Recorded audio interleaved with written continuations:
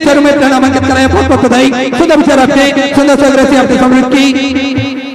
हरीचंद जी सक्सेना अलीगढ़ उत्तर प्रदेश से सुंदर 1000 रुपए, डीटू जी सिकवार की तरफ से सुंदर 500 रुपए की चौधरी आपने सम्मिलित की, बहुत बहुत बधाई। पूज्य गुरुदेव का आगमन हो चुका है और साथ में हमारे भूतपूर्व मुख्यमंत्री डॉक्टर रमन सिंह जी का भी आगमन हो चुका है। सुंदर आज हम सभी दूसरे दिवस की कथा में प्रवेश करेंगे और दीप प्रज्वलन का ये कार्यक्रम हम सभी देखेंगे। साथ में मैं बड़े ही आदर और सम्मान से मंच पर बुलाना चाहूंगा मुख्य जजमान परिवार श्रीमती माधुरी देवी लक्ष्मी प्रसाद जी अग्रवाल, श्रीमती अनीता चंदन जी अग्रवाल, श्रीमती ऋतु वसंत जी अग्रवाल, जी अग्रवाल, दिव्यकांत जी अग्रवाल, श्रीमती जया जी अग्रवाल, श्रीमती ज्योति चैतन्य जी अग्रवाल, श्रीमती जागृति विजय जी गोयल, श्री जगदेव प्रसाद जी अग्रवाल बड़े ही आदर सम्मान से मंच पर पधारे और साथ में हमारे बीच में मौजूद सुनील जी सोनी सांसद बड़े ही आदर सम्मान से मंच पर पधारे, विकास जी उपाध्याय विधायक रायपुर पश्चिम से बड़े ही आदर सम्मान से मंच पर पधारे, श्री राजेश मुंडित जी पूर्व मंत्री छत्तीसगढ़ से बड़े ही आदर सम्मान से मंच पर पधारे, सुचित नंद जी उपासने बड़े ही आदर सम्मान से मंच पर पधारे, राजीव जी अग्रवाल वरिष्ठ भाजपा नेता बड़े ही आदर सम्मान से मंच पर पधारे, श्री रतन जी गोयल सपत्नी एवं बहू के साथ में मंच पर पधारे, हनुमान मंदिर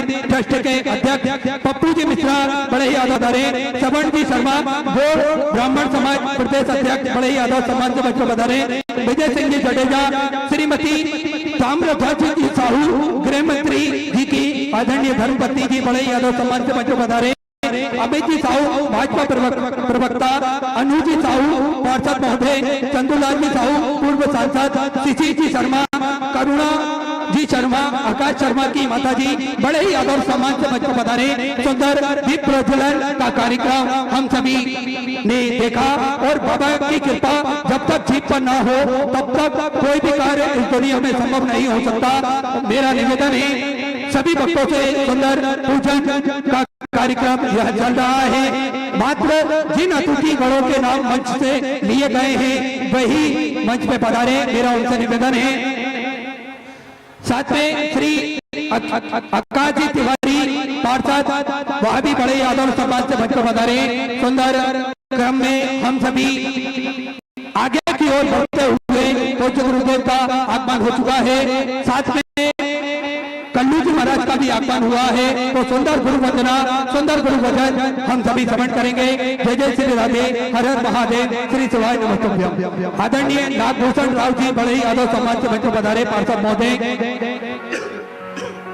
गुरु ब्रह्मा गुरु विष्णु गुरुदेव महेश्वर गुरु साक्षात् परब्रह्म तस्मै श्री गुरुवे नमः। फुर्सत मिले तो गुरुवर घर मेरे आना, दर्शनों की प्यास मेरी आके बुझाना। फुर्सत मिले तो गुरुवर घर मेरे आना, दर्शनों की प्यास मेरी आके बुझाना। तेरी कुटिया में आके पाव जगाना। फुर्सत मिले तो गुरुवर घर मेरे आना, दर्शनों की प्यास मेरी आके बुझाना। फुर्सत मिले तो गुरुवर घर मेरे आना, दर्शनों की प्यास मेरी आके बुझाना। स्वागत के क्रम में हम सभी जुड़ेंगे। पूज्य गुरुदेव का स्वागत करा आदरणीय डॉक्टर रमन सिंह जी पूर्व मुख्यमंत्री छत्तीसगढ़ शासन से पूज्य गुरुदेव का स्वागत आपने करा। साथ में व्यासपीठ का पूजन करके गुरुदेव से आशीर्वाद आपने प्राप्त किया और मंच पे सभी उपस्थित अतिथिगण जिन्होंने पूज्य गुरुदेव का स्वागत कार्यक्रम यहाँ चालू है। श्री सुनील जी सोनी सांसद महोदय, श्री विकास जी उपाध्याय विधायक रायपुर पश्चिम से, श्री राजेश जी नोडित पूर्व मंत्री छत्तीसगढ़ से, सच्चिदानंद जी उपाध्याय, श्री रीता जी साहू भाजपा प्रवक्ता, अनु जी साहू पार्षद, चंदूलाल जी साहू पूर्व सांसद, शिशिर जी शर्मा, करुणा जी शर्मा, आकाश जी तिवारी पार्षद, नाग भूषण जी राव पार्षद, सभी मंच पर उपस्थित हैं और सुंदर हम सभी पूजन के क्रम में जोड़ते हुए सभी सुंदर दीप प्रज्वलन का कार्यक्रम हम सभी ने यहाँ पर देखा और कथा के दूसरे दिवस में हम सभी प्रवेश करेंगे।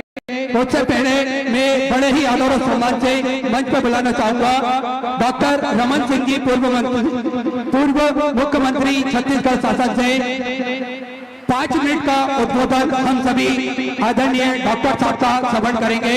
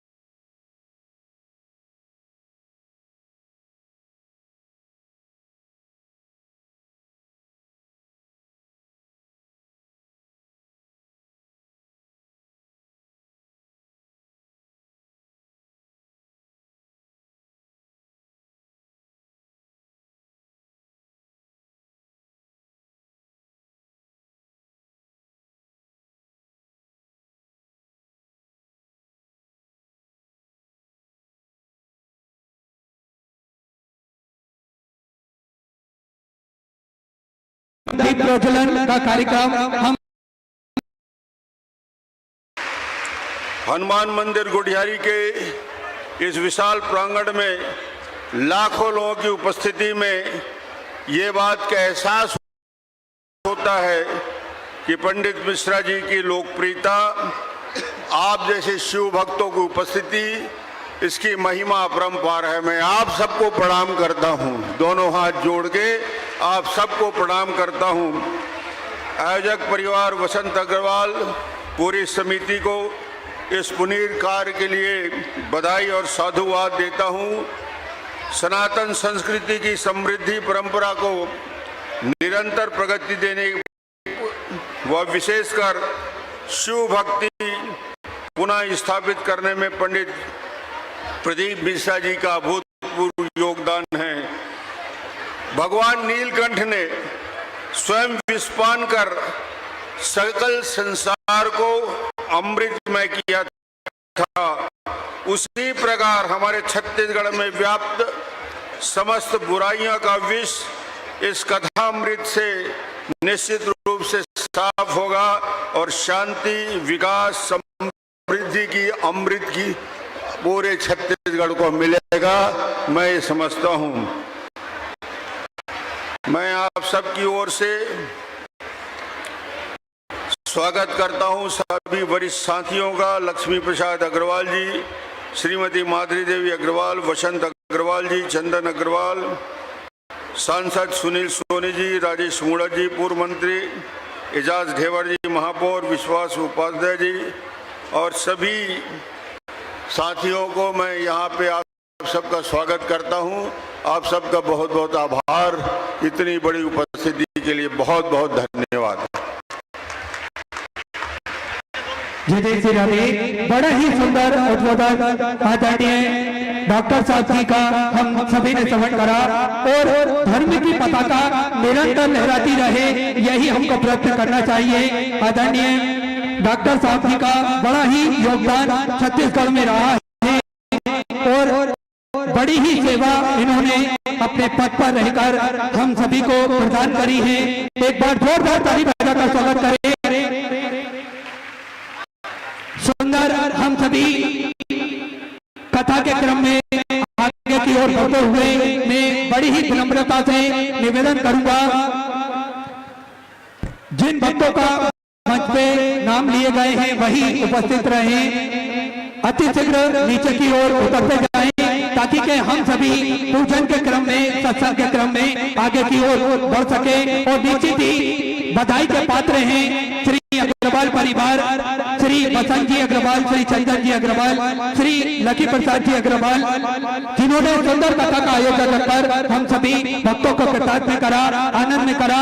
और कथा के दूसरे दिवस में हम सभी प्रवेश करेंगे। सुंदर जिन दानदाताओं ने, जिन भामाशाहों ने मंदिर, गौशाला, वृद्धाश्रम, अन्य क्षेत्र में अपनी सहयोग राशि प्रदान करी, उन सभी भामाचारी पुण्यचारी दानदाताओं के नाम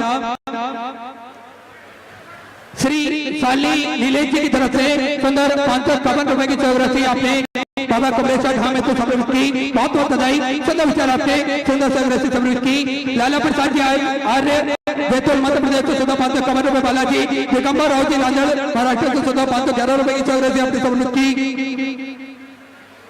गुप्तदान में 14 रुपए बरसा जी लोखंड इंदौर मध्य प्रदेश से 1001 रुपए विनोद कुमार जी, दिल्ली से 500 रुपए की सहयोग राशि आपने समर्पित की। गुप्तदान में 500 रुपए प्रदीप कुमार जी पांडे, गुजरात से 500 रुपए की सहयोग राशि समर्पित की। गुप्तदान में सुंदर 4001 रुपए की सहयोग राशि बाबा कमलेश्वर धाम में तो समर्पित की, बहुत बहुत बधाई। देवेश्वरी देवी की तरफ से उत्तराखंड से 500 रुपए, गुप्तदान में 1100 रुपए कुट्टी, सुनील जी पटवा मुंबई से 1111 रुपए की सहयोग राशि समर्पित की। सल्ला रानी जी लुधियाना पंजाब से 1100 रुपए, सुनीली सनोली जी सिंह जी की तरफ से बरेली उत्तर प्रदेश से 500 रुपए, मंजू जी साहा कोलकाता से 2001 रुपए की सहयोग राशि आपने समर्पित की। उर्मिला जी जसपाल इंदौर मध्य प्रदेश से 500 रुपए, गुप्तदान 1001 रुपए की सहयोग राशि समर्पित की। राजमती जी की तरफ से 2511 रुपए की सहयोग राशि समर्पित की। गुप्तदान में 3501 रुपए की सहयोग राशि समर्पित की। गुप्तदान में 1001 रुपए, सुकुमार संध्या सिंह जी की तरफ से 500 रुपए, युवराज सिंह जी परिवार की तरफ से 500 रुपए, गुप्तदान में 21 रुपए, हेमा जी शर्मा की तरफ से 500 रुपए, गुप्तदान में 500 रुपए, राजकुमार जी पासवान की तरफ से बिहार से 600 रुपए की सहयोग राशि समर्पित की। गुप्तदान में 1111 रुपए की सहयोग राशि समर्पित की। शांति देवी जी इंदौर मध्य प्रदेश से 500 रुपए, अमर जी सरबंगी की तरफ से 1111 रुपए की सहयोग राशि आपने बाबा कमलेश्वर धाम में तो समर्पित की।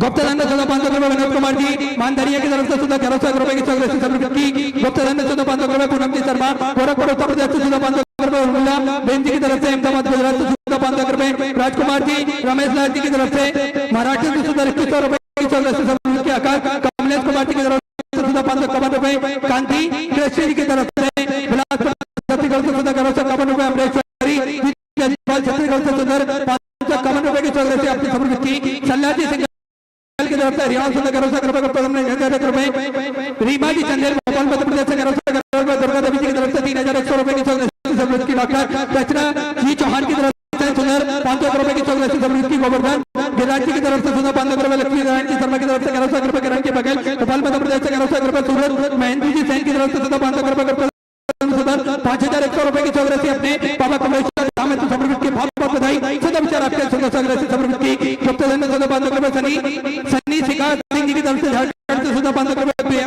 प्यार सिंह जी सोलंकी की तरफ से 500 रुपए, सुरेंद्र कुमार जी गुप्ता छत्तीसगढ़ से 21,000 रुपए की सहयोग राशि देकर आजीवन भोजन भंडारी व्यवस्था ग्रहण करी। सुनील कराया, बहुत बहुत बधाई। सुंदर विचार आपके सुंदर सहयोग राशि समर्पित की।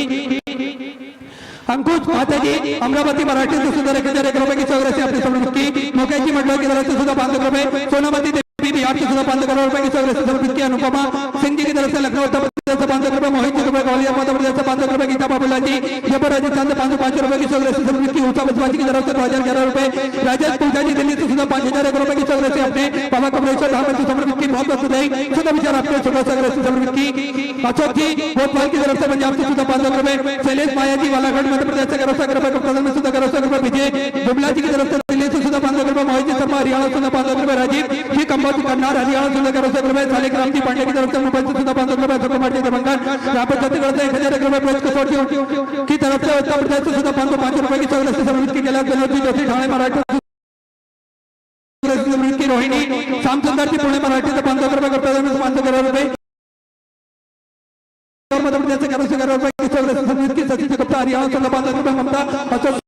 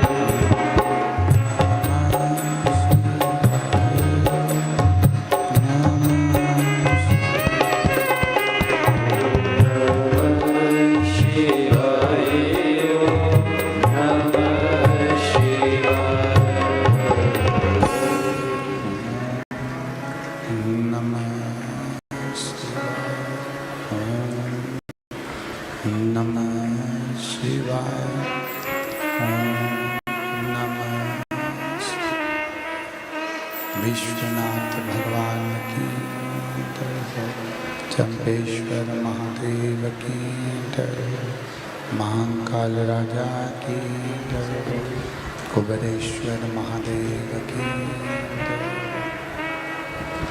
हर हर महादेव, हर हर महादेव, हर हर महादेव। ऐसे तो 3 घंटा कथा होना मुश्किल है, गला बहुत दिक्कत दे रहा है। देख ले बस, साउंड सही करिए पूरा।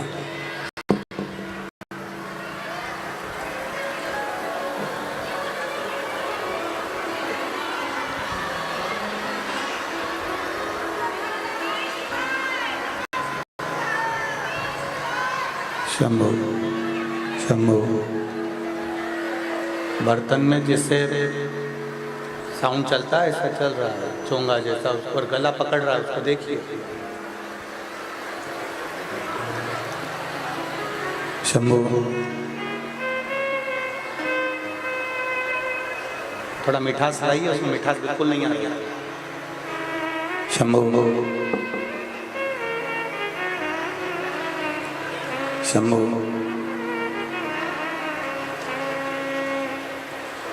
शंभु शंभु।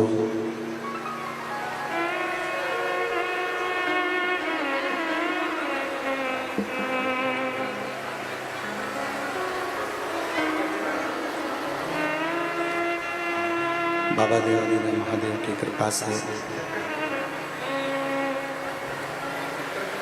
संपूर्ण विश्व के कल्याण हेतु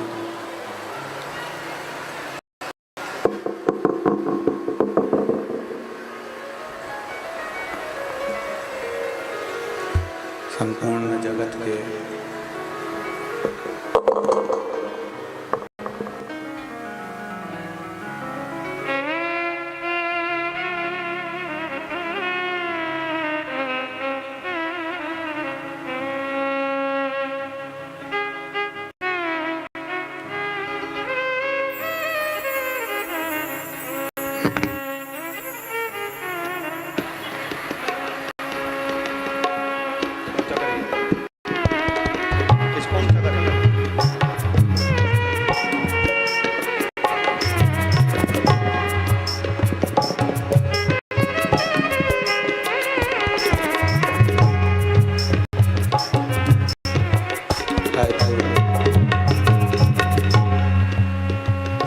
छत्तीसगढ़ की पावन धरा, जहाँ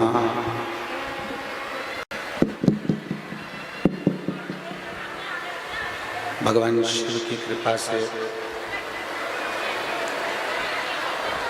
ओगड़दानी, तरकालदर्शी, कैलाशी, अविनाशी भगवान शिव, जिनकी पुनीत पावन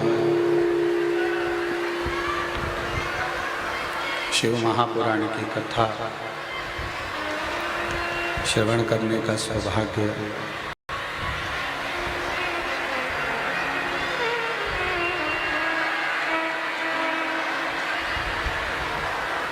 आवाज खोलिए, सब दूर की आवाज खोलिए। संपूर्ण विश्व के कल्याण हेतु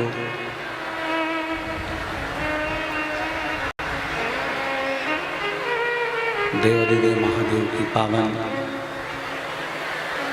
शिव महापुराण की कथा को श्रवण करने का सौभाग्य बाबा देवाधिदेव महादेव की कृपा से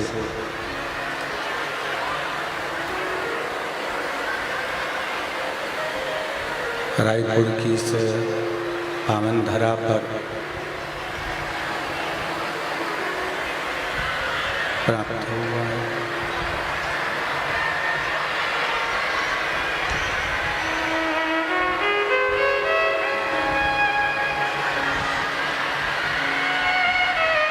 भगवान शिव की शांति रखिए, थोड़ी देर में सेट हो रहा है। भगवान शिव की पावन शिव महापुराण की कथा संपूर्ण विश्व के कल्याण हेतु श्रवण करने का सौभाग्य मिला है।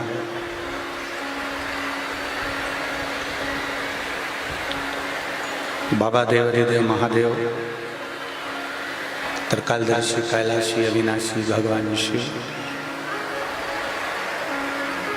जो संपूर्ण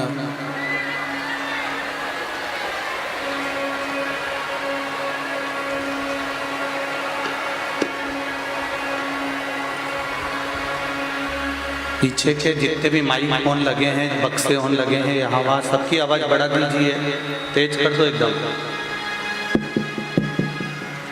संपूर्ण विश्व के कल्याण हेतु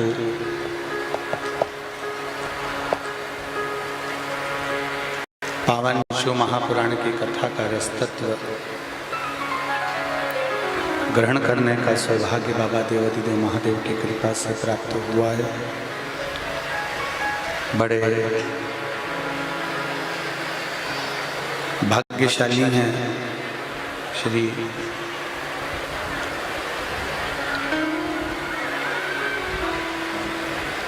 लक्की प्रसाद जी अग्रवाल, श्रीमती माधुरी देवी जी, श्री चंदन जी अग्रवाल, श्रीमती अनीता जी, श्री बसंत जी अग्रवाल, श्रीमती रितु जी, जो भगवान शिव की कृपा से, भगवान शंकर की उदारता से ये पावन शिव महापुराण की कथा को श्रवण करने का सौभाग्य प्राप्त हुआ है।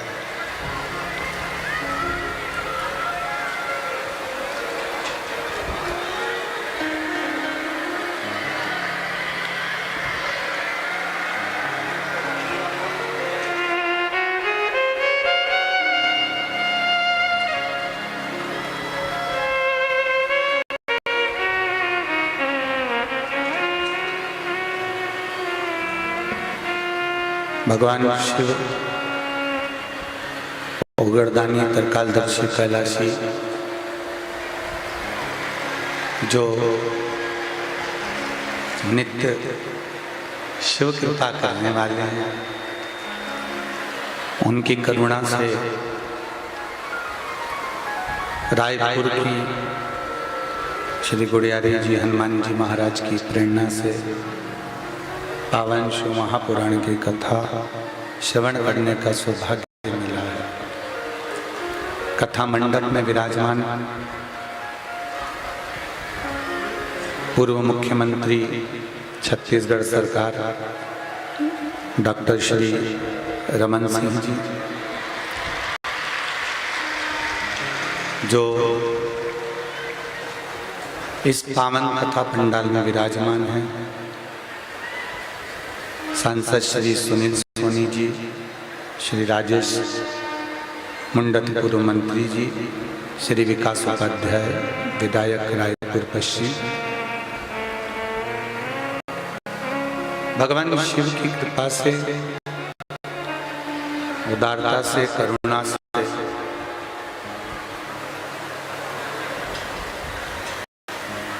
रायपुर की यह पावन कथा में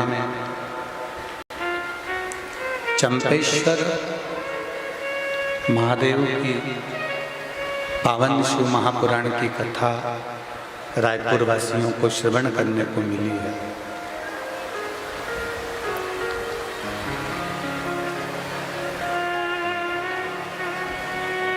संपूर्ण विश्व के कल्याण हेतु, संपूर्ण जगत के उद्धार हेतु ये बसंत जी अग्रवाल द्वारा आयोजित इस कथा का लाभ संपूर्ण मानव जगत को मिले, उस हेतु ये कथा का आयोजन किया गया है।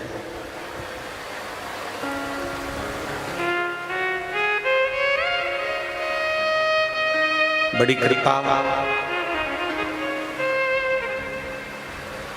उदारता शिव जी की है, जो आप भारी संख्या में यहाँ पर पहुँचे हैं शिव महापुराण की कथा को सुनने के लिए।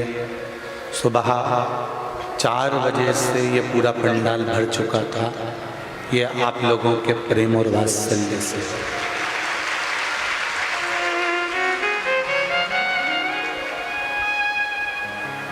शिव जी की कृपा उदारता से आप और हमको जो भगवान शिव की अविरल भक्ति श्रवण करने का सौभाग्य मिला है वो जीवन को सार्थक करने वाला है।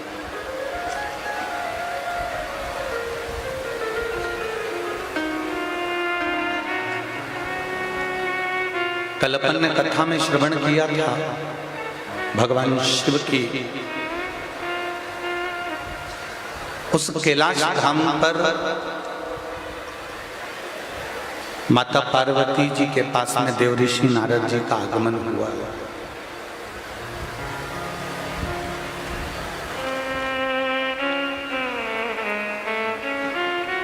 देवऋषि नारद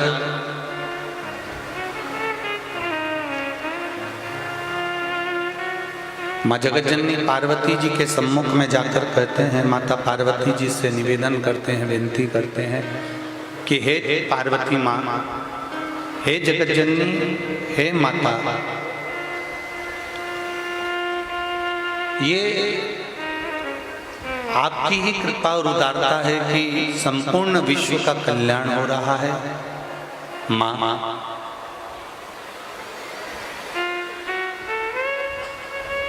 एक ब्राह्मण के घर की एक नारी के गर्भ से बच्चे ने जन्म लिया और वो बच्चा 8 महीने का हुआ और 8 महीने का होने, डीले कम करो, 8 महीने का हुआ और 8 महीने का होने पर वो बच्चा शमी के वृक्ष के नीचे चंपा वन में शमी के पत्तों से उसको ढक दिया गया है, क्योंकि उसमें प्राण नहीं है।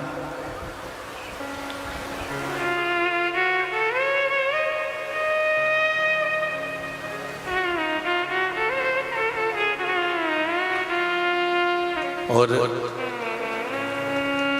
चंपावन के वो शमी वृक्ष के नीचे वो एक छोटा सा बच्चा जिसमें प्राण बिल्कुल नहीं, जिसकी श्वासें चल ही नहीं रही है, जिसकी धड़कन है ही नहीं, वो बच्चा उस शमी वृक्ष के नीचे पत्तों से ढका हुआ पड़ा है।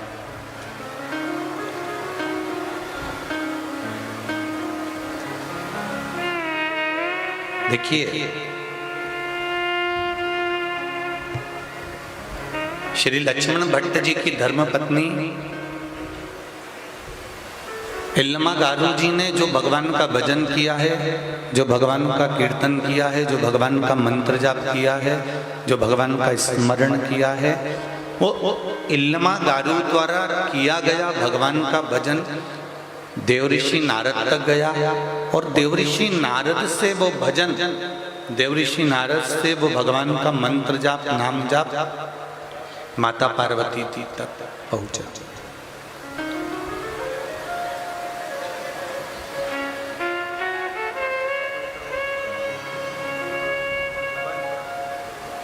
आप कहां पर बैठकर भगवान का भजन कर रहे हो? आप कहां पर बैठकर भगवान का मंत्र जाप कर रहे हो? आप कहां पर बैठकर भगवत कीर्तन में लगे हो?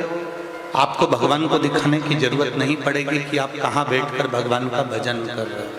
कई लोग ये पूरा पंडाल 1 2 3 4 ये चारों पंडाल भरने के बाद लोग पीछे के पंडालों में, रोड पर, छतों के ऊपर, ना जाने दुकानों के बाहर, होटलों पर, गाड़ियों पर लोग बैठे हुए हैं। भले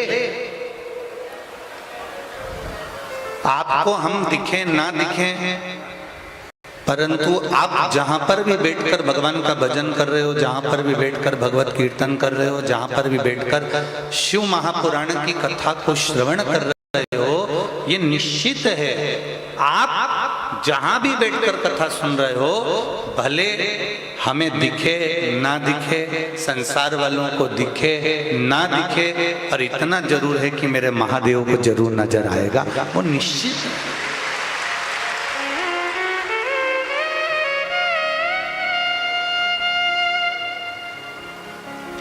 ये भगवान शिव की कृपा से भगवान शंकर जैसे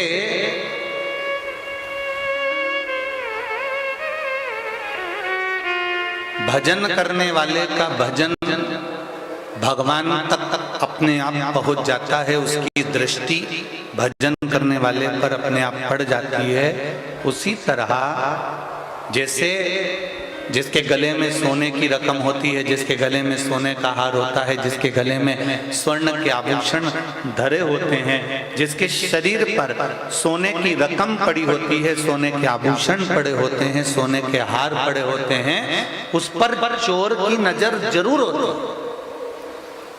पर आप चोर को नहीं देख रहे हो, पर चोर आपको देख रहा है क्योंकि आपके गले में सोने की रकम है।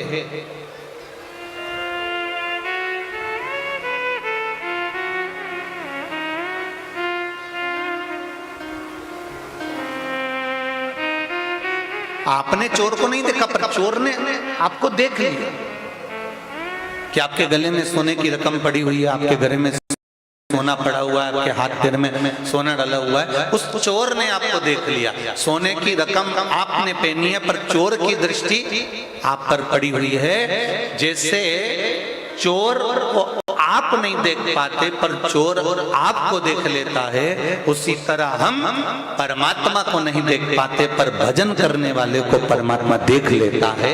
ये निश्चित है।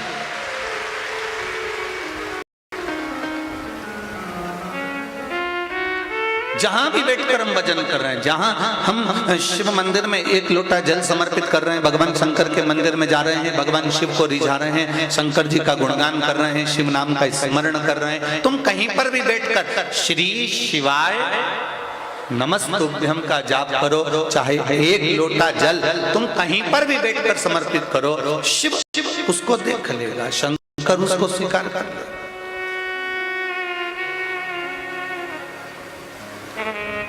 पर कल कथा में एक बात कही थी कि सारी समस्या का हल, जरा जम के बोलो, एक लोटा जल। सारी समस्या का हल एक लोटा जल है, पर शिव महापुराण ये भी कहती है कि छल से जल ना चढ़ाया जाए, किसी को दिखाकर, कपट कर कर, बेईमानी कर कर, प्रपंच कर कर, या अहंकार में समाहित होकर, अभिमान रखकर, या किसी का दिल दुखाकर हमें एक लोटा जल भी शिव को नहीं चढ़ाना है। अगर हम छल कर कर, कपट कर कर, अहंकार कर कर, किसी का दिल दुखाकर अगर हम भगवान का भजन भी कर लेंगे, तो भगवान उस भजन को स्वीकार नहीं करता है। हम कई बार माताओं से कहते हैं, सासुओं से कहते हैं, थोड़ा डीले कम करो। हम कई बार सासुओं से कहते हैं, माताओं से कहते हैं,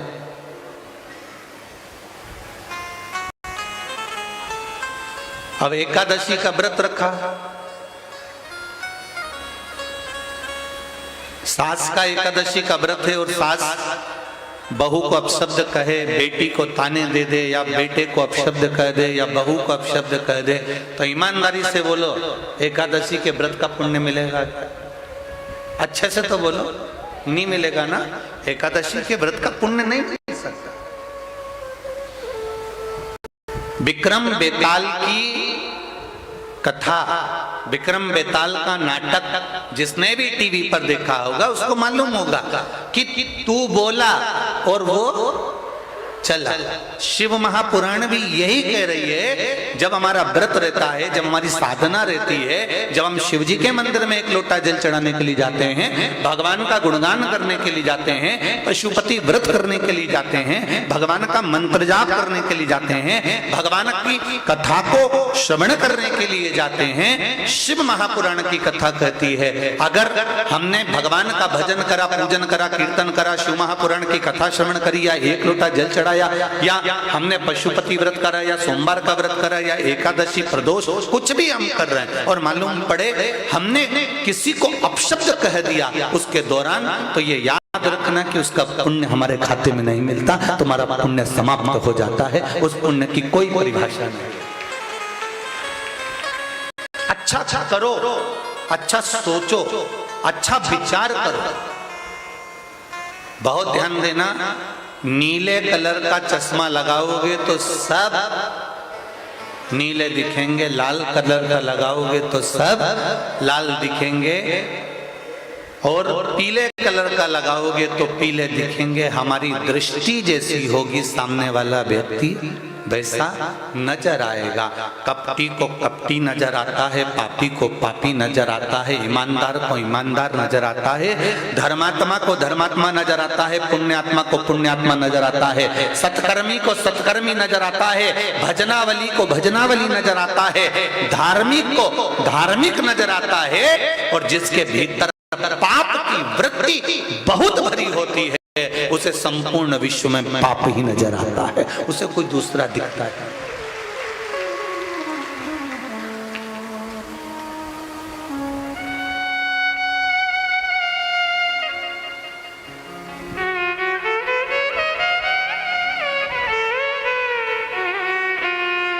अभी पूर्व मुख्यमंत्री डॉक्टर श्री रमन सिंह जी अपने व्याख्यान में कह रहे थे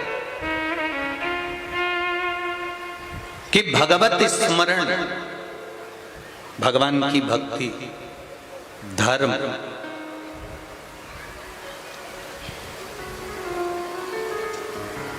ये हम कहीं दूर से लेकर नहीं आ सकते, हम इसको अपने भीतर से प्रकट कर सकते।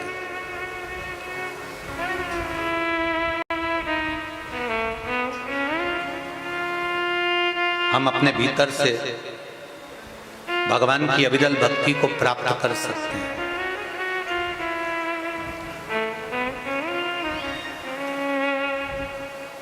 कहां से आएगी ये भक्ति? शिव महापुराण की कथा कहती है, आप शंकर जी के मंदिर में एक लोटा जल चढ़ाने के लिए जाओ, बहुत दूर जाने की जरूरत नहीं है, जो तुम्हारे नजदीक में शंकर जी का मंदिर हो, जो शिव जी का ओटला हो, अगर किसी वृक्ष के नीचे, किसी मंदिर में, किसी झोपड़ी में, जहां कहीं भगवान देवाधिदेव महादेव विराजमान हैं, वहां पर एक लोटा जल जब हम लेकर जाते हैं तो हृदय से हम शिव को केवल जल नहीं चढ़ाते, हम केवल शंकर भगवान को जल समर्पित नहीं करते। शिव महापुराण की कथा कहती है, हमने जो पूर्व में कर्म करा और उस कर्म का भोग हम इस मनुष्य शरीर को प्राप्त कर कर जो काट रहे हैं, हमारे भाग्य में जो पूर्व के कर्म के कारण दुख लिखा हुआ है, जब हम शंकर भगवान को एक लोटा जल चढ़ाते हैं तो अपने कर्म की गति को, उस दुख को हम अपने आप काट देते हैं, केवल एक लोटे जल से समर्पित कर।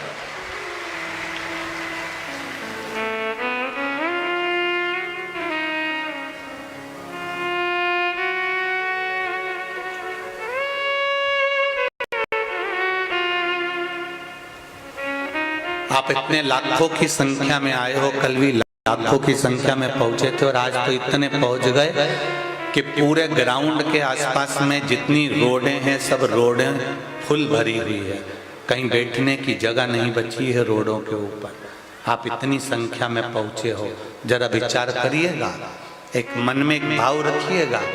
सियोर वाला महाराज को ना तो कोई मंत्र आता है, ना कोई तंत्र आता है, ना कोई विद्या आती है, ना कोई हम बेल देना जानते हैं, ना हमारे पास में भभूति है, ना हमारे पास में कोई दिखावे का काम है। हमारे पास में तो केवल एक काम है कि आप शिव जी के मंदिर जाओ और भगवान के मंदिर में जाकर अपने दिल की बात देवाधिदेव महादेव से कहो, क्योंकि ब्रह्मा ब्रह्म लोक में रहते हैं, भगवान विष्णु वैकुंठ में रहते हैं, और मेरा देवाधिदेव महादेव इस पृथ्वी पर निवास करता है।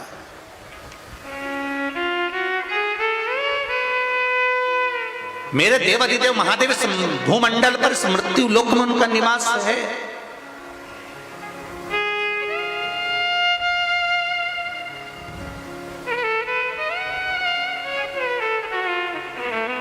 उसको पहचानो, उसको जानो। आज पूरी दुनिया के लोग भले आपसे कहें कि एक लोटा जल चढ़ाने से क्या होता है, बेलपत्री का प्रयोग करने से क्या होता है, बेलपत्री खाने से क्या होता है, बेलपत्री चढ़ाने से क्या होता है, ये इतने जो पत्र हैं, कल के पत्र तो उधर दे दी, आज के पत्रों का फिर ढेर लगा हुआ है। ये पत्रों में ये आपका एक पत्र देखिए, इसमें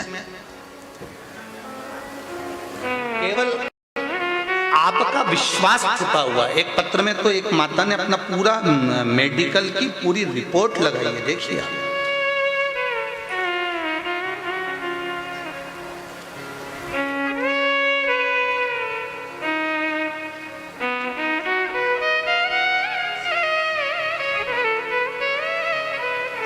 पूरी मेडिकल की जितनी रिपोर्ट होती है, कई पन्नों की होगी, उसका ईसीजी, उसकी शुगर, थायराइड, एक एक रिपोर्ट उसकी पूरी जितने डॉक्टरों ने दी होगी, लगभग होंगे इसमें 70-80-100 पेज। अब इतनी पूरी डॉक्टरों की रिपोर्ट इसके पास में लगी हुई है।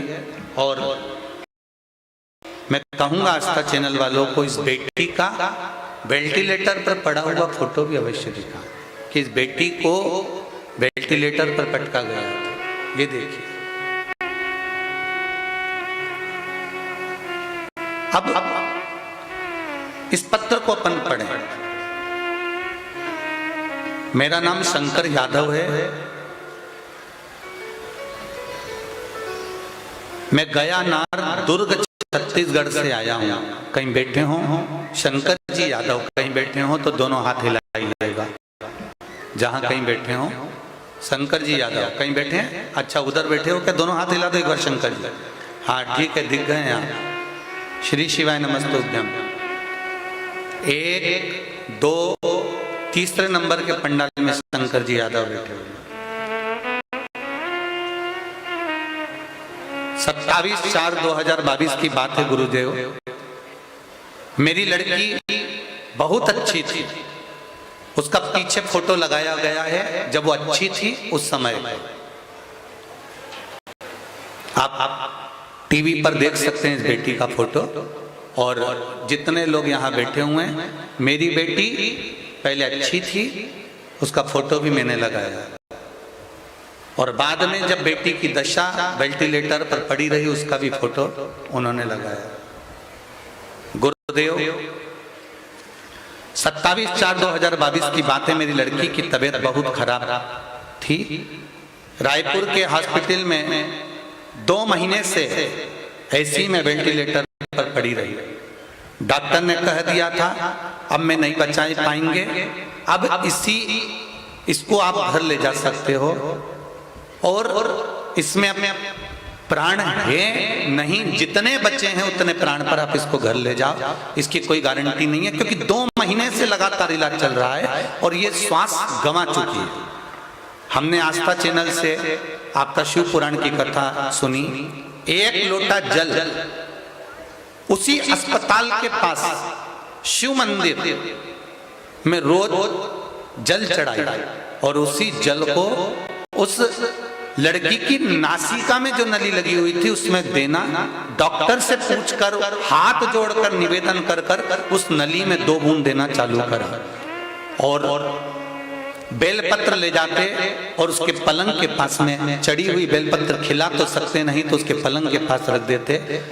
2.5 महीने फिर बेटी का 2.5 महीने पर जब 2 महीने पर मना कर दिया, 15 दिन रोककर फिर बेटी का टेस्ट कराया गया तो डॉक्टर ने कहा अब बेटी को आराम लगना प्रारंभ हो गया है और तुम्हारी बेटी अब ठीक होने लगी है।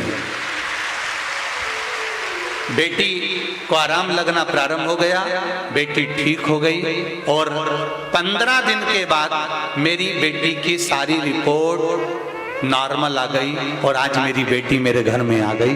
मैं दंडवत करने भिलाई से यहाँ पर आया। ये शिव है, उसकी सारी रिपोर्टें मैं लगा रहा हूँ और ये देखिए रिपोर्ट जो डॉक्टरों ने लिखी हैं, बताई हैं, वो सारी रिपोर्ट 100 पेज की यहाँ लगी हुई है। बैठिए यादव जी। श्री शिवाय नमस्तु। शिव तत्व क्या है? शंकर की उदारता क्या है?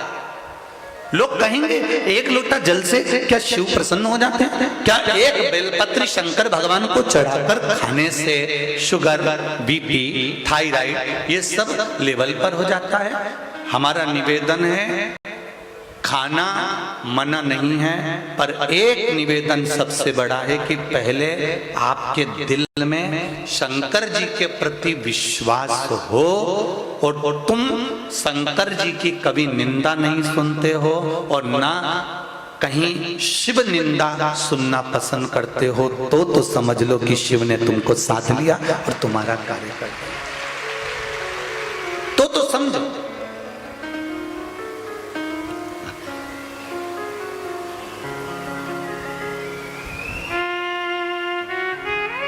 कोई शिव पुराण की निंदा करे, कोई शंकर की निंदा करे, कोई शंकर को अपशब्द कहे,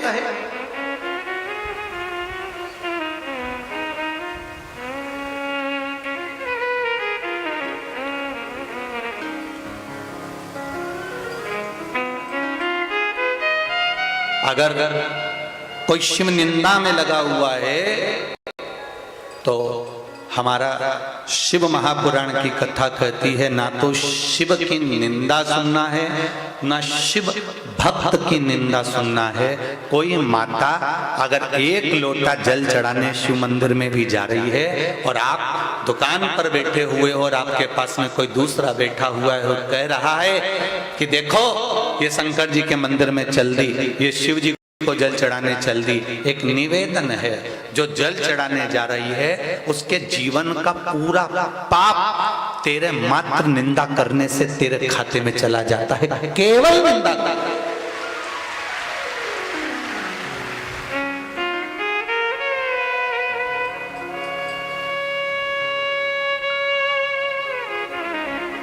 हम बसंत जी अग्रवाल जी के यहाँ ठहरे हुए हैं जजमान के घर पर।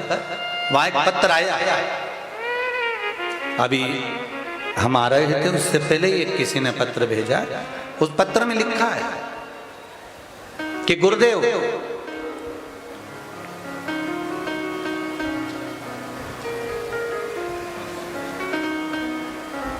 मान लो हम शिव मंदिर नहीं जा पाए, मान लो हम शंकर जी के मंदिर नहीं जा पाए, शिव जी को एक लोटा जल नहीं चढ़ा पाए, शंकर का मंत्र का जाप भी नहीं कर सके,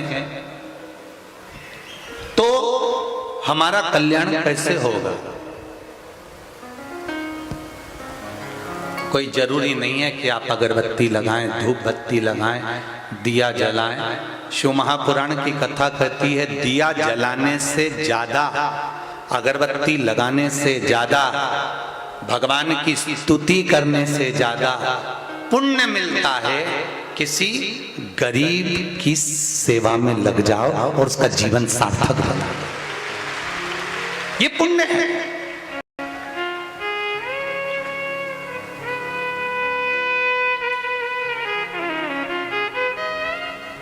किसी को जरूरत है आपकी, आप थोड़े देर के लिए खड़े हो जाइए महाराज। अब जरा विचार करो, कोई बुजुर्ग व्यक्ति ट्रेन में खड़ा हुआ है, धक्के खा रहा है और तुम जीन्स और टी शर्ट पहने हुए, चाबी का छल्ला और मोबाइल कान में फंसाकर तुम अपनी सीट नहीं छोड़ो और नवरात्रि में नंगे पांव बमलेश्वरी माता के मंदिर में जाओ तो बमलेश्वरी माता तुमको आशीर्वाद देगी। अरे बोलो तो जरा जमका देगी। घर में माँ दुखी बैठी है, घर में पिता दुखी बैठा है, घर में रोज प्रतिदिन पत्नी से झगड़ा होता है, पत्नी की आंख में आंसू आते हैं और तुम दुनिया भर को समझाओ, दुनिया भर को उपदेश दो या व्रत और साधना करो। आज मेरा शनिवार का व्रत है, कल मेरा सोमवार का व्रत है, परसों मेरा मंगलवार का व्रत है। तुम दुनिया की नेत्रों में जल देकर, आंसू देकर यदि व्रत और साधना भी करते हो तो शिव पुराण कहती है वो भगवान स्वीकार नहीं करता।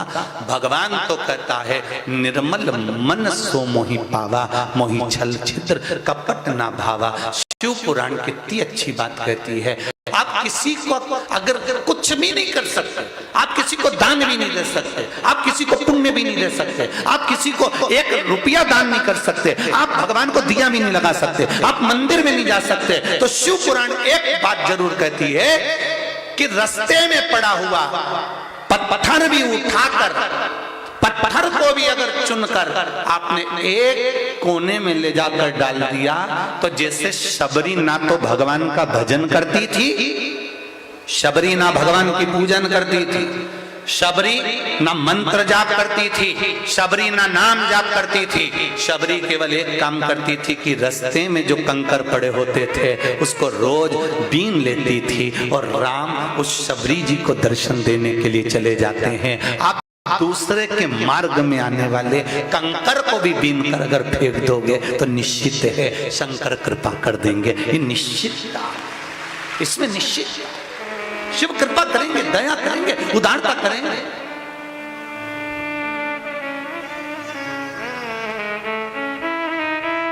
पर हम जरा उल्टे हैं, हम कंकर बीनने की जगह और कंकर फैला देते हैं। अभी इतने सारे आए हो, कुरकुरा खाया, चिप्स खाई, बिस्कुट खाया और कागज मैं पटक दिया।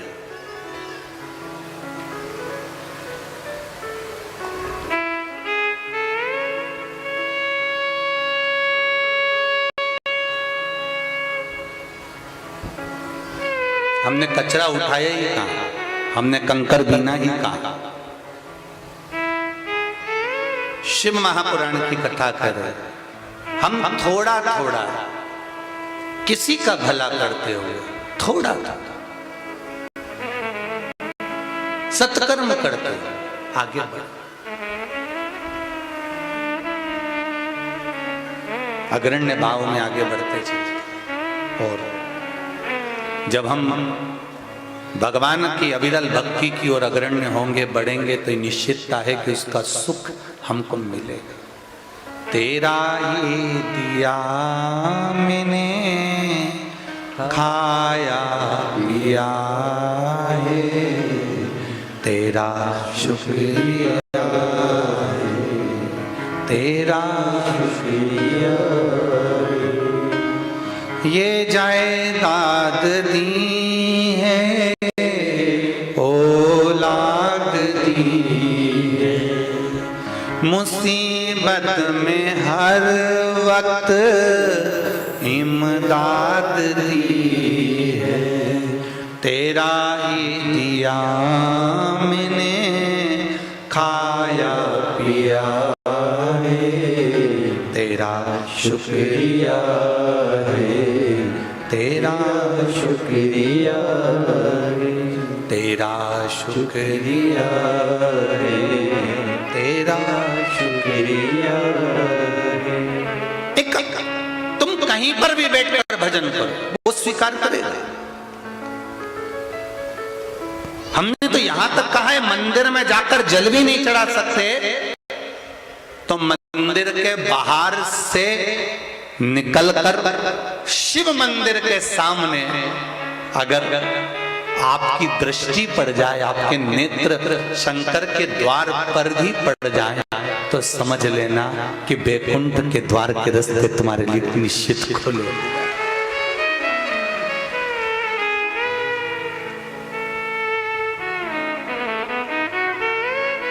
अब एक बात और अच्छे से समझ लो रे भाई, हे रायपुर वाली जीजी, थोड़ा अच्छे से समझ, और जीजियों के साथ में जितने जीजा होने वो भी जरा अच्छे से समझ।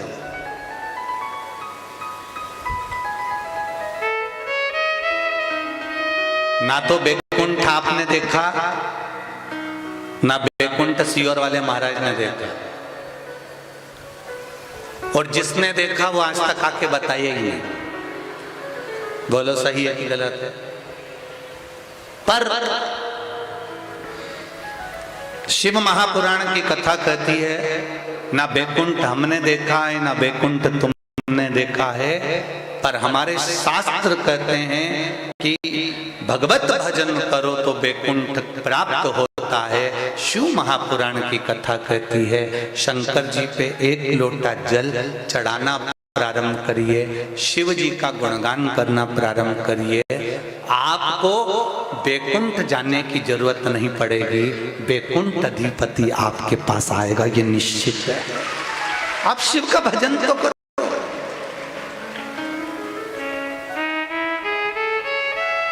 आप शंकर भगवान का गुणगान तो करो।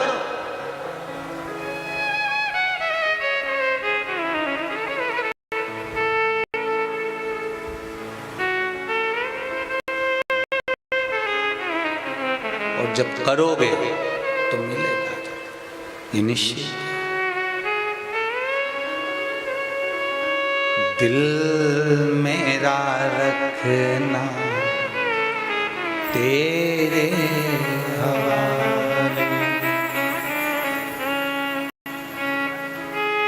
ओ डमरू वाले, ओ काशी वाले, ओ डमरू वाले, ओ काशी वाले, दिल मेरा रखना तेरे हवाले, दिल मेरा रखना तेरे हवाले, ओ दिल मेरा रखना तेरे हवाले, दिल मेरा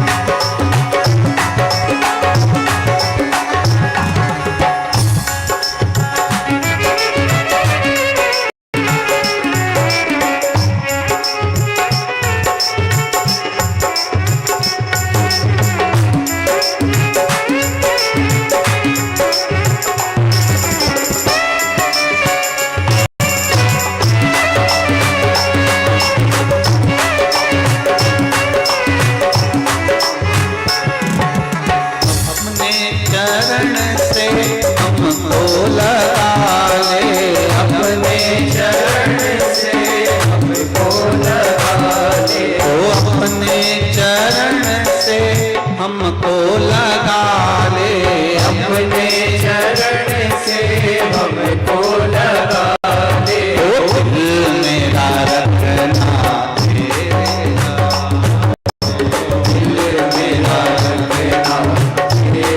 हवाले, ओ दिल मेरा रखना तेरे हवाले, दिल मेरा रखना तेरे हवाले। ओ काशी वाले ओ डमरू वाले, ओ काशी वाले हो डमरू वाले,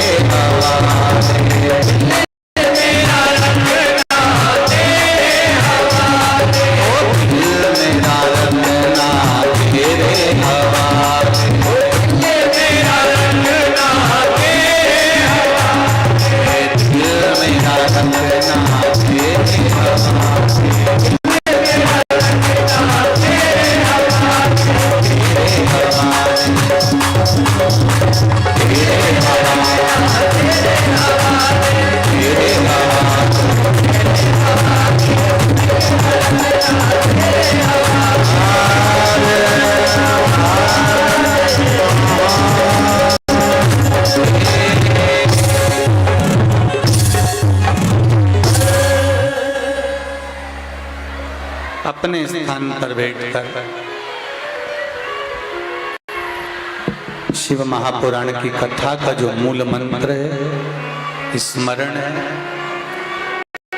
अपने स्थान पर बैठकर भगवान शिव के मूल मंत्र का जाप करते हुए, थोड़ा वाद्यंत्रों की आवाज कम कर दीजिए, अपने स्थान पर बैठकर भगवान शिव के मूल मंत्र का जाप करें। अपने हृदय की बात भगवान देवादिदेव महादेव से कहें, दिल से विनय करें। श्री शिवाय नमस्तुभ्यं, श्री शिवाय नमस्तुभ्यं, श्री शिवाय नमस्तुभ्यं, श्री शिवाय नमस्तुभ्यं, श्री शिवाय नमस्तुभ्यं। भोला सब दुख काटो हमारा, ओ भोला सब दुख काटो हमारा। शिव शंकर जपो तेरी माला, भोले बाबा जपो तेरी माला, भोला सब दुख काटो हमारा, ओ भोला सब दुख काटो हमारा। भगवान शिव की कथा करें, ओगरदानी की कथा करिए, दिले कम करो। शिव कथा वर्णन कर रही है, भगवान शंकर का पावन चरित्र कर रहा।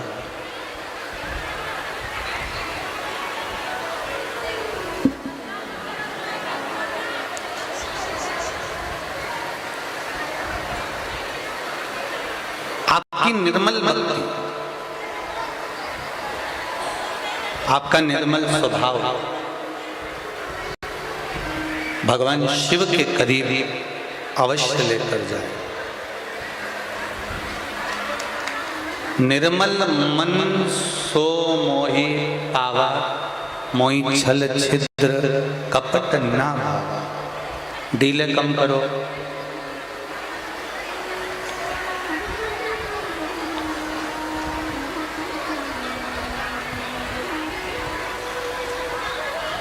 निर्मल स्वभाव यदि आपका है, निर्मल मन यदि आपका है, तो आप परमात्मा के नजदीक अवश्य पहुंचेंगे।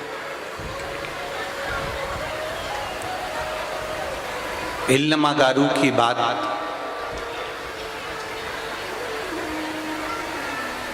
देवऋषि नारद ने माता पार्वती जी से कह दी।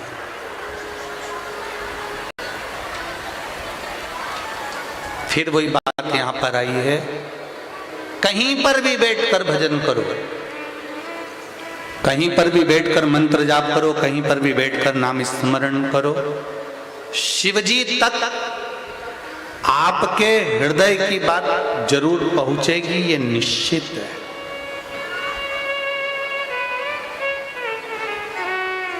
ये निश्चित है।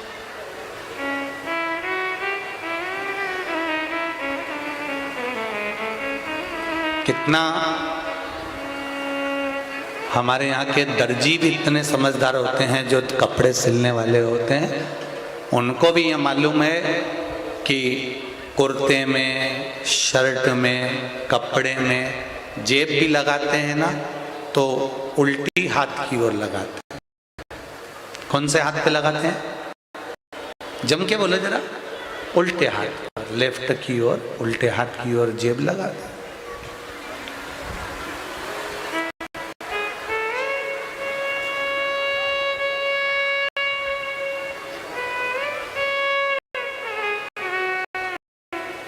समझने वाला व्यक्ति समझ सकता है कि उल्टे हाथ की ओर जेब लगाने का एक कारण होता है, कि कभी शंकर जी के मंदिर में जाओ और शिव जी को अगर जल चढ़ाने के बाद जो तुम बेलपत्री उठाकर लेकर आओ, उस बेलपत्री को आप नीचे वाली जेब में तो रखोगे नहीं। अगर रखोगे तो बेलपत्री को आप लेकर आए तो अपनी ऊपर वाली जेब में उसको रखोगे। दर्जी को ये मालूम है जितनी देर तक बेलपत्री इस दिल के पास में रहती है, दिल के संचार को निरंतर करती रहती है और शरीर में रक्त के ब्लॉकेज को खोल देती है और हार्ट अटैक नहीं होने देती। बेलपत्री में वो गुण होता है। हम तो ये जितने भी पुरुष लोग मंदिर में जाते हैं जल चढ़ाने के लिए, भगवान शिव का गुणगान करने के लिए, शिव जी को बेलपत्र चढ़ाने के लिए, शिव जी के मंत्र का जाप करने के लिए, शिव स्मरण करने के लिए, हम उनको हमेशा कहते रहते हैं कि शिव जी पर अगर बेलपत्र चढ़ी है, आपकी उल्टी जेब अगर लगी है तो एक बेलपत्री खाने से पहले थोड़ी देर जेब में रख लिया करो, जिससे आपके हृदय का रक्तचाप ठीक चलता रहे।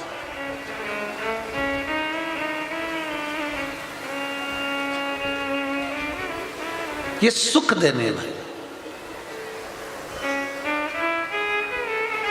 फिर कहेंगे हम किसी को कुछ नहीं दे सकते। आप ये मत सोचना कि सियोर वाला महाराज आपको कुछ दे देगा। सियोर वाला महाराज तो केवल इतना जरूर कह सकते हैं कि हम इस व्यासपीठ से देवाधिदेव महादेव से ये प्रार्थना जरूर कर सकते हैं, बाबा ये इतने जो तेरे भक्त शिव तत्व को जानने के लिए भगवान शंकर की कथा में आए हैं, बाबा इतनी कृपा जरूर करना कि इनकी झोलियों को खुशियों से जरूर भरना, इतनी करुणा की। हम कुछ नहीं दे सकते पर मेरा भोलेनाथ तो दे सकता। एक पत्र आया है, देखिए।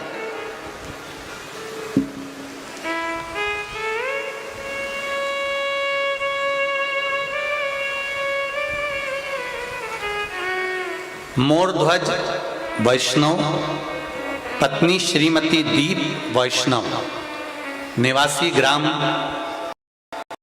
कोहका, डोंगर गांव, जिला राजनांदगांव से आए हैं। हमारा मोबाइल नंबर ये है। कहीं बैठे हैं हाथ हिलाइएगा, जहां कहीं बैठे हो, कहीं पर भी बैठे हो। मोरध्वज वैष्णव आप ही हैं? हाँ, दोनों हाथ हिला दो। हाँ, श्री शिवाय, एक बार दोनों हाथ इस तरह से हिला दो। श्री शिवाय नमस्तोभ्यम। पहले तो आपको बधाई, बाबा देवाधिदेव महादेव ने जो आपको दिया है, भगवान ऐसी कृपा सब पर कर कर रखे।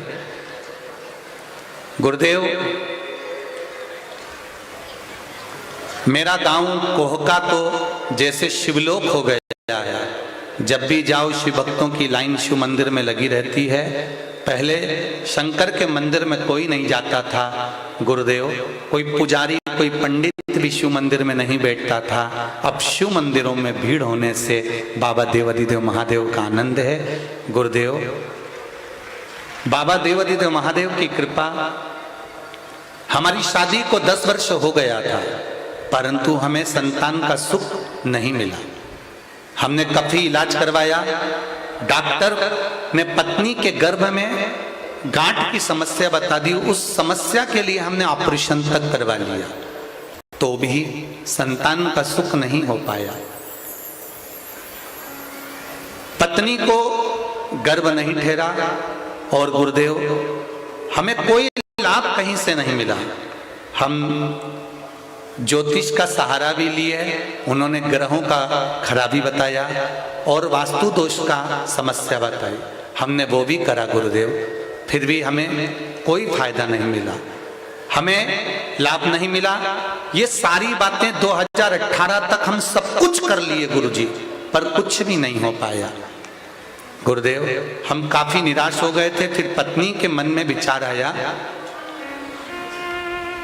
कि मैं भगवान की आराधना में करती हूँ, शिव जी को 1 लोटा जल चढ़ाना प्रारंभ करती हूँ, लड्डू गोपाल का पूजन करना प्रारंभ करती हूँ आपकी कथा हमने आस्था चैनल में कथा सुनी और कथा श्रवण करी। जब पिछले वर्ष हाले कोसा में आपकी कथा थी, तब हमने टीवी के सामने कथा सुनकर भगवान से प्रार्थना करी कि हमारे छत्तीसगढ़ में कथा हो रही है, हे भोलेनाथ सब दूर से हार गए, अब आपकी हाजिरी है, कृपा करिएगा। हाले कोसा तो दूर था गुरुदेव, फिर भी हम पति पत्नी ने 7 दिन तक कथा पहले टीवी के अंदर 2-3 दिन श्रवण कर कर, एक दिन आपने कहा था कि जो पंडाल में बैठता है उसको बाबा जरूर कुछ देता है। हमने हाले कोसा में जाकर 1 दिन की कथा सुनी। 3 महीने के अंदर मेरी पत्नी का गर्भ ठहर गया। अभी 7वां महीना चल रहा है गुरुदेव, इसलिए मेरी धर्म पत्नी यहाँ नहीं आई है, पर बाबा को मैं धोख लगाने के लिए आया हूँ कि तूने 3 महीने में मेरी गोद भर दी है। ये शिव है, ये ओघड़ी है, शंकर। बैठिए मोरध्वज वैष्णव जी, बैठिए। श्री शिवाय नमस्तु। क्या देगा वो उसके ऊपर, क्या प्रदान करेगा वो उसके ऊपर। आप तो केवल तेरे मंदिर में आना मेरा काम है और मेरी बिगड़ी बनाना तेरा काम। मैंने तेरे ही भरोसे ओ बाबा, तेरे ही भरोसे हवा बीच उड़ती जावांगी, बाबा डोर तो छड़ी ना में कटी जावांगी, भोले मैं तेरी पतंग, शंभो मैं तेरी पतंग, हवा बीच उड़ती जावांगी, बाबा डोर तो छड़ी ना में कटी जावांगी। शिव कृपा इसी को कहते हैं। आप किस भाव से बैठे हो, कहां बैठे हो, किस जगह पर बैठकर कथा सुन रहे हो, किस स्थान पर बैठकर कथा रस तत्व ग्रहण कर रहे हो, ये तो बाबा ही जान सकता है। इल्लमागारू अपने पति के साथ में गांव में चली गई। गर्भस्थ बच्चा जो 8 महीने का हुआ था उसको समी के पत्ते से दबाकर समी के पेड़ के नीचे छोड़कर चले गए हैं। रोती रोती गई है कि मैं काशी जा रही हूं, शिव के द्वार जा रही हूं, शंकर के द्वार जा रही हूं, और तू भी मेरे ललाट पर शिवजी ने ये दुख लिख दिया।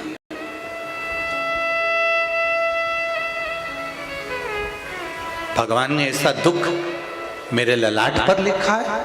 रो रही है इल्लमागारू, पति समझा रहे हैं जन्म मरण परण भगवान के हाथ में है, तू क्यों रोती है। इल्लमागारू रोते रोते कहती है, अगर मेरा बेटा मरा हुआ है तो ये तो बड़े दुख की बात है, क्योंकि मैं शंकर के मंदिर काशी जा रही हूं, शिव के द्वार जा रही हूं। एक लोटा जल लेकर जब हम अपने घर से निकलते हैं ना शिव जी के मंदिर पर, ये मेरी बहनें, ये मेरे भाई, ये मेरी बेटियां, ये मेरे बेटे, ये नवयुवक, जितने भी भाई बहन एक लोटा जल लेकर अपने घर से निकलते हैं ना, ये अपने घर से जब निकलते हैं तब भगवान का नाम लेकर निकलते हैं कि मैं शंकर जी के मंदिर एक लोटा पानी चढ़ा के आ रही हूँ। बोलते हो कि नहीं बोलते? कोई पूछे तुमसे कहाँ जा रही हो, अभी एक लोटा पानी चढ़ा के, अभी शंकर जी के मंदिर जा रही हूँ, शिव जी को एक लोटा जल चढ़ा के आ रही हूँ।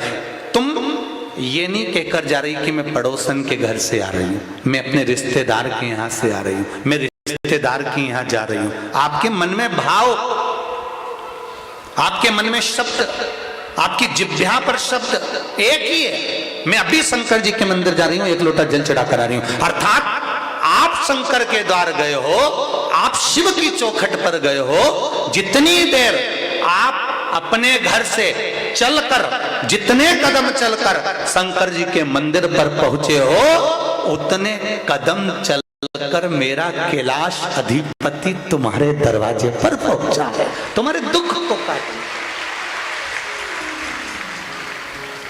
तुम्हारे कष्ट को काटने।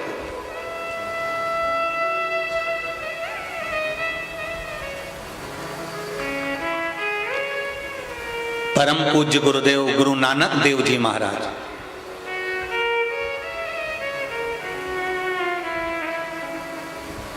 गुरु नानक देव जी महाराज अपनी वाणी में हमेशा कहते हैं कि जपया, जिसने जपा है, जिसने भगवत नाम को जप लिया है, जिसने गुरु नाम को, भगवत नाम का जप कर लिया है, गुरु नानक देव जी कहते हैं उसका संकट, जिसका नाम जपा उस जपे हुए नाम से ही कट गया है। ये गुरु नानक देव जी कहते हैं। जपया, जिसने जपा, गुरु नानक देव जी वाले से कहते हैं कि जिसने नाम का उच्चारण कर लिया, भगवत नाम जप लिया, भगवत कीर्तन का नाम, भगवत स्मरण का नाम जिसने जपा है, जिसने प्रभु नाम को जपा है, उसका संकट उसी नाम ने काट दिया। गुरु नानक देव जी महाराज का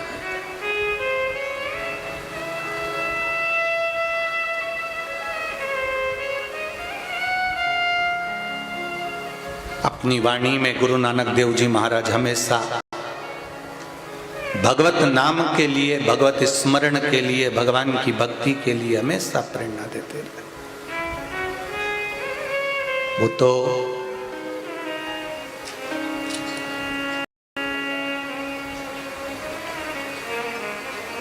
दुनिया के लोग आपको भगवान शंकर की भक्ति से, भगवान की भक्ति से भटकाएंगे।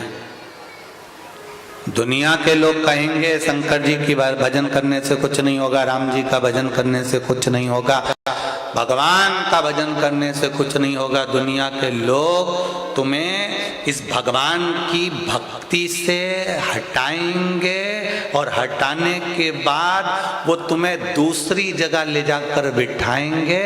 वो इसलिए बिठाएंगे क्योंकि वो चाहते हैं कि ये हमारा हो जाए, और एक बार यदि हमारा हो गया फिर हम कहेंगे यहां बैठ तो यहां बैठेगा, हम कहेंगे वहां बैठ, वहां बैठेगा, हम कहेंगे उधर बैठ, उधर बैठेगा।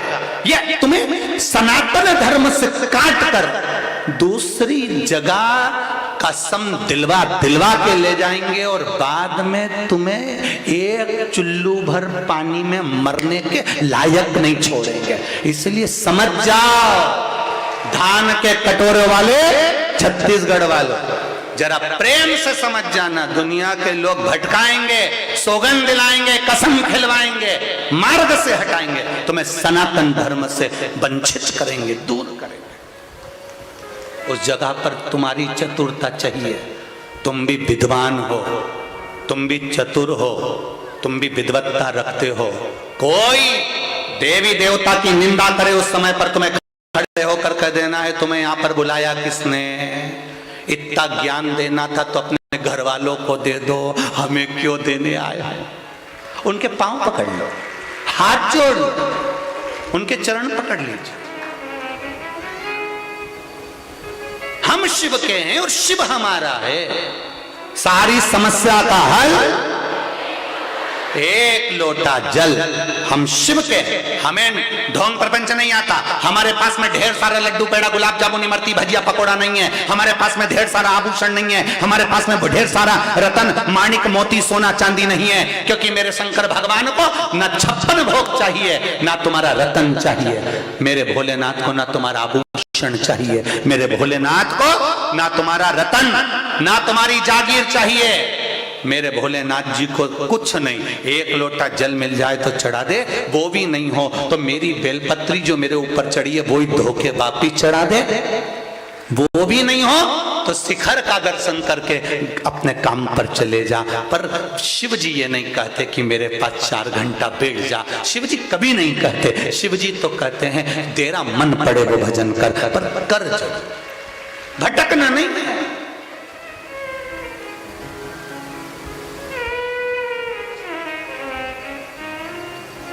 बेटा डॉक्टर को दिखाएगा, बहू तुम्हारी सेवा कर देगी, पर तुम्हारे शरीर में अगर रोग हुआ है, तुम्हारे शरीर में कष्ट आया है, उस कष्ट का बोझ, उस कष्ट को तुम्हारा ना बेटा झेलेगा, उस कष्ट को ना तुम्हारी बहू झेलेगी, उस कष्ट को तुम्हें अकेले झेलना है। तुम्हारे कर्म की लिखी हुई गति को तुम्हें अकेले भोगना है। अगर अकेले भोगना है तो बेटा अपना काम करे, बहू अपना काम करो, तुम अपना काम करो। शंकर जी के मंदिर जाकर एक लोटा जल समर्पित करना प्रारंभ करो, तुम्हारी कर्म की गति सुधरना प्रारंभ हो। एक पत्र और देखिए, पत्र तो इतने आए हैं कि मैं क्या वर्णन करूं आप लोगों की भक्ति को। धन्य है छत्तीसगढ़ की पावन धरा, धन्य।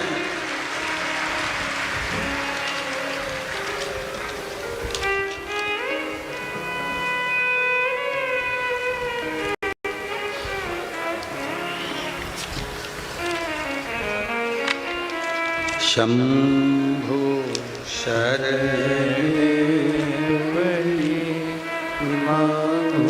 घड़ी रे घड़ी दुख काटो, दया करी मैं दर्शन आपो। शंभो शरण पड़ी मांगो घड़ी रे घड़ी दुख काटो, दया। पत्र है, नाम आलिश गंज भी है, बिलाई रुआ बांधा से है। कहीं बैठे हो तो हाथ हिलाइएगा। आलिश गंज भी है, भिलाई रुआ बांधा से है। कहीं बैठे हो तो हाथ हिलाइएगा, जहां भी बैठी हो। मेरी बेटी आलिशगंज भी है, जो 3 साल की है, उसकी आंख के नीचे गठान फोड़ा हो गया था, जो हमने उसे अस्पताल में एडमिट किया था। तो डॉक्टर ने कहा कि आंख के नीचे का ऑपरेशन करना होगा, गांठ को निकालना होगा। आंख के नीचे ब्लैक फंगस हो गया है, जिसकी गठान पड़ गई है, उसको निकालना पड़ेगा। तब 3-4 दिन उसका इलाज चला और फिर ऑपरेशन की तैयारी हुई। गुरुदेव, पर ठीक नहीं हो पाई। फोटो लगाए हैं आप सब, उस बच्ची की आंख का फोटो और उस बच्ची का फोटो टीवी के माध्यम से देख सकते हैं कि उस बच्चे की दशा क्या होगी, उसकी आंख की दशा क्या होगी। जब बीमारी हो गई, ब्लैक फंगस हो गया, गांठ पड़ गई, ठीक नहीं। हम ऑपरेशन नहीं कराना चाहते थे और गांठ भी गल जाए, डॉक्टर से हमने कहा, पर डॉक्टर बोले बिना ऑपरेशन के ये ठीक नहीं हो सकती है, इसको तो ऑपरेट तो करना ही पड़ेगा। शिव कृपा किसको कहते हैं गुरुजी? ठीक नहीं हुआ। हमने शिवजी पर कथा सुनकर डॉक्टर की दवाई लेते रहे। आपने कहा था दवाई नहीं बंद करना चाहिए, दवाई लेते रहे और एक लोटा जल शंकर भगवान को चढ़ाते रहे। धीरे धीरे वो जल लाकर उसकी आंख के पास लगाते रहे और उसको एक बेलपत्र पीस कर खिलाते रहे। बाबा की कृपा से ऑपरेशन नहीं हुआ और बेटी की आंख ठीक हो गई। ठीक होने का फोटो मैं बेटी का लगा रही हूँ, आप देखिए गुरुदेव। ये बेटी का ठीक होने के बाद का फोटो और ये बेटी का जो आंख का ऑपरेशन होना था वो फोटो, दोनों उसने लगाए हैं। जो ब्लैक फंगस हुआ है बेटी को, आप भी देख सकते। एक ब्लैक फंगस का फोटो, एक बेटी जब ठीक हो गई उसका फोटो। शिव कृपा किसको कहते हैं? शंकर की उदाहरण। तेरी कृपा बिना न हिले एक भी अंगूर लेते हैं श्वास तेरी कृपा से। तनु तनु हे गंगाधार मुक्ति द्वार ओमकार तू, आयो शरण तिहारी शंभु तार। बखान क्या करूं मैं राखों के ढेर का, चपटी भभूत में है खजाना कुबेर का। हम बसंत जी अग्रवाल जी को कल भी धन्यवाद दे रहे थे और आज भी हमने सुबह उनको यही कहा कि बसंत जी जिंदगी में बहुत धार्मिक कार्य करे होंगे आपने और बहुत आयोजन करवाए होंगे, पर शिव महापुराण की कथा में ये श्रोता नहीं आए हैं और ना ये भक्त आए। शिव महापुराण की कथा में स्वयं शंकर इनके रूप में। और रायपुर वालों,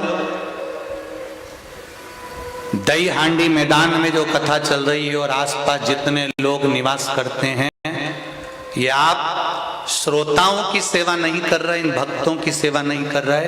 आपके दरवाजे पर अगर आप एक श्रोता जो कथा सुनने आया है उसको अगर आपने मुंह झूठा कराया है, पानी पिलाया है, यदि एक जरा सा उनका मुख झूठा भी करा दिया या उनकी सेवा कर दी, तो इतना अंदाजा लगा कर रखना आपने शिव की सेवा करी है, कोई साधारण की नहीं।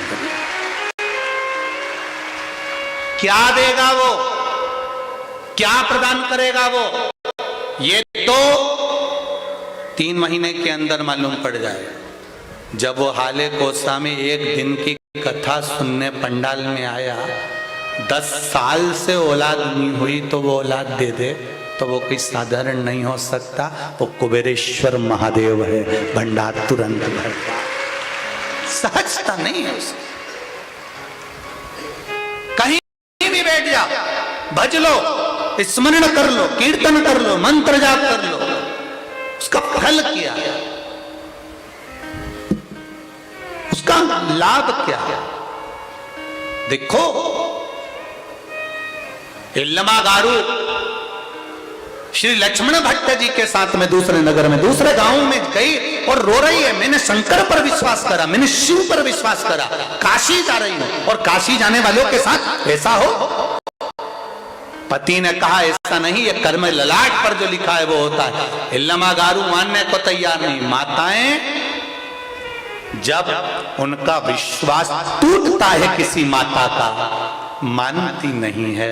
ऐसा हो ही नहीं सकता। मैं शिव के मंदिर जाती हूँ, मैं भगवान का भजन करती हूँ, मैं मंत्र जाप करती हूँ, मैं कीर्तन करती हूँ और भगवान मेरे साथ ऐसा करेगा, यह हो नहीं सकता। वो मानती नहीं है, विश्वास दृढ़,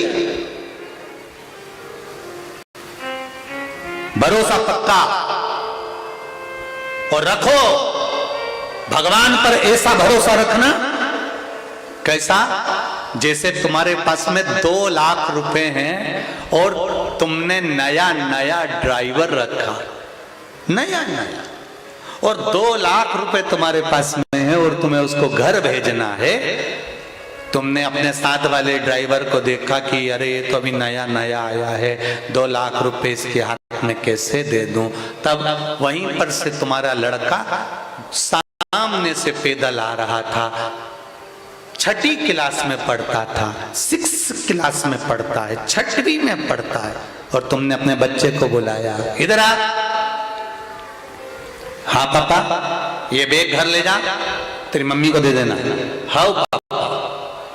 ड्राइवर पर भरोसा ना कर कर तुमने वो 6वीं क्लास के बच्चे के हाथ में बैग पकड़ाया, और वो बैग पकड़ाया तो वो बैग बच्चे ने अपनी माता के पास में ले जाकर दिया। अगर वही बच्चा तुम्हारी 4 व्हीलर गाड़ी को चलाने बैठ जाएगा तो तुम उसको चलाने दोगे? जम के तो बोलो नहीं। गाड़ी चलाने पर तुमने विश्वास नहीं करा, परंतु वो धन को वहां तक पहुंचाने में विश्वास करा। उसी तरह शिव महापुराण पर विश्वास ऐसा करना कि ये हमें परमात्मा तक पहुंचा कर रहे, ये निश्चित है।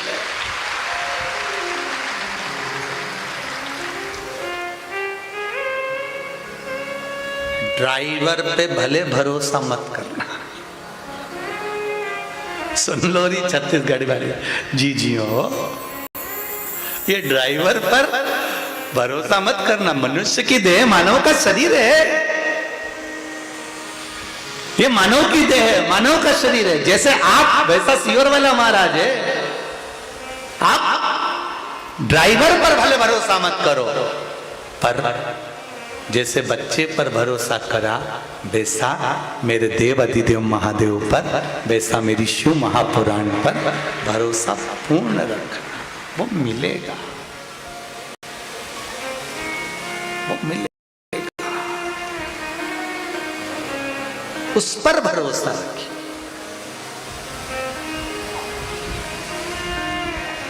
इल्लमागारू ने कहा कि मेरा बच्चा मर गया। वो भी मैं काशी जा रही थी, तब मैं काशी जा रही हूं और काशी में जाकर भगवान का भजन करने वाली हूं, 1.25 लाख ब्राह्मणों को भोजन कराने वाली हूं, और मेरा बेटा चले गया। ये दुख है मेरे जीवन का, ये मेरा तकलीफ है मेरे जीवन का। पति ने समझाया पर नहीं समझी, नहीं मानी। तब देव ऋषि नारद ने पार्वती जी से कहा, आप कुछ करोगी नहीं? पार्वती मैया ने कहा, नारद जी चिंता मत करो। अगर वो काशी जा रही थी, पार्वती माता कहती हैं, सुनो देव ऋषि नारद, जो शिव महापुराण की कथा में जाता है, शंकर के द्वार जाता है, शंकर भगवान के मंदिर देवालय तक जाता है, जब तक वो मंजिल तक नहीं पहुंच जाता तब तक शंकर उसके साथ कदम से कदम मिलाकर चलते रहते हैं। तो दुख कैसे आया? दुख आया कैसे? पार्वती जी ने एक लोटा जल शिव जी को चढ़ाया। देवर्षि नारद खड़े, भगवान शंकर खड़े, और एक लोटा जल पार्वती जी ने शिव जी को चढ़ाया। जैसे ही पार्वती जी ने भगवान शंकर को जल चढ़ाया, शिव जी के नेत्र खुल गए। नेत्र खुले, खुलते से पूछा, गौरा क्या बात है? गौरा हुआ क्या? क्या बात है? बोलो गौरा। गौरा कहती हैं, पार्वती जी कहती हैं, आपके तेज पुंज को अग्नि देवता ले जाकर गंगा जी के जल में देते हैं, तो उससे सदानंद कार्तिकेय का जन्म हो जाता है। तो किसी नारी का बच्चा 8वें महीने में जन्म ले लिया और वो शमी के पेड़ के नीचे पड़ा हुआ है, पत्तों से ढका हुआ है, वो मरा हुआ है।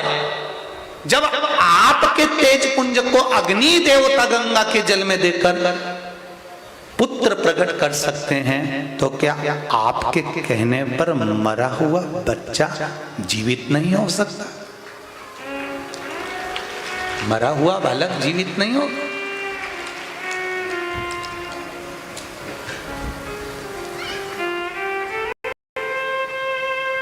शिव जी बोले, पार्वती तुम बहुत घुमा फिरा के बोल रही हो, जरा सही से समझा, मुझे समझ में नहीं आया।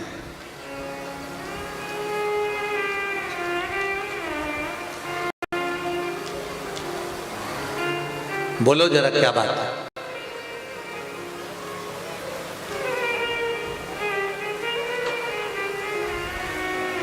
पार्वती जी ने कहा, एक ब्राह्मण की पत्नी इल्लमागारू चंपावन में अपने बच्चे को प्रसव के कारण जन्म दे देती है 8वें महीने में, और उस इल्लमागारू का बच्चा 8वें महीने का मरा हुआ प्राण त्यागे हुए हुआ है। शमी के पेड़ के नीचे वो बच्चा शमी के पत्तों से ढका हुआ पड़ा हुआ है। आप अगर अपने बेटे पुत्र कार्तिकेय को अग्नि देवता से कहकर जीवित करा सकते हो तो क्या इस बच्चे को जीवित नहीं करा सकते? शिव जी ने कहा रुको, शांति रखो, मुझे भी तो ध्यान लगाकर देखने दो हुआ क्या है। शंकर भगवान पार्वती जी के सामने ऐसा बोल रहे हैं कि मुझे ध्यान लगाकर देखने दो। शिव जी को ध्यान लगाकर देखने की तो कोई जरूरत होती ही नहीं है, उनको क्या जरूरत। आप कितने लोग कथा को श्रवण करने के लिए बैठे हो, कहां कहां बैठे हो, भले कोई देखे ना देखे, पर शंकर भगवान तो देख रहा है कि कहां बैठकर कथा को सुन रहे हो।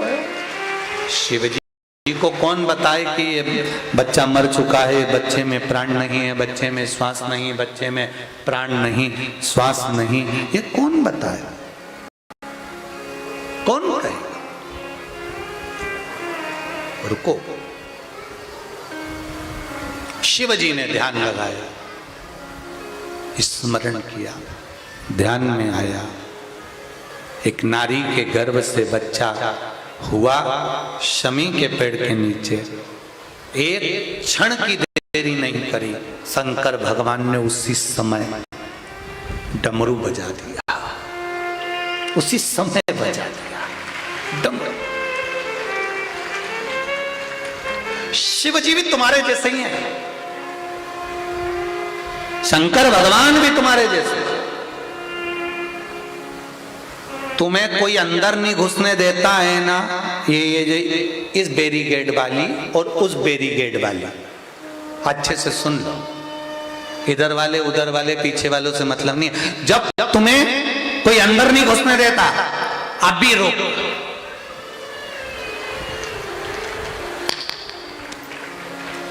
अब भी रोक। और तुमने मोबाइल लगाया, दरवाजे पे खड़े हुए द्वारपालों ने पूछ लिया, दरवाजे पर जो खड़े थे, किसको लगा रही हो? रुक तो सही अभी तू, रुक, अब भी रुक। और उसने मोबाइल लगाया, ले बात कर लो।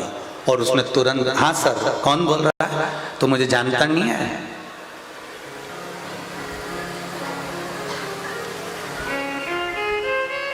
पहचाना कि नहीं पहचाना?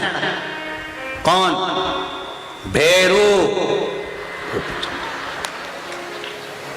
अब उसने जो भी परिचय दिया होगा, अपना जो भी बताया होगा, इतने में आइए मैडम, आइए आइए, जाओ जाओ, तुम तो जाओ। तुरंत जैसे तुम्हारे पास मोबाइल होता है और जैसे ही कहीं अटकी और तुमने मोबाइल लगाया, ऐसे ही शंकर भगवान के पास डमरू होता है। जैसे ही तुम अटके, उसने डमरू बजाया, तुरंत डमरू बजाया। इसीलिए तो आकड़ में कहते हैं, हाँ, जो शंकर भगवान को जल चढ़ाने वाला होता है, शिव जी की पूजन करने वाला होता है, शंकर के मंदिर जाने वाला होता है, शिव की कथा सुनने वाला होता है, शिव महापुराण की कथा सुनने वाला हमेशा आकड़ में कह देता है, फालतू की बात करना मत, तू मुझे जानता नहीं, मैं शंकर जी का गुणगान करने वाला, शिव का भजन करने वाला, तू मुझे जानता नहीं है, फालतू की बात मुझसे मत कर। श्री शिवाय, वो बोले ही नहीं कुछ।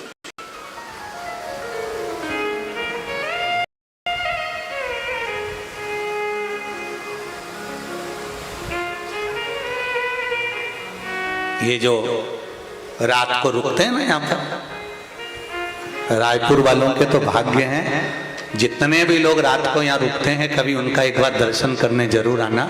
वो रात को रुकते हैं, ऐसा भजन गाते हैं, इतनी मस्ती में रहते हैं, जैसे मालूम ही नहीं पड़ता कि ये घर में रह रहे हैं कि कैलाश पर रह रहे हैं। इनकी मस्ती आनंद आ रहा है, इनका सुख आ रहा है।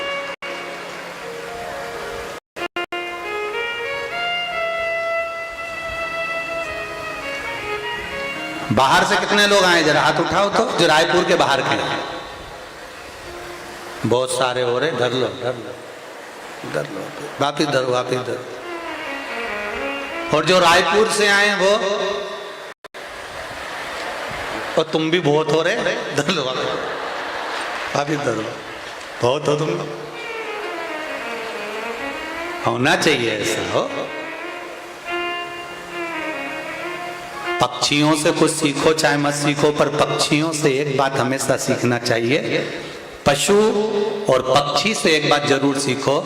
जब तुम रायपुर से भिलाई के लिए जाओ तो बीच रास्ते पर जब तुम गायों को देखना, गौ माताओं को देखना, जहां पर एक गाय होगी वहां 4-5 गाय जरूर इकट्ठी होगी। बोलो सही है कि गलत है?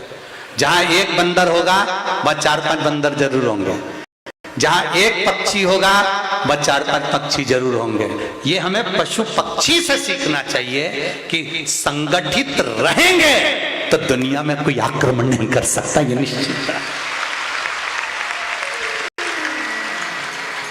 ये हमें पशु पक्षी से सीखना है, संगठित रहना है, संगठित रहना। शिव पुराण कह रही है, भगवान शंकर की कथा कर रही, भगवान की कथा वर्णन कर रही है। इल्लमागारू के लिए भगवान शिव ने डमरू बजाया, जैसे ही डमरू खड़काया, डमरू बजाते से ही, अब डमरू बजाने का भी एक तरीका, किसको बुलाना है उसका नाम लेकर डमरू शिव जी ने बजाया तो अग्नि देवता सामने प्रकट हो गए। अग्नि देव ने हाथ जोड़कर कहा, बोलिए प्रभु आज्ञा दीजिए, मुझे क्या करना है, मेरे लिए क्या आज्ञा है, तुम बताओ मैं क्या करूं। भगवान शिव ने कहा, इल्लमागारू के गर्भ से बच्चे ने जन्म लिया, वो मर चुका है, पर उसकी रक्षा और उसको जीवन दान, जैसे तुमने षडानंद कार्तिकेय को गंगा जी में देकर रक्षा करी, उस तरह से उस बच्चे की रक्षा तुम्हें करना, ठीक है। अग्नि देवता चले, बच्चा शमी के पेड़ के नीचे शमी के पत्तों से ढका हुआ रखा हुआ था, पड़ा हुआ था।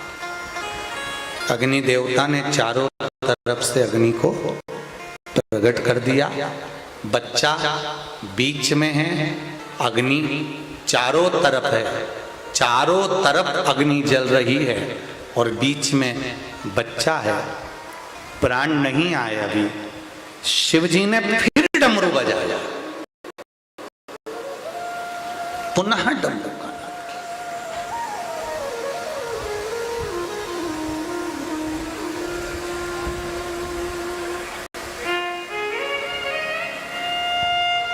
फिर डमरू का नाद करा, फिर कहा, तुम आना भोले बाबा, तुम आना भोले बाबा, मेरे मकान में तेरा डमरू डम डम बाजे सारे जहान में। तुम आना भोले बाबा, तुम आना भोले बाबा, मेरे मकान में तेरा डमरू डम डम बाजे सारे जहान में। तुम आना भोले बाबा, तुम आना भोले बाबा, मेरे मकान में तेरा डमरू डम डम बाजे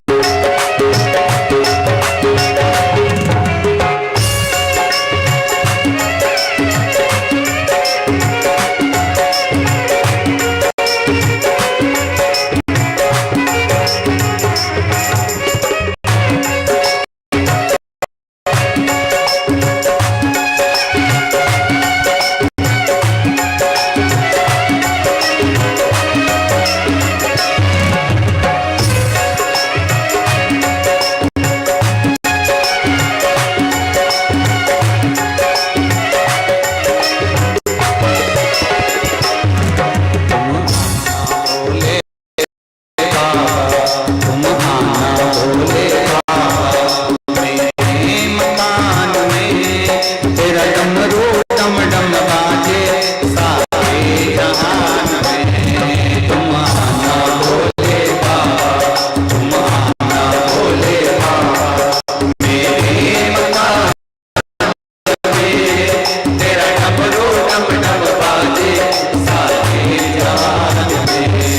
तेरा डमरू डम डम बाजे सारे जहान में। तेरा डमरू डम डम बाजे सारे जहान में। तेरा डमरू डम डम बाजे सारे जहान में। तेरा डमरू डम डम बाजे सारे जहान में। तेरा डमरू डम डम बाजे सारे जहान में। हार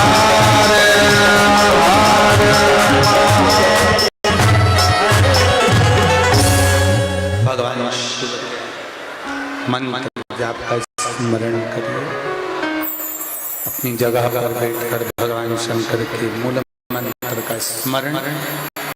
शिव महापुराण में जैसे मंत्रों का भाव व्यक्त किया गया है, ऐसा भाव रखते हुए शिव भक्ति में लीन होते हुए शंकर की अविरल भक्ति को प्राप्त करने के लिए सभी शिव महापुराण के आनंदमय मंत्र का स्मरण करें। श्री शिवाय नमस्तुभ्यं। श्री शिवाय नमस्तुभ्यं।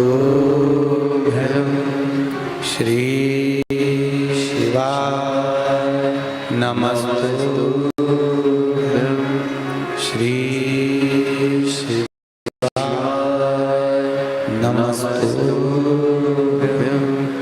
श्री शिवाय नमस्तुभ्यं। भोला सब दुख काटो मारा, ओ भोला सब दुख काटो मारा। शिव शंकर जपो तेरी माला, भोले बाबा जपो तेरी माला। भोला सब दुख काटो मारा, ओ भोला सब दुख काटो मारा। शिव से भगवान शंकर ने अग्निदेव से प्रार्थना करी। अग्निदेव बालक की रक्षा के लिए अग्नि का कुंड बना लिया। बीच में बालक, अग्निदेव ने जाकर फिर भगवान शिव से प्रार्थना करी, ये बच्चे के प्राण नहीं हैं। शंकर जी ने कहा, जब आप गंगा के जल से मेरे पुत्र को जन्म दे सकते हो, उसको प्राण दे सकते हो, तो इसको भी प्राण देना पड़ेगा। तब अग्निदेव ने भगवान शिव से मांगा, मैं इस बच्चे को प्राण आपकी आज्ञा से, आपकी कृपा से दे दूं, पर निवेदन है आपको भी यहाँ प्रकट होना पड़ेगा। चंपावन में मेरे शिव जी को प्रकट होना पड़ेगा, यह अग्निदेव ने मांगा। यह अग्निदेव ने मांगा कि चंपावन में आपको प्रकट हो। शिव कृपा उदार। देखिए, शिव जी ने कहा, भगवान शंकर कहते हैं ठीक है, प्रेशर बढ़वा दो भैया, नहीं तो कथा रोक देते हैं। पूरा गला बेकार हो गया है, कैसे कथा बात। समीर जी और आशीष जी, अगर तुम लोग कथा लेते हो तो ये साउंड व्यवस्था पहले चेक करो। शंभु।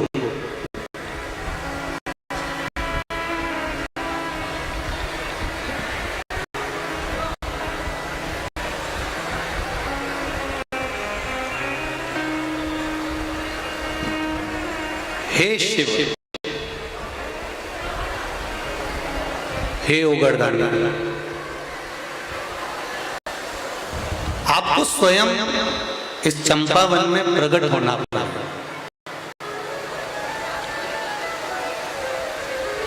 आप स्वयं अगर चंपावन में प्रकट होते हो तो मैं आपके आशीर्वाद से, आपकी कृपा से ये बालक जन्म ले सकता है, ये बालक में प्राण आ सकते।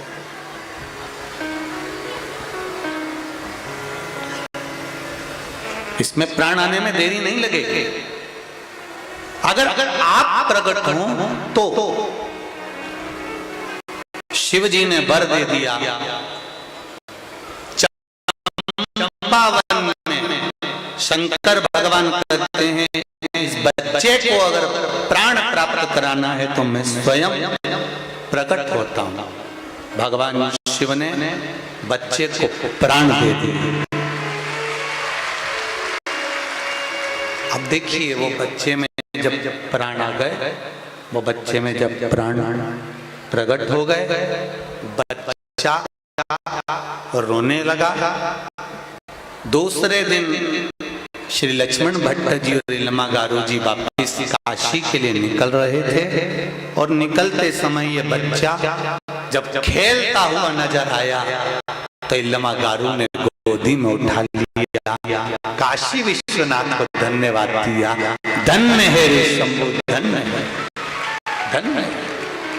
इस मरे हुए बालक को भी तूने जीवित कर दिया।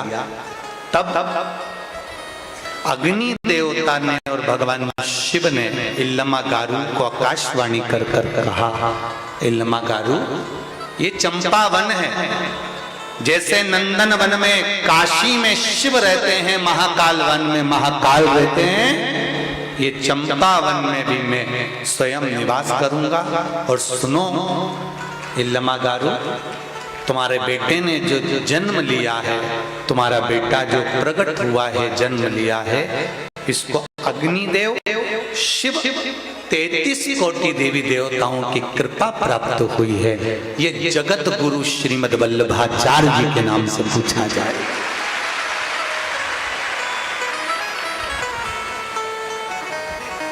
श्री वल्लभाधीश की जगत गुरु श्रीमद वल्लभाचार्य जी के नाम से पूछे जाएंगे। संसार सागर में कृष्ण भक्ति का प्रचार करेंगे। भगवान कृष्ण की अविरल भक्ति का प्रचार। धन्य हो छत्तीसगढ़ वालों, आपको नमन करता हूं। रायपुर के नजदीक में चंपावन, चंपारण है, जहां पर मेरा शिव स्वयं प्रकट हुआ है। स्वयं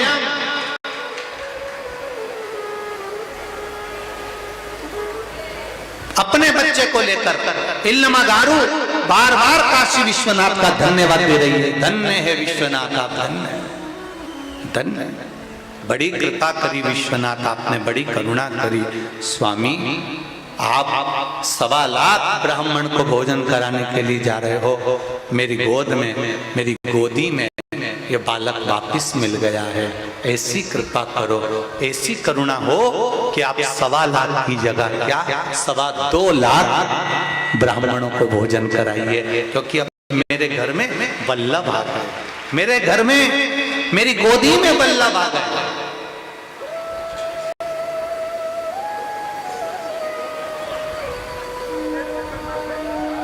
बधाई पूरे छत्तीसगढ़ वासियों को, संपूर्ण वासी।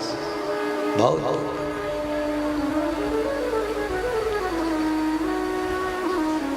चारों तरफ आनंद की लहर है। श्रीमद वल्लभाचार्य जी का प्रागट्य है।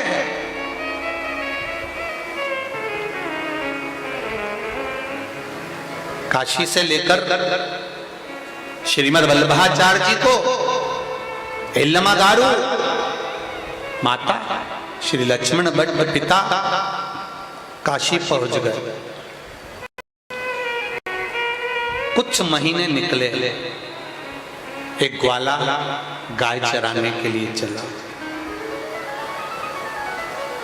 और ग्वाला जब गाय चराने के लिए चला, गाय चराते चराते ग्वाला एक राधा झूमर गाय उस ग्वाले के पास में थी जो झुंड में रहती थी, और झुंड से निकलकर वो गाय चंपावन में कहीं खो जाती थी। बस चंपावन लगा और गाय खो गई, गाय मिली। ग्वाले के मन में आया कि ये गाय कहां जाती है, जरा पता तो करूं। और ग्वाला उसको ढूंढने के लिए निकला, पर गाय मिली नहीं।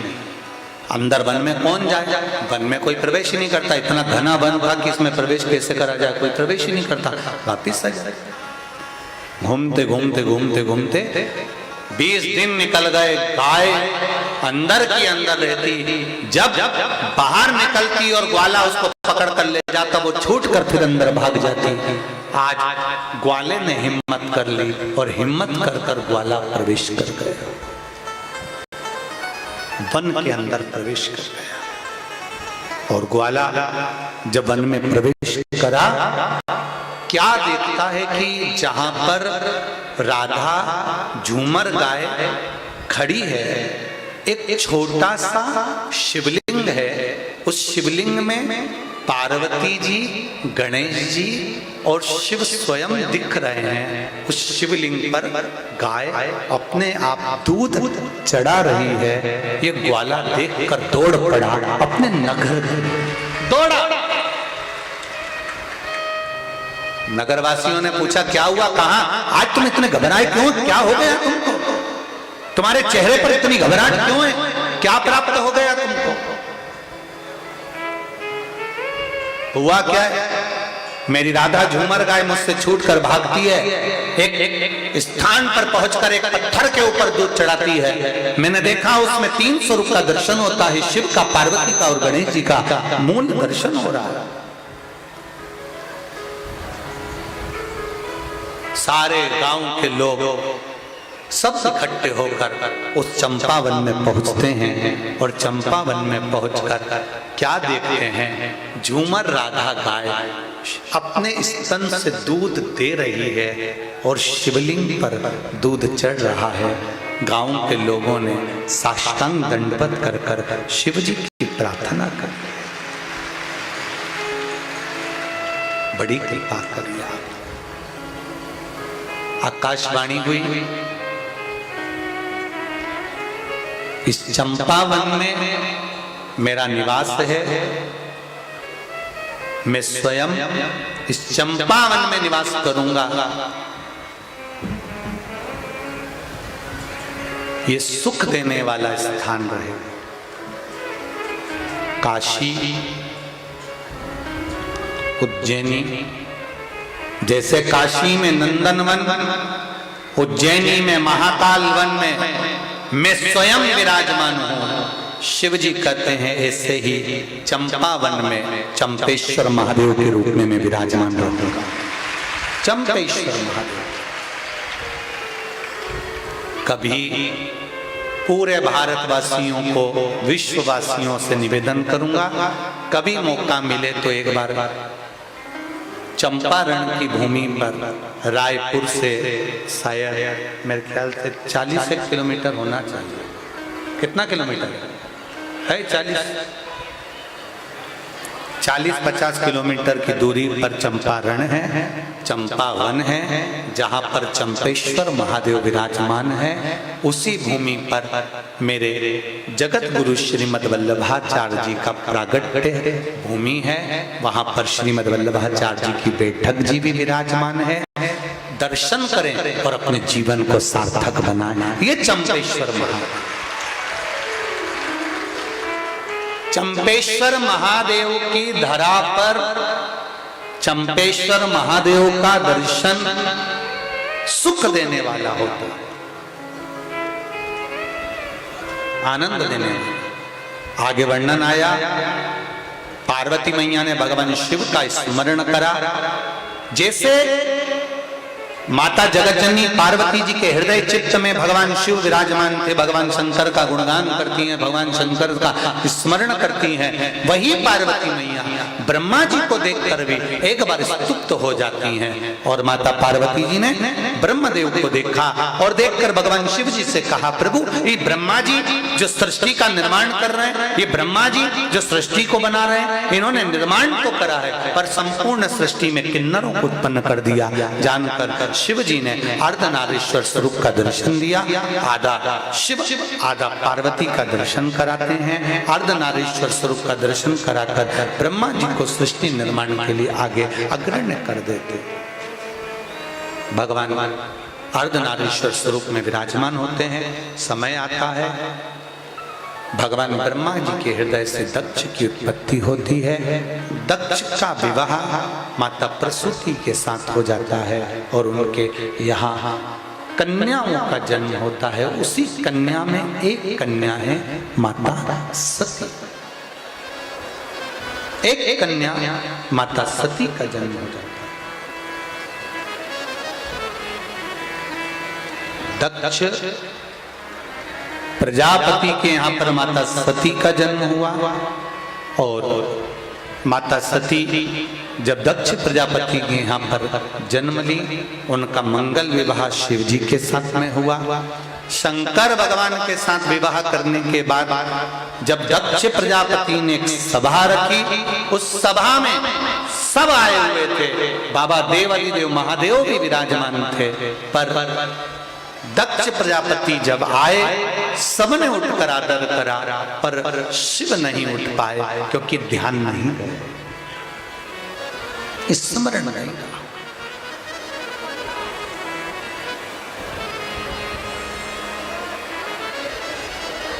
जब ध्यान नहीं गया, शिव जी नहीं उठे, दक्ष प्रजापति का ध्यान चले गए। क्रोध आया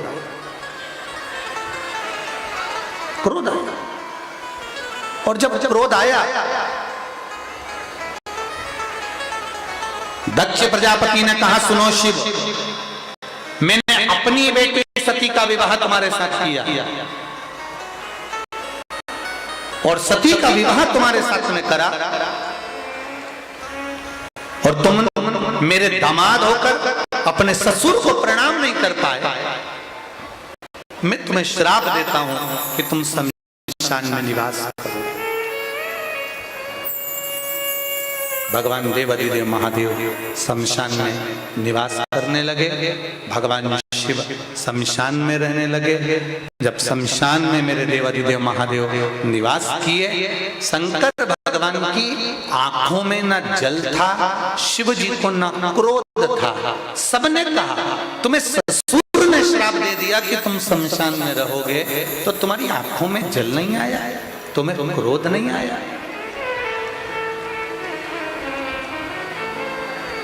तुम्हारे नेत्रों में जल नहीं, क्रोध नहीं। शंकर भगवान ने कहा, मेरे ससुर जैसा दुनिया में किसी का ससुर नहीं होगा।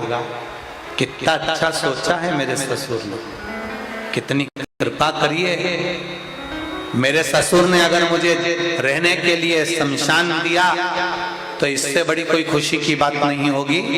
कम से कम मेरे ससुर को ये तो मालूम है कि प्लाट भी दिलाया तो ऐसी जगह दिलाया जहां पर कोई कब्जा ही नहीं करेगा। शमशान में जाकर कौन रहेगा? मेरे ससुर ने दिया, मैं वहां रहूंगा। ससुर दिए। शमशान में भगवान शंकर का निवास हुआ और फिर आपसे कहेंगे, शमशान की धरा कोई साधारण नहीं होती। जहां सबकी शान सम है, उसका नाम शमशान है। अमीर और गरीब दोनों सम रहते हैं, दोनों सम। बड़ी गाड़ी लाओ, मना नहीं है। बड़ा धंधा करो, मना नहीं है। बड़ा बिजनेस करो, मना नहीं है। बड़ा बंगला बनाओ, मना नहीं है।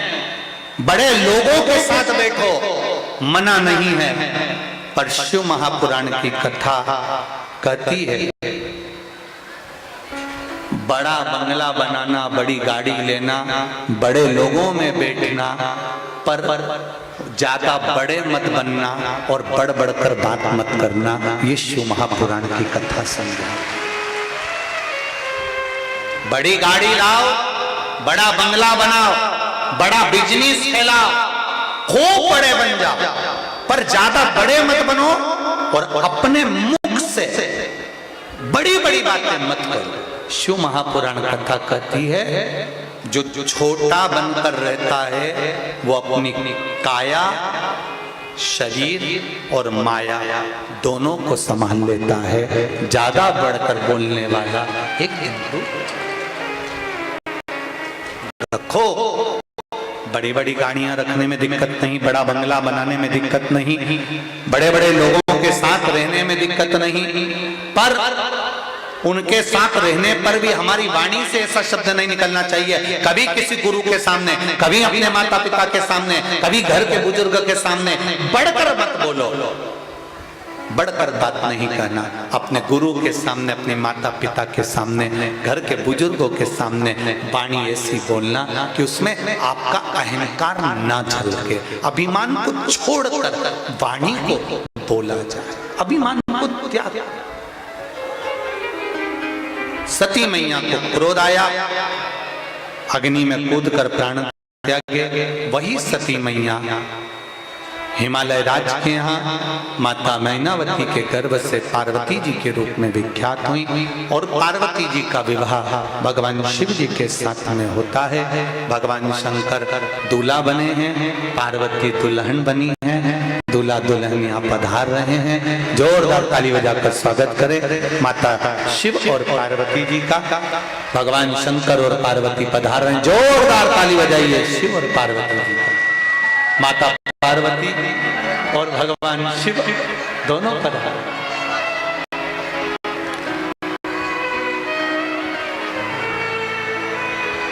पहचान में नहीं आ रहे हो बसंत जी हो।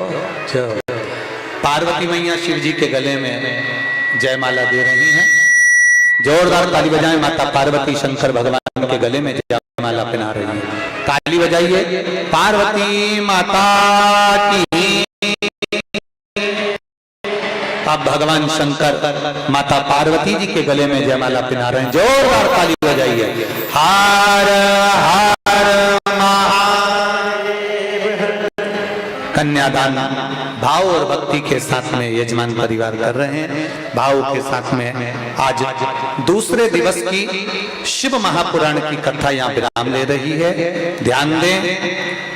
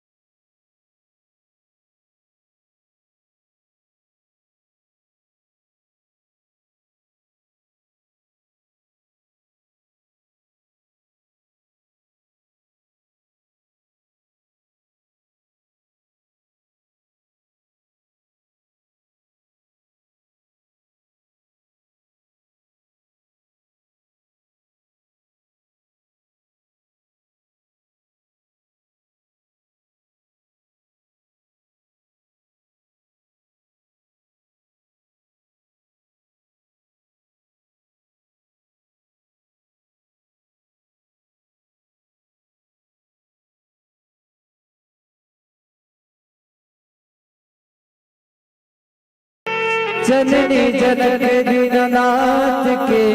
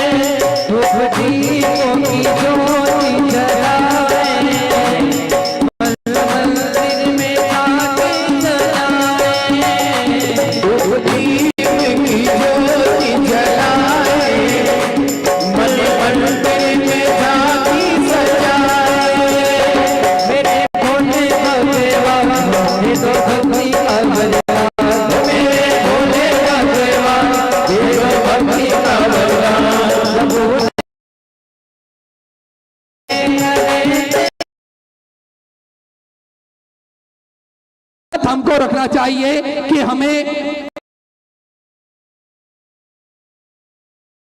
लेती है, उन बच्चों की फीस भी साल के हिसाब से जमा करती है। ऐसा निरंतर कार्य सुंदर बिहार से 500 रुपए की सौगात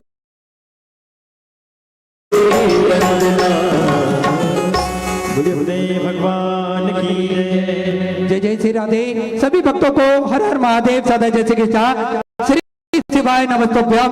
पूज्य गुरुदेव का आगमन हो चुका है। गुरुदेव व्यासपीठ पर मंचासीन हो चुके हैं। आप सबकी तरफ से व्यासपीठ को नमन करते हुए हम सबके प्रिय, हम सबके लाडले ठाकुर कल्लूजी महाराज के चरणों में नमन करते हुए परम सत्य परम आदरणीय विश्वविख्यात पूज्य गुरुदेव के पवन चरणों को नमन करते हुए और आप सभी शिव भक्तों के चरणों में नमन करते हुए सुंदर आज तीसरे दिवस की कथा में हम सभी प्रवेश करेंगे। मेरा निवेदन है सभी भक्तों पे कि जो भी भक्त मंच पे खड़े हुए हैं वे अति शीघ्र मंच से नीचे उतरते जाएं और एक बार जोरदार ताली बजाकर स्वागत करें आदरणीय गृह मंत्री जी का। सभी सम्मान्य अतिथिगणों का जोरदार ताली बजाकर स्वागत करें और सुंदर कथा के तीसरे दिवस में हम सभी प्रवेश करेंगे। मेरा सभी भक्तों से निवेदन है अति शीघ्र मंच से नीचे उतरते जाएं, दर्शन का लाभ लेकर। इसी क्रम में जिन दानदाताओं ने, जन बाबासाओं ने मंदिर, गौशाला, वृद्धाश्रम अन्य क्षेत्र में अपनी सहयोग से प्रदान करी, उन सभी पवनधारी पुण्यधारी दानदाताओं के नाम श्रीमती रुक्मणी देवी जी की तरफ से 11,001 रुपए की सहयोग से अपने बाबा कमलेश्वर धाम हेतु समर्पित की। बहुत बहुत बधाई। सुंदर सहयोग से समर्पित की। चंद्रकला जी परगनिया की तरफ से सुंदर 5,001 रुपए की सहयोग से अपने बाबा कमलेश्वर धाम हेतु समर्पित की। बहुत बहुत बधाई। सुंदर विचार आपके सुंदर सहयोग से समर्पित की। नेहा जी साबाने की तरफ से अंबाला पंजाब से सुंदर 500 रुपए की सहयोग आपने बाबा कुबरेश्वर धाम हेतु समर्पित की। बहुत बहुत बधाई। सुंदर विचार आपके। स्वर्गीय श्रीमती अनसुईया दुबे जी की स्मृति में 11,000 रुपए की सहयोग बाबा कुबरेश्वर धाम हेतु समर्पित की। पूर्व महापौर रायपुर छत्तीसगढ़ से सुंदर सहयोग समर्पित की। संगीता हिमांशु जी शुक्ला लखनऊ उत्तर प्रदेश से सुधा 511 रुपए। कबर जी राठौर की तरफ से सुधा 500 रुपए। धीरज जी विश्वकर्मा लखनऊ उत्तर प्रदेश से 500 रुपए। कप्तान में सुधा 500 रुपए। ध्रुव कुमार जी गुप्ता मुंबई से सुधा 1101 रुपए की सहयोग से समर्पित की। वीरेंद्र कुमार सिंह जी की तरफ से रांची झारखंड से सुधा 500 रुपए। शकुंतला जी दुबई झांसी उत्तर प्रदेश से सुधा 500 रुपए की सहयोग से समर्पित की। बबली जी यादव ग्वालियर मध्य प्रदेश से 500 रुपए। महेश जी सोनी जयपुर राजस्थान से सुधा 21,000 रुपए की सहयोग देकर आजीवन भोजन मंडली व्यवस्था ग्रहण करी। में नामांकित कराया। बहुत बहुत बधाई। सुधा विचार आपके सुधा समृद्ध की। सुकन्या देवी हमीरपुर उत्तर प्रदेश से सुधा 600 रुपए। टिग्गू कुमारी जी की तरफ से बिहार से सुधा 5,001 रुपए की सहयोग से अपने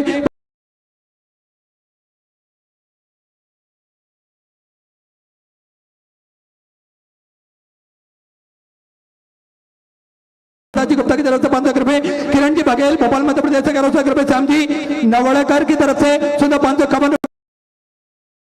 कुमारी पूनम भारती जी की तरफ से बिहार से सुधा 500 रुपए। रवि जी वर्मा अलीगढ़ उत्तर प्रदेश। हर हर महादेव हर हर महादेव हर हर महादेव।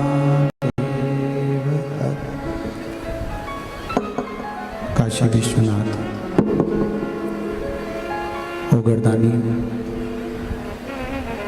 त्रिकालदर्शी कैलाशी अविनाशी भगवान शिव जिनकी पुनीत विश्व के कल्याण हेतु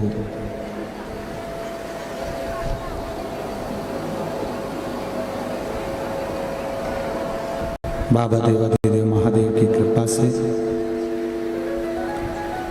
श्रवण करने का सौभाग्य प्राप्त हुआ है।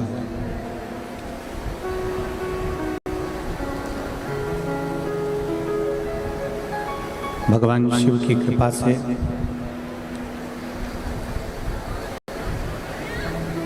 रायपुर माता कौशल्या जी की ये पावन धरा, जिस भूमि पर भगवान शिव की कृपा से रिटर्न आवाज आ रही है, भगवान शिव की कृपा से शिव महापुराण की कथा को श्रवण करने का सौभाग्य मिला है।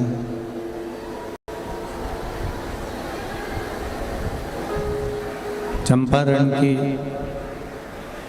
चंपावन की ये पुण्यमय आनंदमय धरा है। कथा के मध्य में विराजमान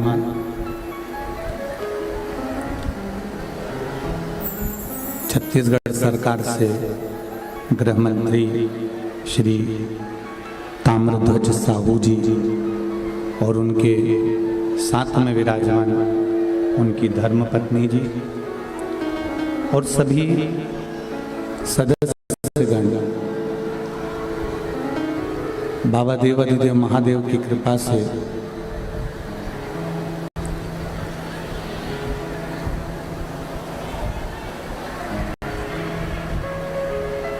शिव कृपा से, भगवान शंकर की दया से, उदारता से ये शिव महापुराण की कथा श्रवण करने का सौभाग्य प्राप्त हुआ। कथा के मुख्य यजमान श्री बसंत जी अग्रवाल और उनके संपूर्ण मित्र मंडली और उनका परिवार,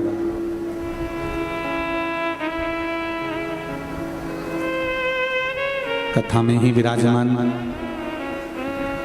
रायपुर के महापौर और विधायक उपाध्याय जी। ये शिव कृपा के बिना संभव नहीं है कि हम एक क्षण भी, एक पल भी भगवान की अविरल भक्ति को प्राप्त कर सके।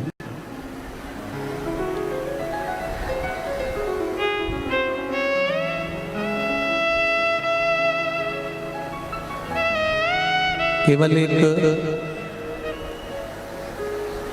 भक्ति का बल,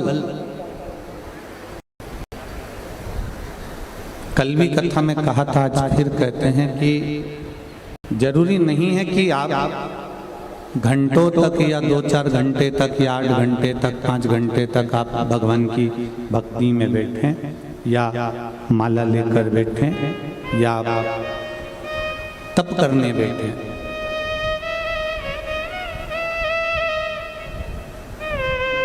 मूल है कि हम जितनी देर भगवान का भजन कर रहे हैं, हम जितनी देर भगवान की भक्ति को धारण कर रहे हैं, हम जितनी देर भगवान की अविरल भक्ति को श्रवण कर रहे हैं, उतनी देर हमारा चित्त, हमारा मन, हमारी बुद्धि, हमारी दृष्टि परमात्मा में होना चाहिए।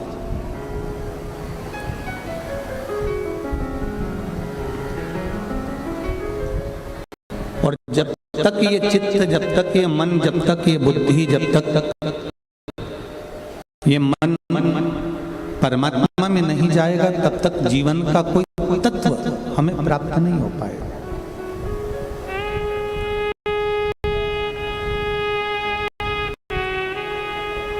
अपने जीवन की एक लक्ष्यता निश्चित होना चाहिए।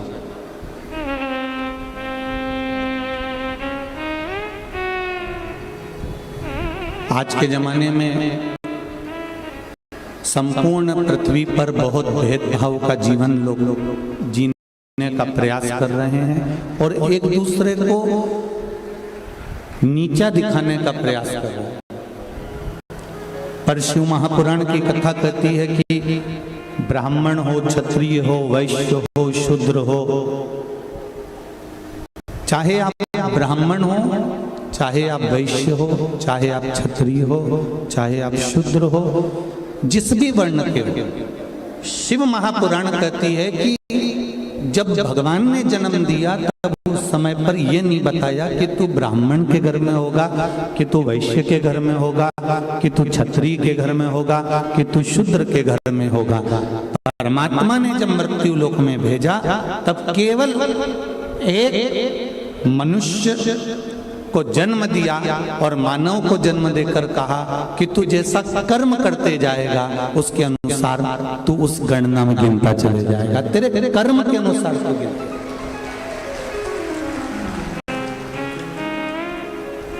हम पहले भी कथा में कहे, फिर कहते हैं, मत बुरे कर्म कर बंदे, मत बुरे कर्म कर बंदे, वरना पछताएगा, भगवान की आंखों से तू बच नहीं पाएगा, तू बच नहीं पाएगा। अरे ओ अज्ञानी मत करना, तेरे कर्म का फल भी तू ही पाएगा, जैसा किया तूने तेरे आगे आएगा। मत बुरे कर्म कर बंदे, वरना पछताएगा, भगवान की आंखों से तू बच नहीं पाएगा, तू बच नहीं पाएगा। भेद हम कर रहे हैं। परमात्मा ने जन्म देते समय कोई भेद नहीं करा कि ये ब्राह्मण रहेगा, कि ये क्षत्रिय रहेगा, कि ये वैश्य रहेगा, कि ये शूद्र रहेगा। उस परमात्मा ने भेद नहीं करा।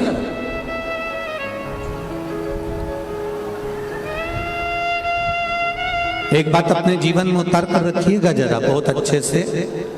माँ के गर्भ से जितने बच्चे जन्म लेते हैं, चाहे 2 लें, चाहे 4 लें, चाहे 5 लें, माँ बराबर का उनको दूध पिलाती है। बोलो सही है कि गलत है? माता बराबर की उनकी परवरिश करती है, माता बराबर का उनको शिक्षा प्रदान करती है, माता बराबर का दूध पिलाती है, बराबर की परवरिश देती है, बराबर का ज्ञान देती है। पर कोई बेटा डॉक्टर बन जाता है, कोई कलेक्टर बन जाता है, कोई बहुत ऊंचे पद पर पहुंच जाता है, और कोई बेटा एक छोटी सी दुकान खोलकर अपना यापन करता रहता है। माँ ने बराबर का दूध पिलाया, माँ ने बराबर की परवरिश करी, माँ ने बराबर की शिक्षा दी, माँ ने बराबर का पढ़ाया, माता ने बराबर के कपड़े पहनाए, बराबर का आभूषण दिया, माता ने सब कुछ बराबर का दिया। पर माता ने अपने बच्चों में भेद नहीं करा। ये आपका ज्ञान है कि आप डॉक्टर बन रहे हैं, कलेक्टर बन रहे हैं, मिनिस्टर बन रहे हैं, कमिश्नर बन रहे हैं, कि आप एक साधारण सी दुकान खोलकर बैठे हुए हैं। ये आपके विवेक पर आधारित है। उसी तरह मेरे भोलेनाथ ने जन्म देते समय, मृत्यु लोक में भेजते समय, माता के गर्भ से जब हमारा जन्म हुआ, उस समय पर भगवान ने कोई भेद नहीं करा कि ये ब्राह्मण रहेगा, कि ये क्षत्रिय रहेगा, कि ये वैश्य रहेगा, कि ये शूद्र रहेगा। भगवान ने तो केवल अपनी औलाद को, अपनी संतान को पृथ्वी पर भेजा, और भेजने का 2 कारण था। एक भगवान का भजन करना, और दूसरा अपने कर्म को भोगना। जैसा पूर्व कर्म कर आए हो उसके अनुसार, अगर तुमने पूर्व में भगवत स्मरण करा है, भरण पोषण करा है, गौ माता को 1 रोटी दी है, कहीं ना कहीं गाय को 1 रोटी प्रदान करी है, कहीं जलचर को, मछली जीव जंतु को थोड़ा सा दाना दे दिया, कहीं पशु पक्षी को थोड़ा सा दाना दे दिया। आपने जो पूर्व में सत्कर्म करा है, उस सत्कर्म का फल आज ये मिलता है कि हमको भी सामने के सामने परसी हुई थाली देने के लिए 4 नौकर खड़े रहते हैं। हमारे सामने भी कोई ना कोई भोजन ला कर दे देता है। तुमने जो पूर्व में करा उसका फल आज आपको भोग, जो हमने पूर्व में करा उसका फल आज हमको भोगने को मिल रहा है।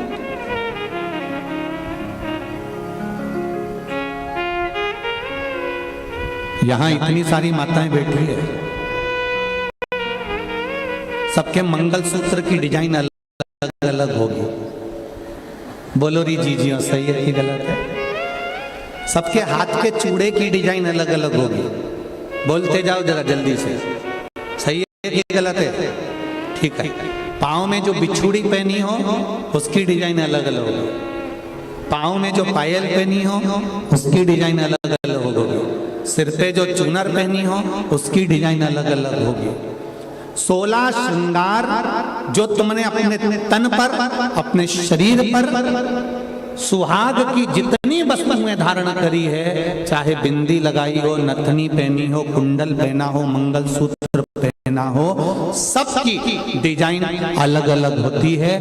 केवल 16 श्रृंगार में से एक श्रृंगार ऐसा है जिसकी डिजाइन नहीं बदली है, वो है मांग का सिंदूर, कुमकुम एक जैसा होता है।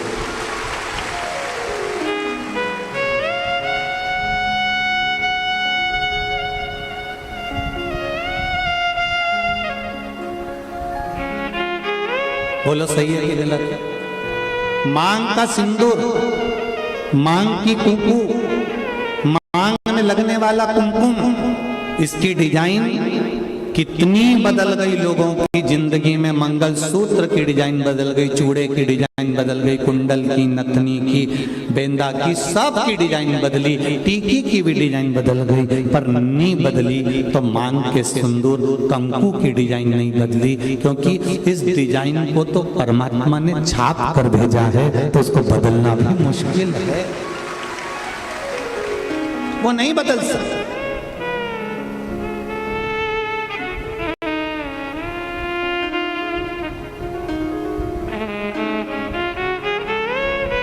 मंगलसूत्र के दाने एक बार निकल जाएंगे ना, चलेगा। नाक की नथनी एक बार निकल जाएगी ना, चलेगी। बिछुड़ी जल्दीबाजी में कहीं निकल जाएगी ना, चलेगी। बिंदी कहीं निकल जाएगी ना, चलेगी। हाथ का चुड़ला कहीं निकल कर रखा गया ना, चलेगा। पर मांग का सिंदूर कभी भी मांग से नहीं निकलना चाहिए। ये शिव महापुराण की कथा है। अब 16 श्रृंगार में से एक श्रृंगार ऐसा है मांग का सिंदूर जिसमें कोई भेद नहीं है। करोड़पति माता भी अपने सिर में लगाती है और एक सब्जी बेचने वाली भी अपने सिर में लगाती है। वो सिंदूर ने समानता बनाकर रखी। एक ब्राह्मण की घर की माता भी सिर पर लगा रही है तो एक वैश्य के घर की माता भी सिर पर लगा रही है। एक क्षत्रिय के घर की माता भी सिर पर लगा रही है तो एक शूद्र के घर की माता भी अपने सिर पर लगा रही है। सारा श्रृंगार पैसे के बल पर ऊंचा नीचा हो सकता है। मंगलसूत्र पैसे के बल पर ऊंचा नीचा हो सकता है। हाथ के चूड़े पैसे के बल पर ऊंचे नीचे हो सकते हैं। पांव की पायल पैसे के बल पर ऊंचा नीचा हो सकता है। केवल मांग का सिंदूर कुमकुम ये पैसे के बल पर ऊंचा नीचा नहीं होता। ये गरीब और अमीर सबकी समता बता देता है कि यहाँ सब बराबर हैं। मांग के सिंदूर के आगे, कुमकुम के आगे सब बराबर है।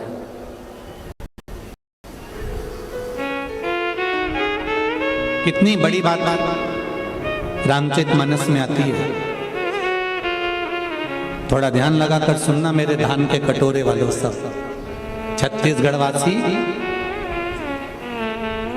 सबले बढ़िया, जम के बोलो जरा, सबले बढ़िया छत्तीसगढ़िया। तो मेरा छत्तीसगढ़ वालों से निवेदन है और जितने लोग टीवी के माध्यम से कथा सुन रहे हैं और जितने लोग आस्था चैनल, फेसबुक, यूट्यूब के माध्यम से कथा सुन रहे हैं, अपने जीवन में एक बात उतार कर रखना रामचरितमानस की। रामचरितमानस में राम जी ने रावण की ओर देखा, लंका की ओर देखा और लंका की ओर देखकर राम जी ने हनुमान जी को समझौता करने के लिए भेजा। जाओ हनुमान, जरा समझौता करना है रावण से। इतने में जामवंत, अंगद और जितने बानर थे वो बोलते हैं, प्रभु काय को समझौते की बात करते हो, मिटा देते हैं उस रावण को। देरी नहीं लगेगी, चुटकी भर में उस रावण को मिटा देंगे।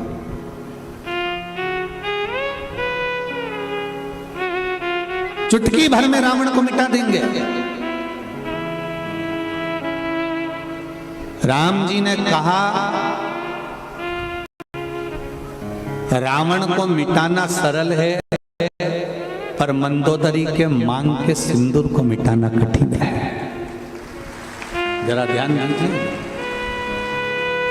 रावण को मिटाना सरल है, पर जो ये मंदोदरी ने मांग में सिंदूर धारण कर कर रखा है, जो मंदोदरी अपनी मांग में सिंदूर धारण कर कर रखी है, जो मंदोदरी अपनी मांग में कुंकुम धारण कर कर रखी है, जो मंदोदरी अपनी मांग में कुमकुम रखी हुई है, इसका सौभाग्य इसके सामने है, और इसका जो भजन है, इसका जो आनंद है, इसका जो स्मरण है, वो इतना प्रबल है कि उसको मिटाना कठिन है।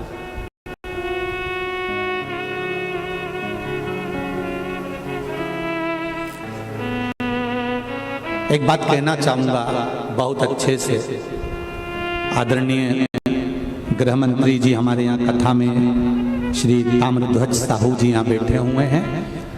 आप तो आज आए हैं, पर आपके घर से जो बाईसा हैं, आपकी जो धर्मपत्नी है, हमारे लिए तो माता के तुल्य हैं। हमने देखा कल भी परसों भी 2 दिन से हम लगातार देख रहे हैं, कहीं के दूसरे मंत्री की अगर पत्नी होती ना तो 3 घंटा कथा में नहीं बैठती, पर हमने ये चीज देखी है कि वो 5 दिन की कथा में 2-3 दिन लगातार कथा का रस तत्व ग्रहण कर रहे हैं। हम कहना चाहेंगे संपूर्ण विश्व के सनातनियों को एक बात बताना चाहेंगे कि पति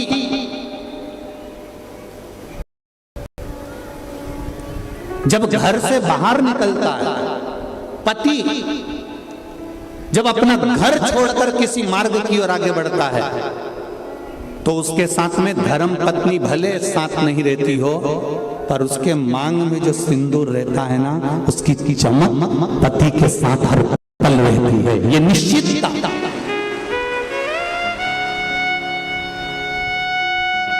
उसकी भक्ति का बल, उसके भजन का बल, उसके स्मरण का बल।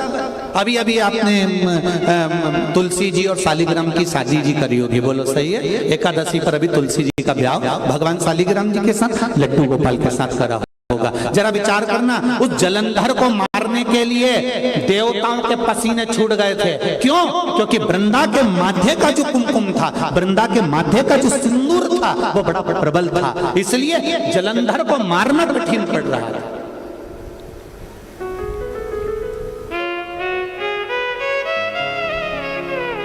फिर करा क्या गया कि इसके सात्वित्व को डिगाया जाए, और सात्वित्व को डिगाने के लिए भेजा। जब उसका सात्वित्व डिग गया, सात्वित्व टूट गया, तब जलंधर के प्राणों को हरा गया। फिर निवेदन करूंगा, मेरी जितनी माताएं यहाँ बैठी हैं, जितनी मेरी बहन बैठी हैं, जितनी मेरी जीजियाँ बैठी हुई हैं, जितनी मेरी बेटियाँ बैठी हुई हैं, निवेदन करूंगा मंगल पाणिग्रहण संस्कार होने के बाद में, विवाह हो जाने के बाद में, अपने मस्तक पर मांग में, भले आजकल तो फैशन हो गया, ज्यादा सिंदूर नहीं लगाती हैं माताएं, कुंकू नहीं लगाती हैं, थोड़ा उनको एक अलग सा फील होता है, तो उनको वो थोड़ा, मेरा निवेदन है कि मेरी जीजियों से, मेरी माताओं से, मेरी बहनों से, मेरी बेटियों से निवेदन है, शादी होने के बाद में मांग में, और एक फिर निवेदन करूंगा, वो पेंसिल जैसी नहीं, पेंसिल जैसी नहीं,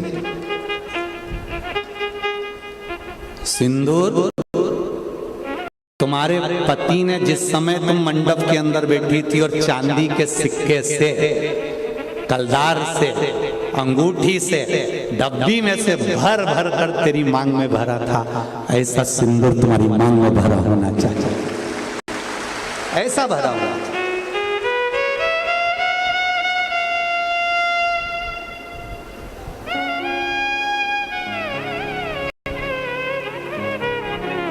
आपके माथे के सिंदूर, आपके मस्तक की कुंकू पर जो कुंकू आपने लगाया है, जो मस्तक पर सिंदूर लगाया है, वो बड़ा, हम सिंदूर और कुंकू का इसलिए बोल रहे हैं, टीकी का इसलिए नहीं बोल रहे हैं, क्योंकि टीकी तो आज के जमाने में तुम ढूंढते रह जाओगे।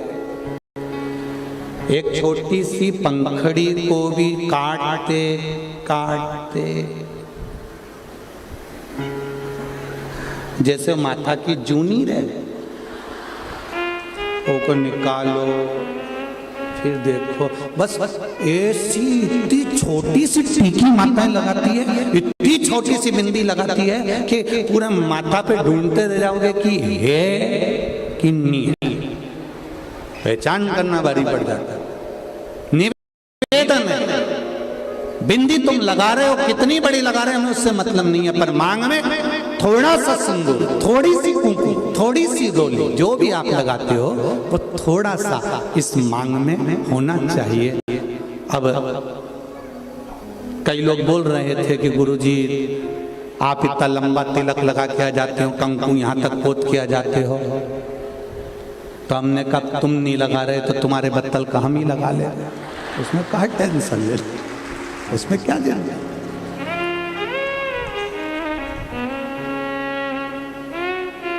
एक कथा याद आ जाती है, उस कथा में एक बार हम कथा करने के लिए काला पीपल गए, तो वहाँ कथा करने गए, तो वहाँ पर एक माता बूढ़ी बूढ़ी सी, बहुत 70-80 साल की, और कथा में आगे बैठ गई, और कथा हुई।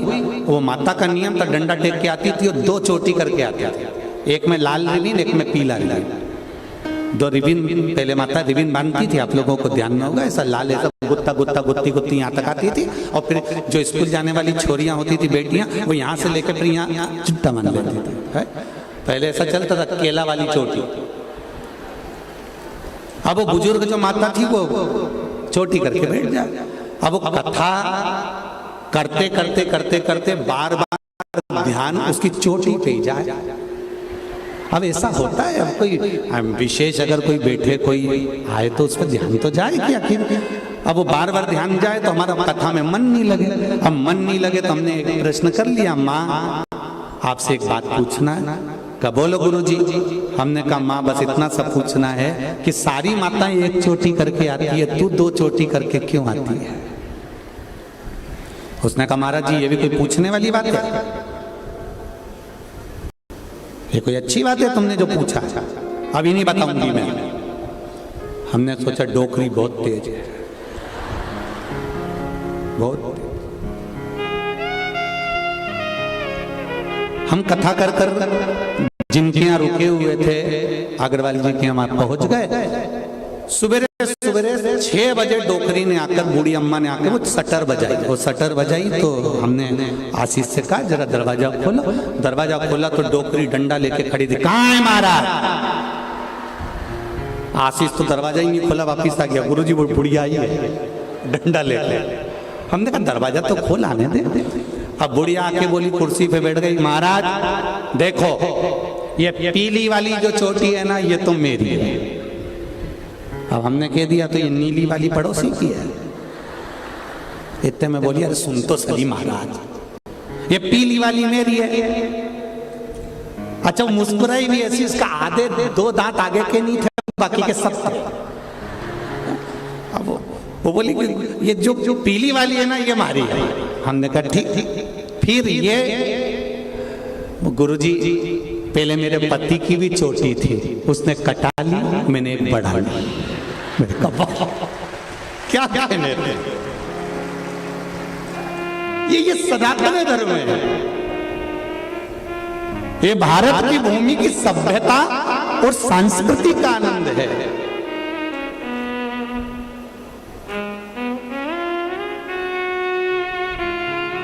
ये सुख ही दूसरा।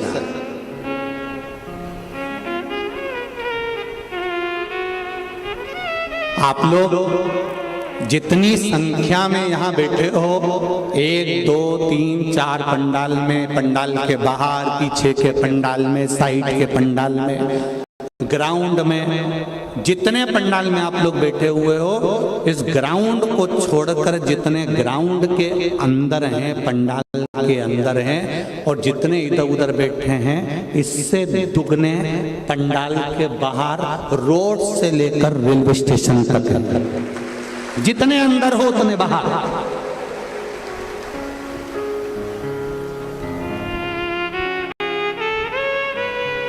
और केवल अविरल भक्ति, केवल आपकी भक्ति और भक्ति के सिवा कुछ नहीं।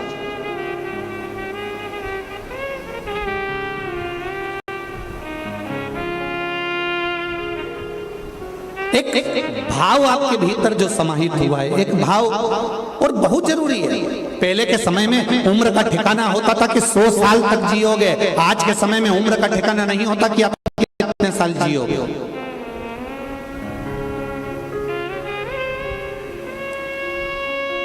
आय बढ़ाने का साधन प्रत्येक मनुष्य ढूंढ रहा है। आप भी जितने लोग बैठे हो ना, हमारी आय बढ़ना चाहिए, हमारी कमाई बढ़ना चाहिए, हमारा व्यापार बढ़ना चाहिए, हमारा पैसा बढ़ना चाहिए।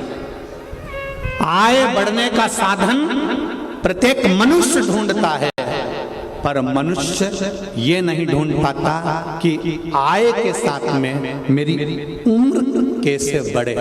आय बढ़ाते बढ़ाते बढ़ाते बढ़ाते मनुष्य की उम्र घटती चली जा रही है। घर में पैसा तो बढ़ रहा है, पर 65, 70, 75, 80 में आउट हो जा रहा है, समाप्त।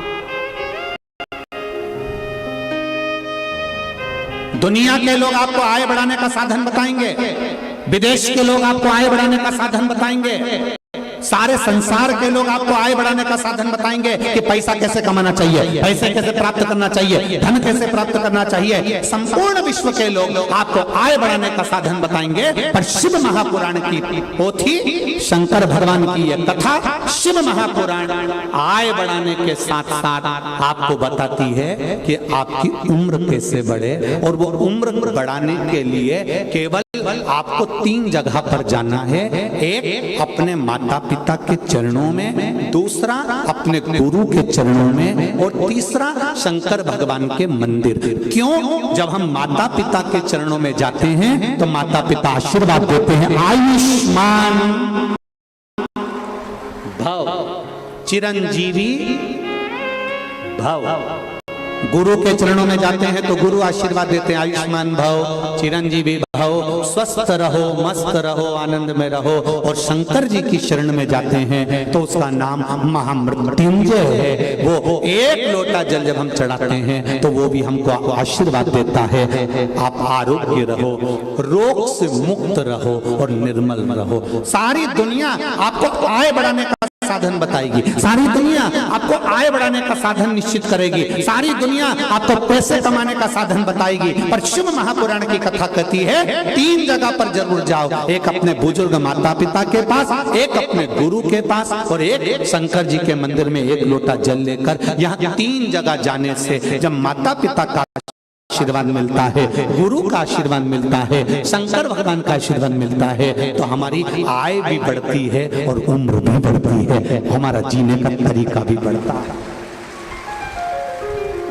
अब घर में फ्रिज के अंदर मिठाई ढेर सारी रखी है, फल ढेर सारे रखे हुए हैं, और मालूम पड़े तुमने कमाया तो खूब, आय भी खूब बढ़ाई, पर खाई नहीं पाओ तो मतलब क्या। एक सेव फल का टुकड़ा, एप्पल का इतना बड़ा टुकड़ा काट कर छील कर मुंह में 2 घंटे से रखा है, कथा में आके बैठ गई तब तक भी चल रहा है, क्योंकि दांत सोफा सेट है ही नहीं। अब वो सोफा सेट ही नहीं है तो मुंडा में वो एक टुकड़ा 2 घंटे तक कभी इधर आ जाता है। इतने में छोटे से बच्चे ने आके पूछ लिया, दादी, ओ दादी। दादी बोली क्या है, क्या खा रही है? दादी बोले सेव फल खा रही। पूरा खा गई? नहीं, ये रखा, ले तू खा ले। तूने कितना खाया दादी? इतना सा खाया। कितनी बजे खाया था? सुबह 9 बजे। अभी कितनी बज रही है? 12। 2 घंटे से अंदर ही नहीं गया, चबाई ही नहीं दिया।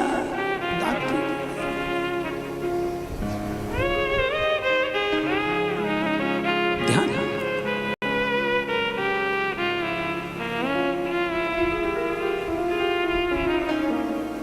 अच्छा, बहुत ध्यान देने वाली बात है। कोई कोई चीज ऐसी होती है जिसका स्मरण आपको होना चाहिए।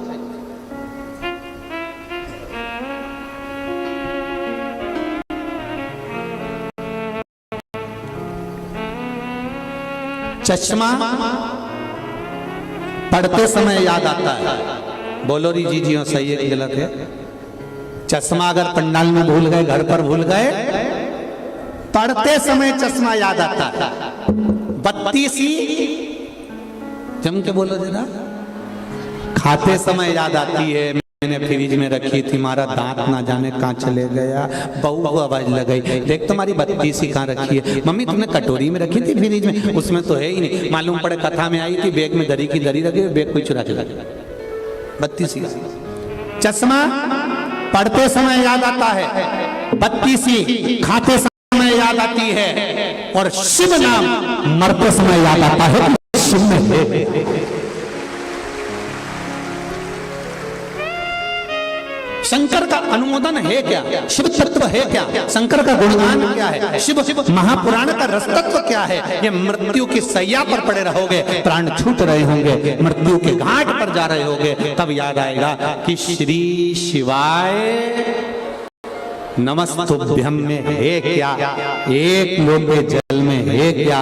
एक बेलपत्री में क्या है? ये मृत्यु की सैया पर याद आएगा। चश्मा पढ़ते समय याद आता है, बत्ती सी खाते समय याद आती है, शिव नाम मरते समय याद आता है कि शंकर के उस नाम में तत्व क्या छुपा है, क्या है? उम्र घटती चली जाए, पैसा बढ़ रहा है, मकान बढ़ रहा है, जायदाद बढ़ रही है, सब कुछ बढ़ रहा है, पर उम्र घट रही है। पहले मरने की उम्र कितनी थी?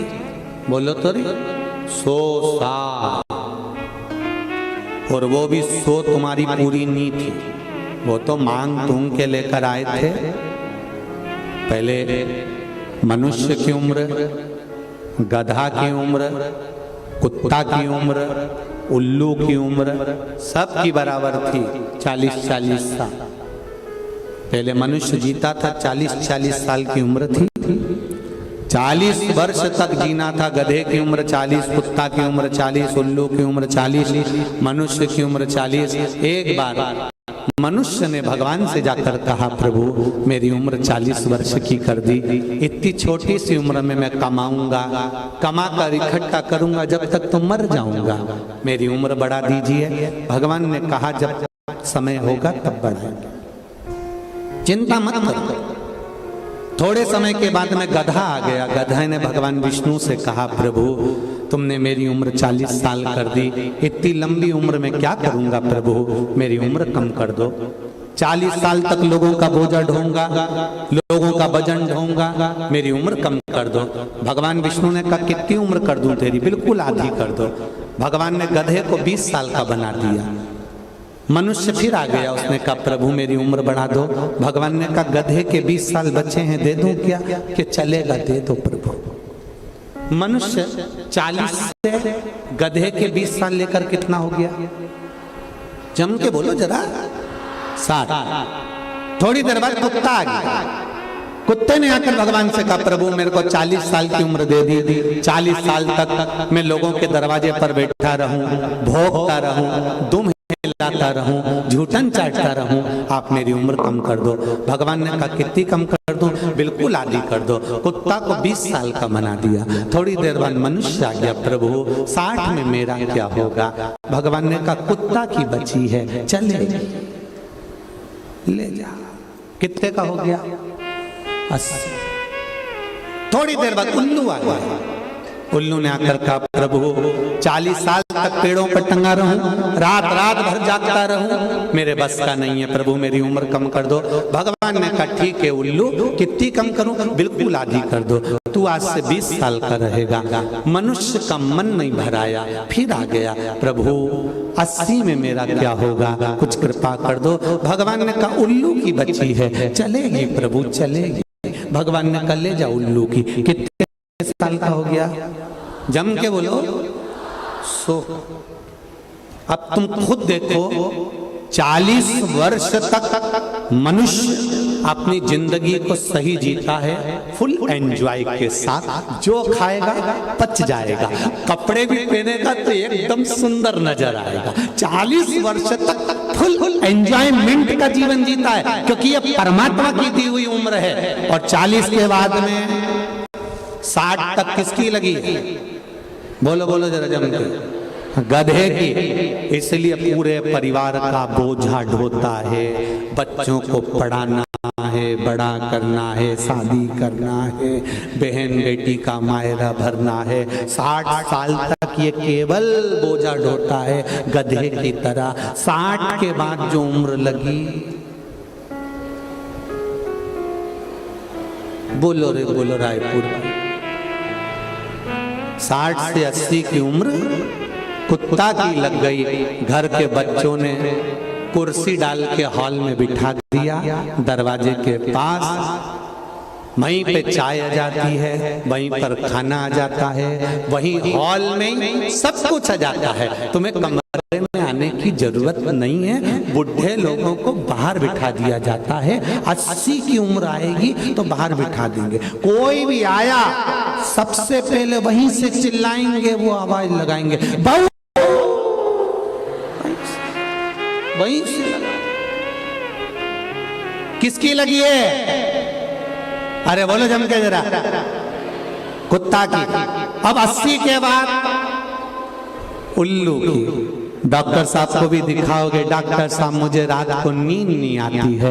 डॉक्टर कितनी भी गोली दे दे और कितनी भी दवाई दे दे, तुम थोड़ा खाओगे, दवाई खाने के भी बाद दवाई कितनी भी खा लो तो भी रात को 2, 2:30, 3 बजे तो तुम्हारी आंख खुली जाएगी और पलंग पे तो उल्लू की तरह निश्चित।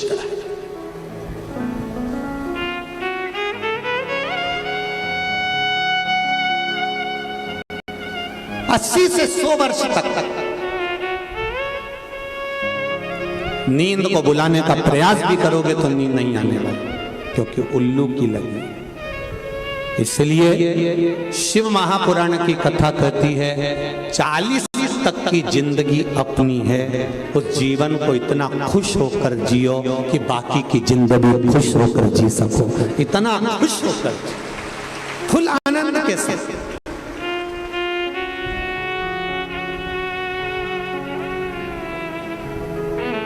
पर लोगों की आदत बुरी हो गई है। 40 साल तक की जिंदगी को लोग रो रो कर जीते हैं। शिव महापुराण की कथा कहती है अपनी जिंदगी को खुश होकर जी।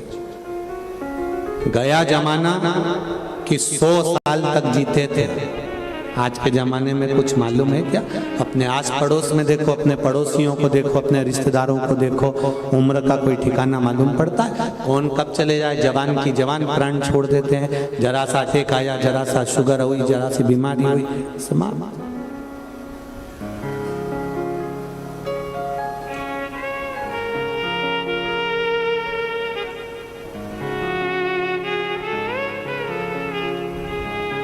किसी ने पूछा, गुरुजी पहले तो लोग 100 साल तक जीते थे, भगवान ने ऐसा क्यों कर दिया कि अब 100 साल तक तो कोई जा ही नहीं पाता, उससे पहले ही मर जाते हैं?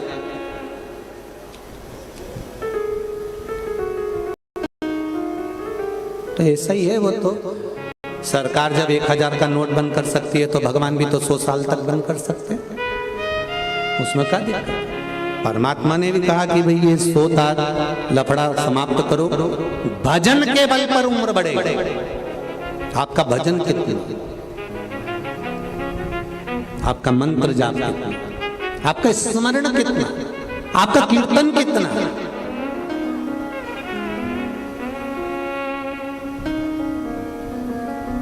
कहे ना राम नाम लीनो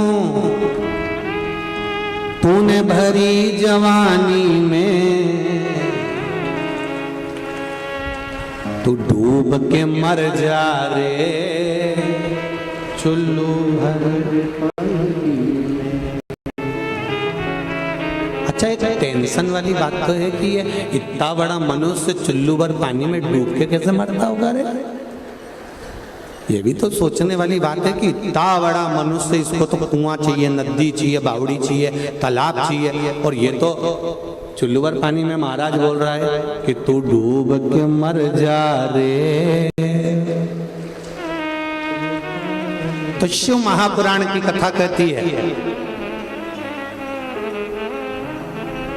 जो ये मानव का शरीर प्राप्त करने के बाद भी भगवान का भजन नहीं करता,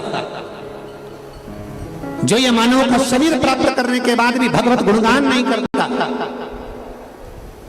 जो ये मानव का शरीर प्राप्त करने के बाद भी अपने माता पिता की सेवा नहीं करता, जो ये मानव का शरीर प्राप्त करने के बाद भी कभी शंकर भगवान की कथा को नहीं सुनता, ये मानव का शरीर प्राप्त करने के बाद भी जो परमार्थ का काम नहीं करता, किसी दीन दुखी कोई गरीब आदि की सहायता नहीं करता, शिव महापुराण की कथा कहती है फिर वो मनुष्य नहीं रहता, वो एक कीड़े की तरह रहता है, और कीड़ा चुल्लू भर पानी में डूब के मर सकता है। इसलिए कहा कि तू डूब के मर जा रे चुल्लू।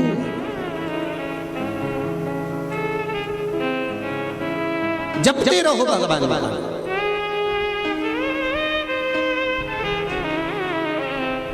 भगवान की अविरल भक्ति जपते रहो, करते रहो। आप पुकारते रहो उस परमात्मा को, वो सुनेगा, ये निश्चित है। ऐसा नहीं कि नहीं सुनेगा, एक बार नहीं सुनेगा, दूसरी बार सुनेगा। प्रैक्टिकल करके देखो,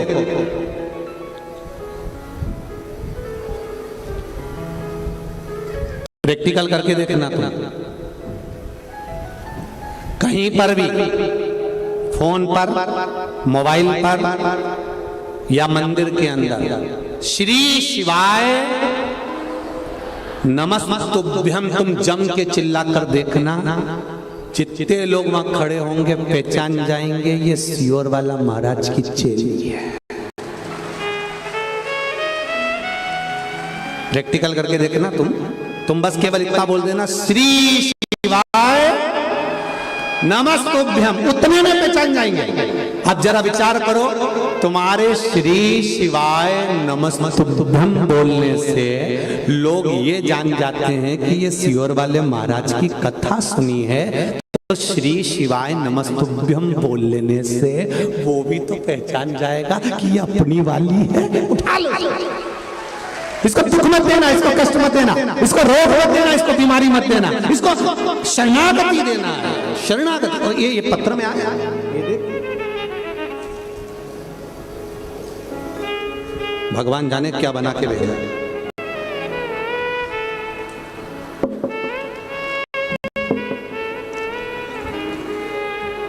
गुच्छा तो नहीं है कमल का।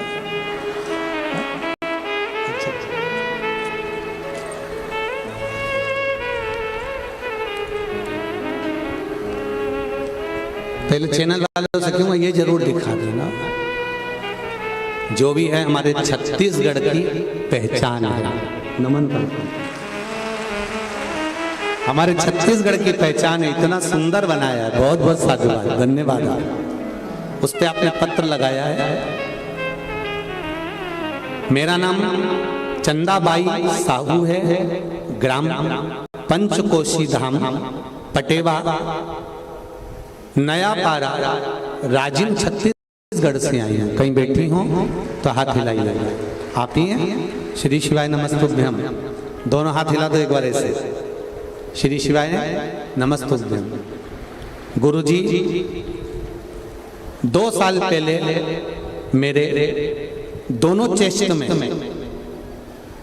गठान हो गई थी, मेरे दोनों चेस्ट में गांठ हो गई, गठान हो गई। वो गांठ धीरे धीरे बढ़ती जा रही थी। फिर हमने 2022 मई के महीने में रायपुर एम्स हॉस्पिटल में चेकअप करवाया। चेकअप में आया, डॉक्टर साहब ने कहा ये गठान कोई साधारण नहीं है, आप इसको हल्के में ना लें और इस गठान का ऑपरेशन करना पड़ेगा और निकाल के इसको जांच के लिए मुंबई भेजा जाएगा। और ये गठान आप किसी को भी दिखा लो, कोई भी बता देगा कि ये गांठ वही मानी जाए। ये 2 गांठ आपके चेस्ट में हो गई है, दोनों गांठों को निकालना पड़ेगा, ऑपरेशन करना पड़ेगा। हमने डॉक्टर साहब से कहा, डॉक्टर साहब आप कुछ दवाई दे दो, और दवाई लेकर ऑपरेशन तो अभी हम नहीं कराएंगे डॉक्टर साहब, और दवाई लेकर हम घर आ गए। दवाई को ले जाकर हमने शिव जी के मंदिर में शंकर भगवान को दे दिया, भोलेनाथ हम दवाई जरूर खाएंगे पर आपको ऑपरेशन की नौबत मत आने देना और मेरा ऑपरेशन टाल देना। मेरे शरीर में कोई ऐसी बीमारी मत देना बाबा, मैं तेरी हूं तू मेरा है। एक लोटा जल चढ़ाना प्रारंभ करा, एक बेलपत्र खाना प्रारंभ किया और दवाई का सेवन भी भगवान शिव की कृपा से करना प्रारंभ किया। गुरुदेव दूसरी बार हम फिर एम्स में डॉक्टर को दिखाने के लिए गए। डॉक्टर साहब ने कहा कि बड़ा विचित्र काम हो गया, 1 सप्ताह पहले 2 गांठ थी और जो गांठ मुंबई जांच के लिए जाना थी, आश्चर्य हो रहा है कि आपकी जो जांच हो रही है उसमें एक भी गांठ नहीं आ रही।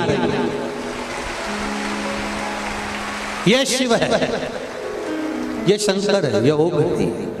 बैठिए, प्रणाम करता हूं। और आप राजिम से आई हैं, छत्तीसगढ़ का बैकुंठ है राजिम, राजिम की धरा को भी नमन करता हूं। श्री शिवाय नमस्ते। ये शिव है। ओ घड़ी तेरी कृपा बिना न हिले एक भी अणु, लेते श्वास तेरी कृपा से तन, बखान क्या करूं मैं राखों के ढेर का, चपटी भभूत में खजाना कुबेर का।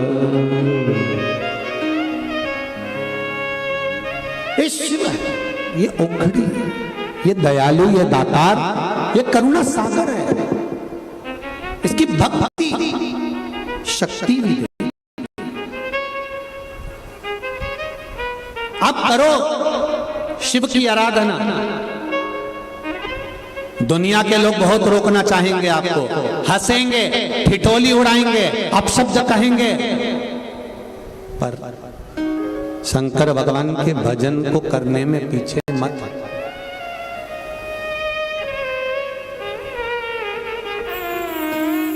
पीछे मत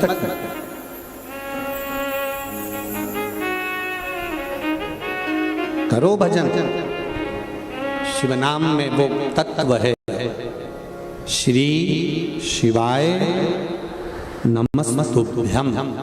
भले दुनिया के लोग कहते हैं कि यह मंत्र कैसा है, यह मंत्र का स्वरूप कैसा है, पर इस मंत्र में एक बात तो लिखी है कि शंकर भगवान को मैं नमन करता हूँ। आप दिन भर में श्री शिवाय नमस्तुभ्यम बोलते रहोगे, शिव जी को नमन करते रहोगे, बार बार मेरे देवाधिदेव महादेव को याद करते रहोगे, तो ये निश्चित है कि मेरा महाकाल राजा भी आपको याद करता रहेगा, वो भी आपको स्मरण करेगा। भक्ति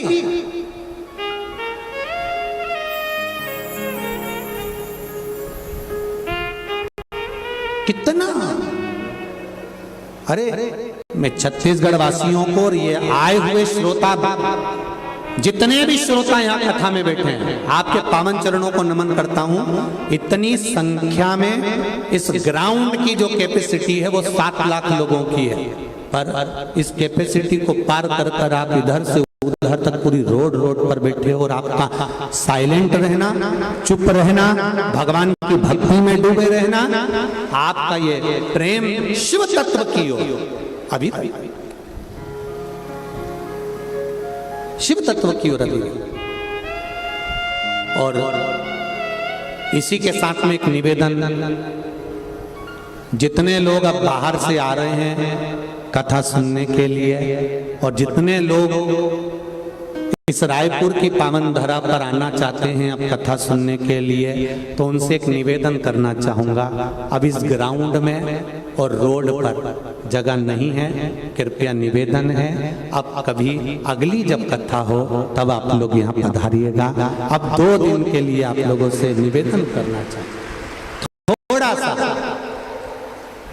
क्योंकि भीड़ बढ़ती चली जा रही है और रेलवे स्टेशन पर अपार भीड़ है, बस स्टैंड पर अपार भीड़ है, गाड़ियों अपार पर आ रही है। इसलिए निवेदन है कि अब प्रयास करना, या तो जो 16 तारीख से 22 तारीख तक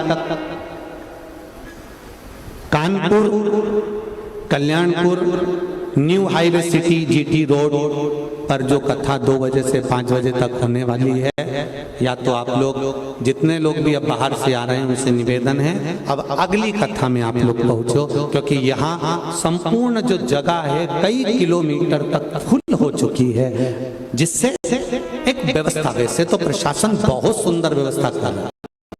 मैं आदरणीय गृह मंत्री जी से कहूंगा, आपका छत्तीसगढ़ प्रशासन ने बहुत सुंदर व्यवस्था करी, उसके लिए बहुत बहुत साधुवाद है। बहुत सुंदर व्यवस्था,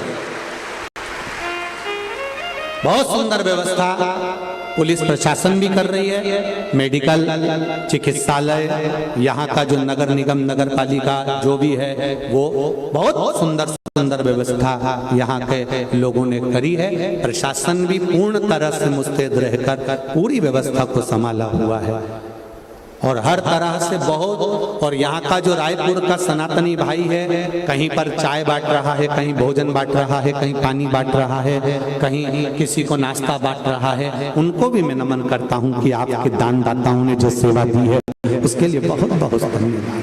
आपकी भक्ति, बसंत जी अग्रवाल इस कथा के यजमान है, माना उनका पूरा परिवार यजमान है, पर अकेले व्यक्ति के साथ में प्रशासन भी कदम से कदम मिलाकर आगे खड़ी हुई है। इसलिए एक बार पूरी पुलिस प्रशासन को, पुलिस संसार के जितने भी छत्तीसगढ़ के निवासी सबको साधुवाद है बहुत बहुत। और इनका साथ पत्रकार, मीडिया अपनी कलम के माध्यम से, ये पत्रकार बंधु, ये मीडिया इतना साथ दे रहे हैं कि मैं निवेदन करना चाहूंगा आप सबसे कि इन पत्रकारों के लिए, सोशल मीडिया के लिए बहुत बहुत साधुवाद है। बहुत सुंदर आपका भाव, आपका आनंद, सुख देने वाला।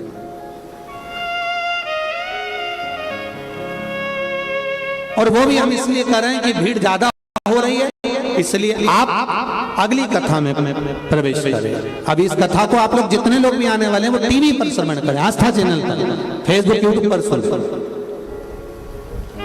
भक्ति का संचार, आनंद,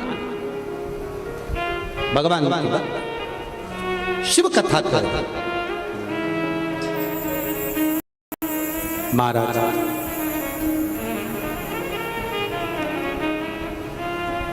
तेरे डमरू की धुन सुन के मैं काशी, अब काशी नगरी तो क्या रायपुर आई,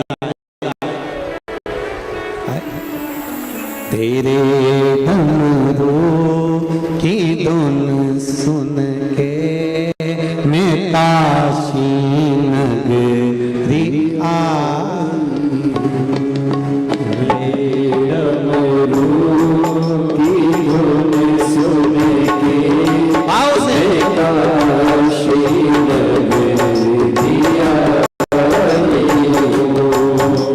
काशी नगरी आई।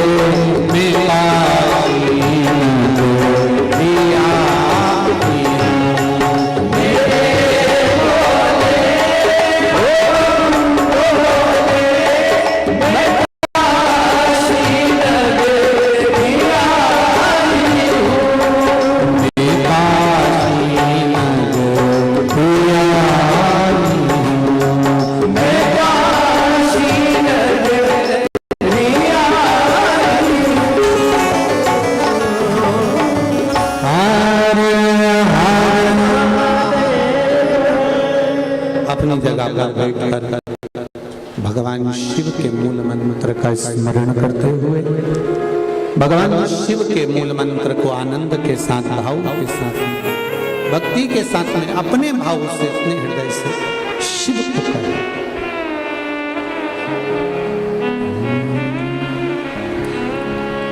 श्री शिवाय नमस्तु, श्री शिवाय नमस्तु, श्री शिवाय नमस्तु, श्री शिवाय नमस्तु, श्री शिवाय नमस्तु। भोला सब दुख काटो ओ भोला सब दुख काटो। शिव शंकर जपूं तेरी माला, भोले बाबा जपूं तेरी माला, भोला सब दुख काटो ओ भोला सब दुख काटो। शिव कथा कर भगवान शंकर का गुणगान कर रहा है। माता पार्वती जी के साथ में शिव जी का मंगल विवाह हुआ। शिव दूल्हा बने, पार्वती दुल्हन बनी।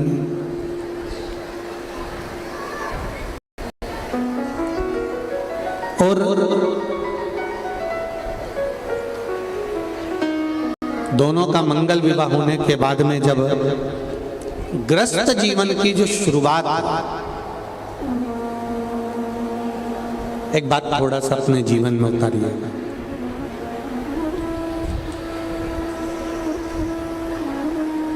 अच्छा लगे तो अपने जीवन में उतार कर जरूर रखना कि जिस बेटी का विवाह जब हो जाए और बेटी ससुराल चली जाए तो मेरी माताओं से, मेरी दीदियों से, मेरी बहनों से निवेदन करूंगा कि जब बेटी का विवाह हो जाए और बेटी ससुराल चली जाए तो निवेदन है बेटी को ये सीख देकर भेजना कि बेटी तुम ससुराल जा रही हो, मना नहीं है, पर ससुराल की छोटी छोटी बात अपने मायके में कभी मत बताना, उस जगह पर रहकर उसको समाप्त कर।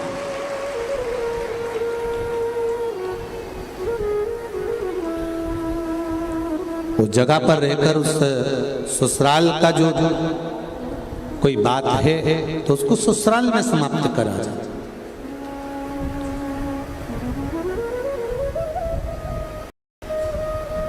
बड़ों की, जितने घर में जो बुजुर्ग होते हैं ना, घर के जो बड़े होते हैं, बड़ों की बात आज के जमाने में कोई नहीं मानता, पर बड़ों की बात का बुरा सब मानते। बात नहीं मानेंगे पर बात का बुरा अवश्य मानेंगे। एक समझने वाली बात है कि बड़ों की बात का, आप कहते हो, कई लोग कहते हैं हमारी बात हमारा छोरा नहीं सुनता, हमारी बात हमारा बेटा नहीं सुनता, हमारी बहू नहीं सुनती। बड़ों की बात आज के जमाने में कोई नहीं मानता, पर बड़ों की बात का बुरा प्रत्येक व्यक्ति मानता। और शिव महापुराण थोड़ा उल्टा कह रहे हैं। शिव महापुराण की कथा कहती है कि बड़ों की बात का कभी बुरा मत मानो, और उन्होंने जो बताया है उस पथ पर चलने का प्रयास करो, कभी भी में नहीं।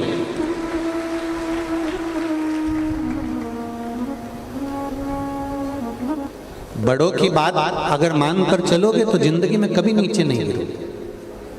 एक बड़ा सुंदर संवाद आता है, एक लड़के की शादी नहीं हो रही है और लड़के की शादी नहीं हो रही, बड़े परेशान हो गए लड़के के मम्मी पापा पिताजी माताजी कि लड़के की शादी नहीं हो रही।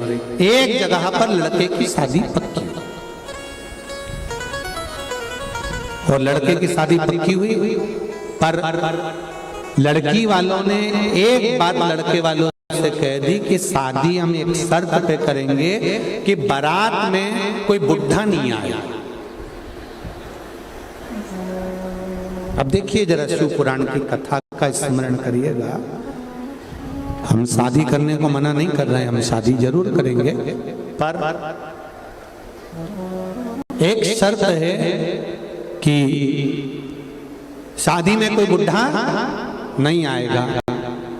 ठीक है साहब, हम बुजुर्गों को लेकर नहीं आएंगे, हम बड़े को लेकर नहीं आएंगे, हम लड़के ठीक लड़का तो कम से कम शादी हो जाए, लड़के की शादी तो हो जाए। बेचारा 32 साल का हो गया, 33 साल का हो गया और उसकी शादी नहीं हो रही है, तो कम से कम शादी तो हो जाएगी।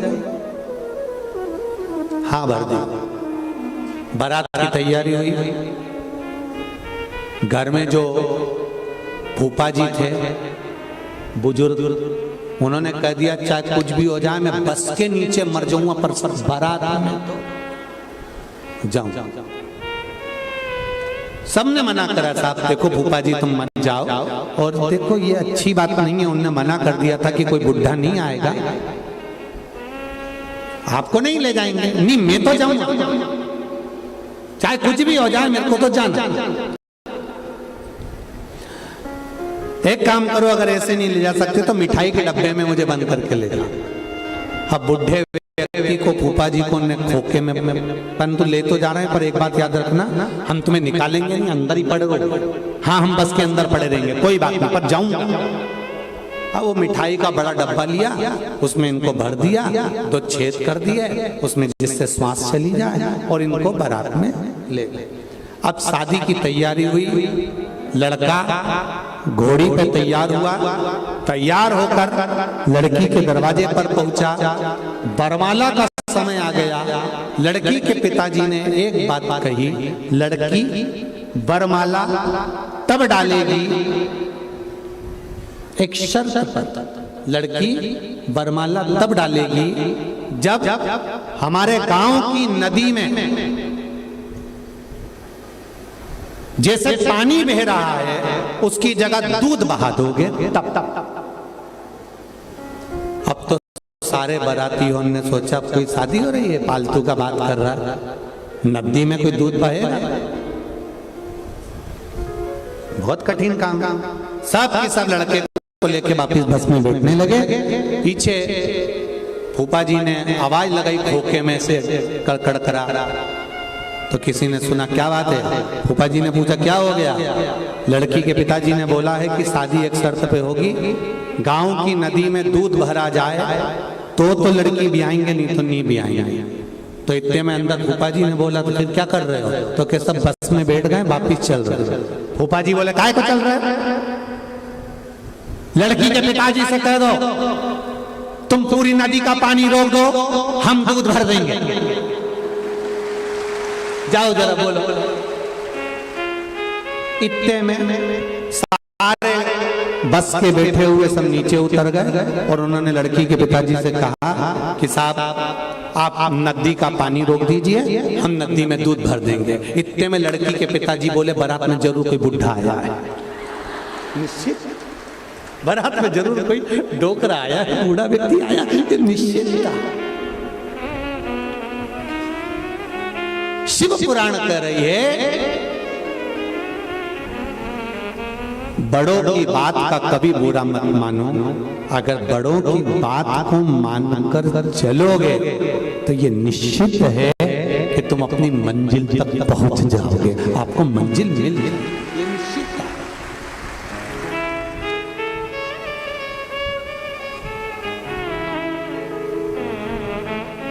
आप मानो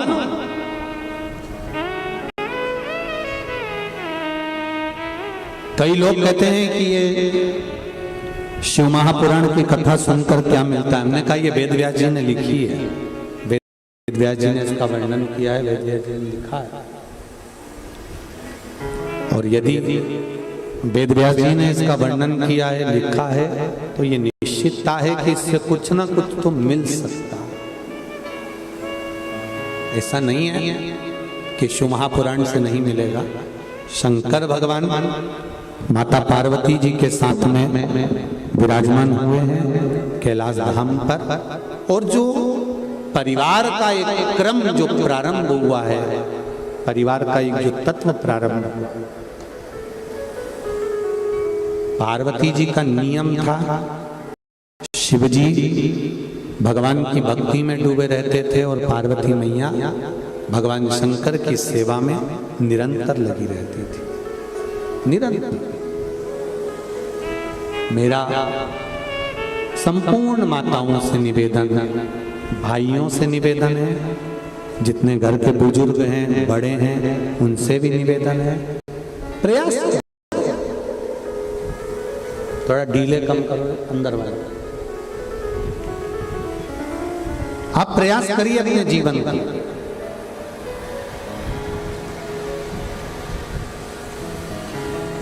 सार्थक बनाने के लिए।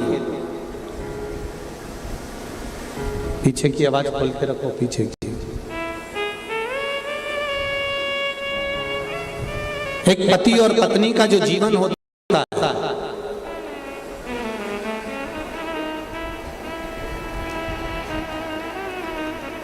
पति और पत्नी का जो जीवन है, पति और पत्नी का जो जीवन का क्रम है, वो एक हमें सीख देता है। क्या सीख देता है? वो हमको बताता है कि जब विपदा की थोड़ी सी भी घड़ी आए,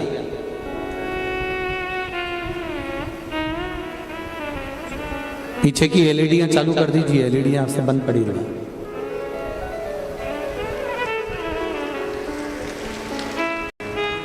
विपदा की जब घड़ी आए, उस विपदा की घड़ी में शिव महापुराण की कथा कहती है, पति और पत्नी को कदम से कदम मिलाकर अग्रणी चलना चाहिए। विपदा की जब घड़ी आए,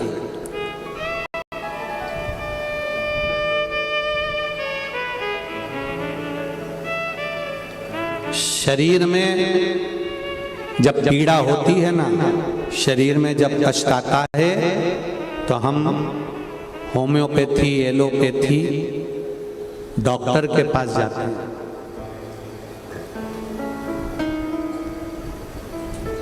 शरीर में जब कष्ट हुआ, शरीर में जब पीड़ा हुई, शरीर में जब दुख हुआ, शरीर में जब पीड़ा हुई, तो हम होम्योपैथी, एलोपैथी, डॉक्टर के पास जाते हैं और उनसे थोड़ी सी दवाई लेकर अपने शरीर की पीड़ा को मिटाते हैं। उसी तरह शरीर में पीड़ा होती है, तब हम डॉक्टर ढूंढते हैं। और शिव पुराण कहती है, जब मन में पीड़ा हो तो शिव महापुराण की कथा को ढूंढो। मन की पीड़ा, अपने भीतर की जो पीड़ा है, अपने अंदर की जो पीड़ा है,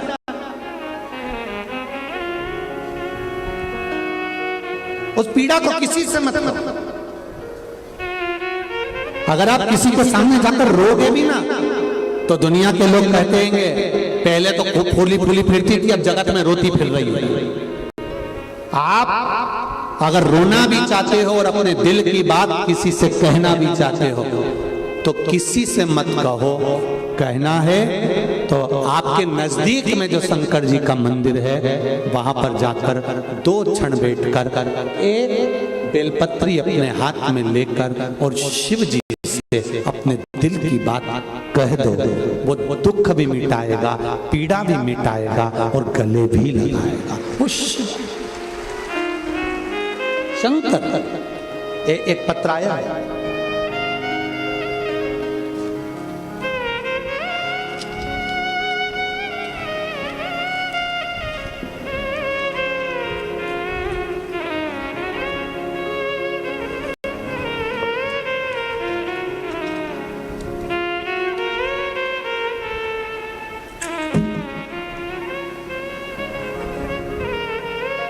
मैं आयुषी साहू शिवानंद नगर रायपुर से हूँ। कहीं बैठी हो आयुषी जी तो हाथ हिलाइएगा। आप ही हैं? श्री शिवाय नमस्तुभ्यं।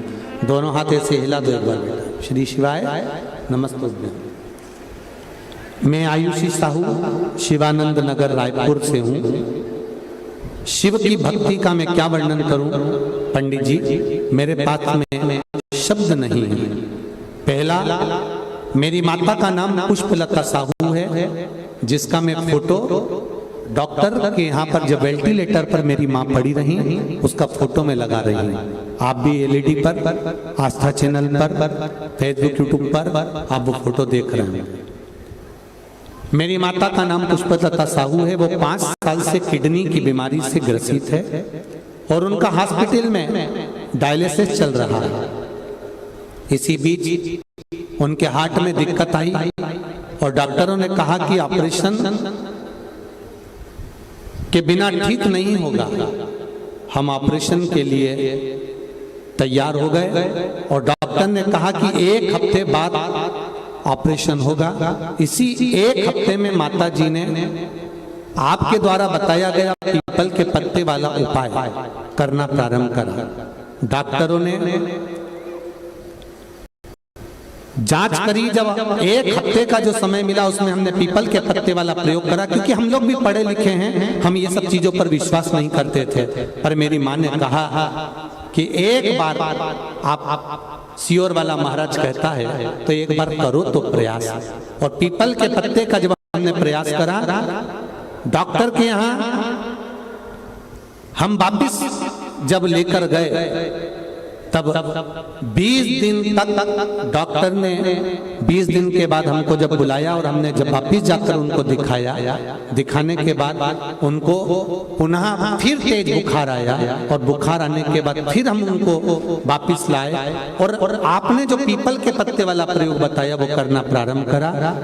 गुरुदेव, हम उनको वापिस हॉस्पिटल ऑपरेशन की तैयारी कर कर लेकर गए और डॉक्टर ने जांच कर कर कहा इनका ऑपरेशन कराने की जरूरत नहीं पड़ेगी, ये दवाई से ठीक होना प्रारंभ हो गई। ये दवाई से ठीक होना प्रारंभ हो गई हैं। गुरुदेव, अब बाबा की कृपा से उनका हार्ट का ऑपरेशन नहीं हुआ और वो धीरे धीरे ठीक होती चली जा रही हैं। बाबा की कृपा। इस साल होली में माँ के मुंह में लकवा भी लग गया। शरीर में इतनी कमजोरी थी कि डॉक्टर ने कहा एडमिट होना पड़ेगा। मम्मी ने कहा दवाई ले आओ, एडमिट हो जाऊंगी, मना नहीं। शिवजी पे चढ़ा हुआ 1 लोटा पानी दवाई के साथ शिवजी को समर्पित कर कर खाना प्रारंभ करा, जल लेना प्रारंभ करा और मुंह का लकवा भी धीरे धीरे ठीक हो गया। ये शिव है। शंकर, बैठो बेटा। श्री शिवाय नमस्ते। एक पत्र और बड़ा सुंदर आया,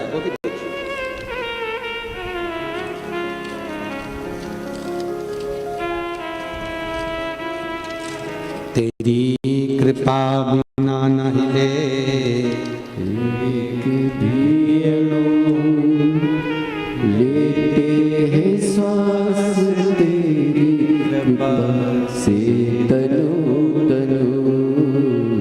बखान क्या करूं मैं राखों के ढेर का चपटी भगोत में खजाना कुबेर का। हे गंगाधार मुक्ति द्वार ओंकार तू आयो शरण तिहारी तार मेरा नाम जय श्री साहू। मैं गुड़ियारी रायपुर छत्तीसगढ़ की रहने वाली हूँ। जय श्री बेटी कहीं बैठी हो तो हाथ जरूर हिलाओ। जय श्री साहू, गुड़ियारी रायपुर। आप इधर है बेटा? श्री शिवाय नमस्ते। गुड़ियारी छत्तीसगढ़ की रहने वाली हूँ। गुरुदेव, मैं पिछले 3 साल से MBBS की तैयारी कर रही थी, परंतु सफल नहीं हुई, असफलता मिलती रही। फिर मैंने आपकी कथा श्रवण कर कर शिवलिंग पर एक लोटा जल और बेलपत्री में शहद लगाकर शिवलिंग पर चढ़ाना प्रारंभ किया। और इसी साल MBBS के अलॉटमेंट लिस्ट में मेरा नाम बाबा देवादिदेव महादेव की कृपा से आ गया। गुरुदेव 9/11/2022 को जिस दिन कथा चालू हुई, बाबा की कृपा से Shri Shankaracharya institute of medical science college Bhilai में मेरा एडमिशन हो गया है। मैं बाबा को भोग लगाने के लिए आया। श्री शिवाय नमस्तुभ्यम। बेटा खुश हो गए अब तो? श्री शिवाय नमस्तुभ्यम। ऐसे ही निवेदन करूंगा, जैसा कर्माबाई ने खिचड़ी खिलाकर भगवान को साहू समाज का गौरवान्वित नाम किया, ऐसे आप भी डॉक्टर में गौरवान्वितता महसूस करें, यही बाबा से विनती है। एक पत्र और बड़ा सुंदर है, देखिए। मेरा नाम विजय कुमार तथा मेरी पत्नी का नाम सीता वर्मा है और हम लोग शाश्वत नगर रायपुर छत्तीसगढ़ से आए हैं। कहीं बैठे हो तो हाथ हिलाइए भाई, कहीं बैठे हो तो आप इधर है क्या? श्री शिवाय नमस्ते बहन, दिख गए। पति पत्नी दोनों आए क्या? श्री शिवाय नमस्ते बहन। मेरा नाम विजय कुमार तथा मेरी पत्नी का नाम सीता वर्मा है और हम लोग शाश्वत नगर रायपुर छत्तीसगढ़ से हैं। आपका कथा हम लोग 2019 से सुन रहे हैं। हमारे पास घर नहीं था, बाबा जी की कृपा से हमारा घर भी बन गया। कोई भी बांधा नहीं आई। गुरुजी मेरे भोले शंकर की कृपा का क्या मैं बखान करूं। शादी को 15 वर्ष हो गए थे, कोई संतान नहीं था गुरुदेव। हम सब दूर भटक लिए, हमने सारे प्रयास कर लिए पर संतान नहीं हुई। तब कथा में आंकड़े की जड़ का उपाय किया, पशुपति व्रत भी करा, डॉक्टरी इलाज भी करवाते रहे गुरुदेव। उसके बाद भी संतान नहीं हुई। तब आपने कथा में कहा था पीपल के पत्ते का उपाय, अशोक सुंदरी वाला लाल धागे वाला उपाय करना प्रारंभ करा और वो पीपल के पत्ते का उपाय करा और बाबा से विनती कर उसका लाभ मिला। महाकाल और ओमकारेश्वर बाबा की कृपा, हमने बाबा से विनती करी, बाबा को नमन करा। बाबा की कृपा से 3 नवंबर को मेरे यहाँ 15 साल के बाद बेटी ने जन्म लिया है। बाबा की कृपा हुई। शिव बाबा को प्रणाम करने के लिए यहाँ आया हूँ। गुरुजी जब तक जीऊंगा, सारे डॉक्टरों ने हाथ ऊंचे कर दिए थे कि संतान नहीं होगी, टेस्ट बेबी भी करवाया तो संतान नहीं हुई। जब सारे कार्य फेल हो गए, अब गुरुजी जब तक जीऊंगा हर रोज मंदिर जाऊंगा और अपने बच्चों से भी कहूंगा कि एक लोटा जल जरूर चढ़ाना। बैठो बेटा। श्री शिवाय नमस्तुभ्यम। बधाई आपको, आपके घर में लाडली आई है। शिव कृपा तेरी कृपा बिना नहीं ले एक भी लेते हैं श्वास, तेरी कृपा से तन बखान क्या करूं मैं राखों के ढेर का, चपटी भभूत में खजाना करो भजन। छोड़ना नहीं है कथा का।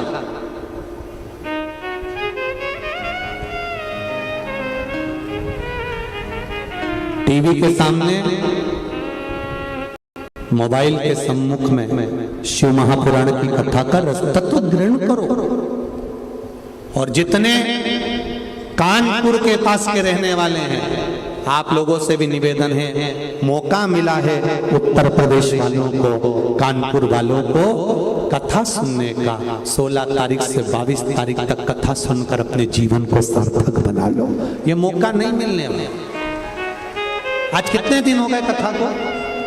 जम के बोलो जरा। 3। कितने बचे?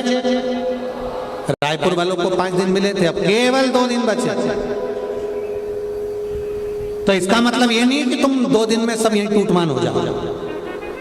हाथ जोड़ के निवेदन है सब जितने लोग ट्रेन से आ रहे हैं, बस से आ रहे हैं, बहुत हो गए। अब यहाँ बहुत सारा ग्राउंड रोड सब भरे पड़े हैं। पूरे रायपुर की होटलें फुल पड़ी हुई हैं।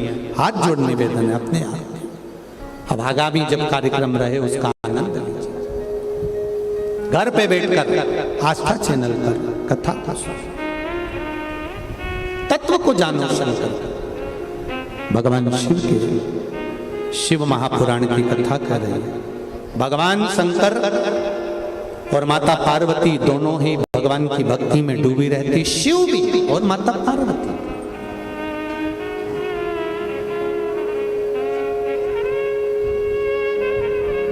समय आया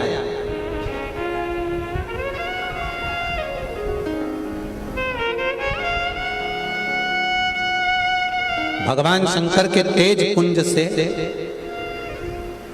गंगा जी के जल से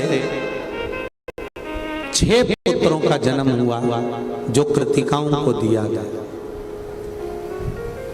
कृतिकाओं ने उस पुत्र को पाल पोस कर बड़ा करा तो उसका नाम षडानंद कार्तिकेय रखा गया। कार्तिकेय जी का जन्म का एक कारण और था तारकासुर का संहार, तारकासुर को मारना।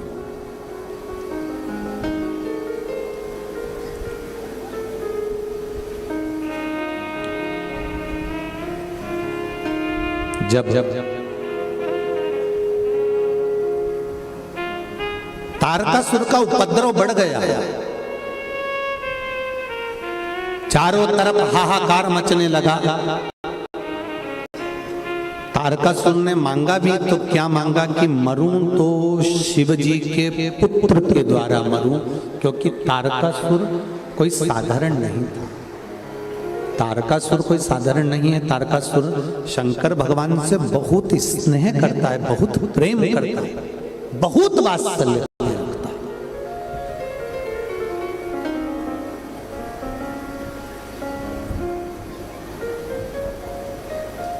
तारकासुर ने मांगा कि अगर मरूं तो शिव जी के पुत्र के द्वारा मरूं, और शिव जी की कृपा हुई। तारकासुर को मारने के लिए कार्तिकेय का जन्म हुआ। कार्तिकेय बाबा को माता पार्वती जी ने कह दिया ये तारकासुर है, पर इसका संहार तो करना, पर इसके हृदय में चोट ना लगे। इसके हृदय में शिव बैठे हुए, भगवान शंकर इसके हृदय में बैठे हुए हैं। शिव महापुराण की कथा कहती है जो शंकर का भजन करता है, जो शिव का स्मरण करता है, शिव नाम के जाप में दिन रात डूबा रहता है, शंकर की भक्ति में जो डूबा रहता है, शिव पुराण कहती है उसका दिल कभी मत दुखाओ वरना जिंदगी नरक जैसी हो जाती है। नरक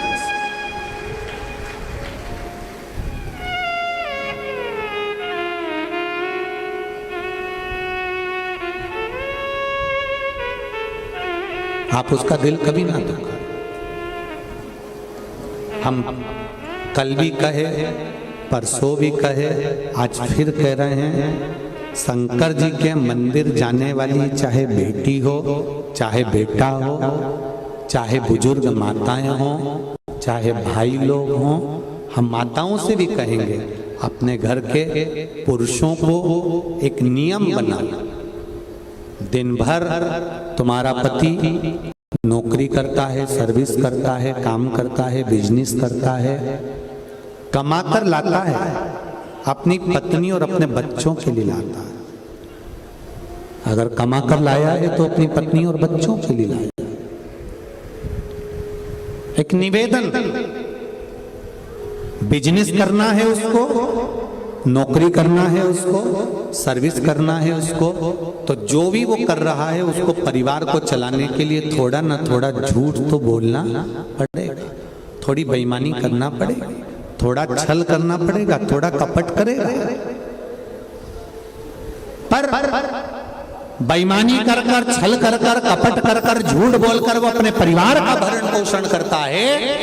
कमाकर अगर लाकर देता है तो अपनी पत्नी के हाथ में देता है। इसलिए धर्म पत्नी का एक नियम होना चाहिए, वो जाने कि झूठ इसने बोला है, कपट इसने करा है, बेईमानी इसने करी है, कमाकर लाकर मुझे दिया है। अगर नरक का भोग भी भोगेगा ना तो इसको भोगना पड़ेगा। उस नरक के भोग से मैं कैसे उसको बचा सकती हूँ? तो धर्म पत्नी से निवेदन है, अपने घर के पति से, अपने बच्चों से एक निवेदन करना प्रारंभ करो कि सुबह एक लोटा जल ले जाकर शिव जी को चढ़ाना चालू करो, क्योंकि तुम्हारे कर्म का भोग तुम्हें भोगना पड़ेगा। अगर एक लोटा जल चढ़ा दोगे तो ये तुम्हारी लेखनी में जो लिखा है वो समाप्त हो जाएगा। ये निश्चित है, ये निश्चित है।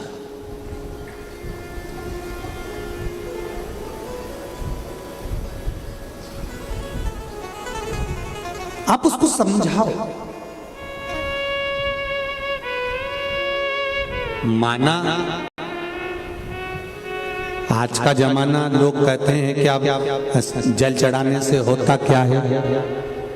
आज का जमाना जरा विचित्र है, लोग बात प्रश्न बहुत करते हैं, बहुत प्रश्न।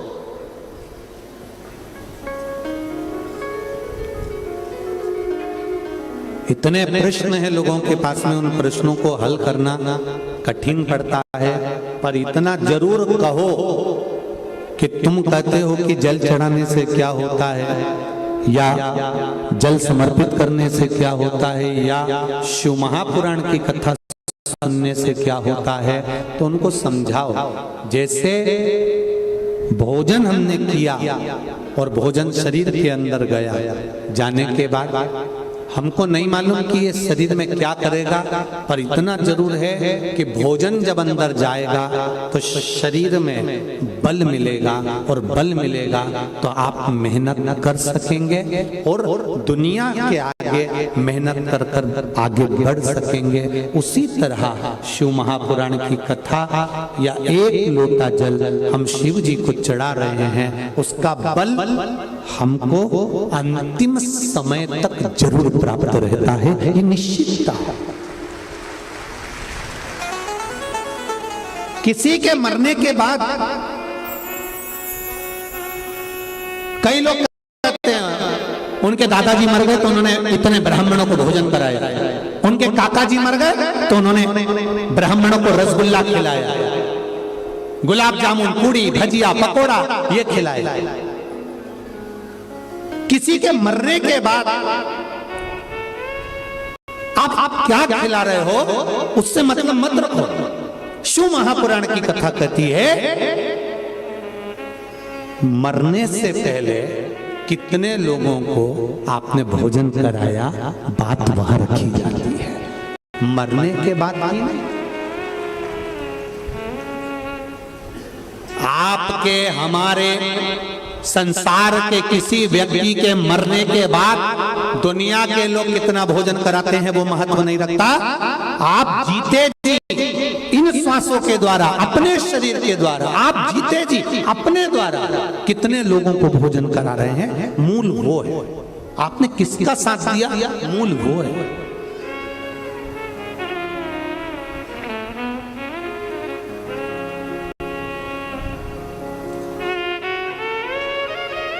मूलता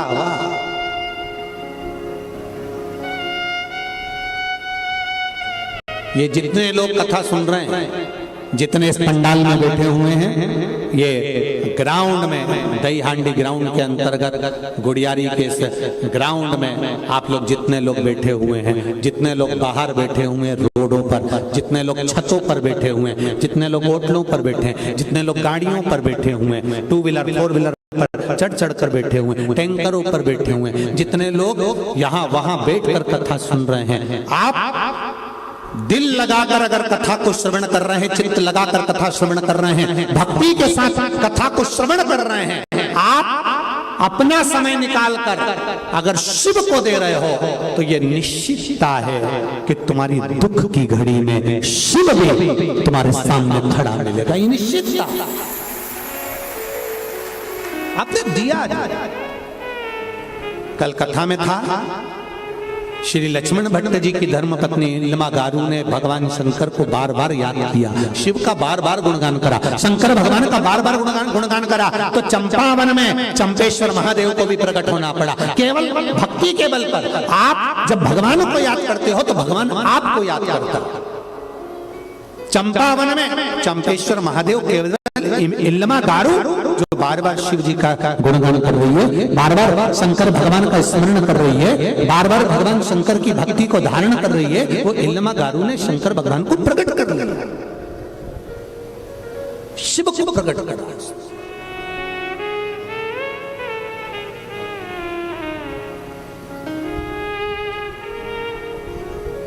आप करो उसको याद, आप करो उसका स्मरण, हर पल, हर घड़ी, हर क्षण आप उसको जपो। तो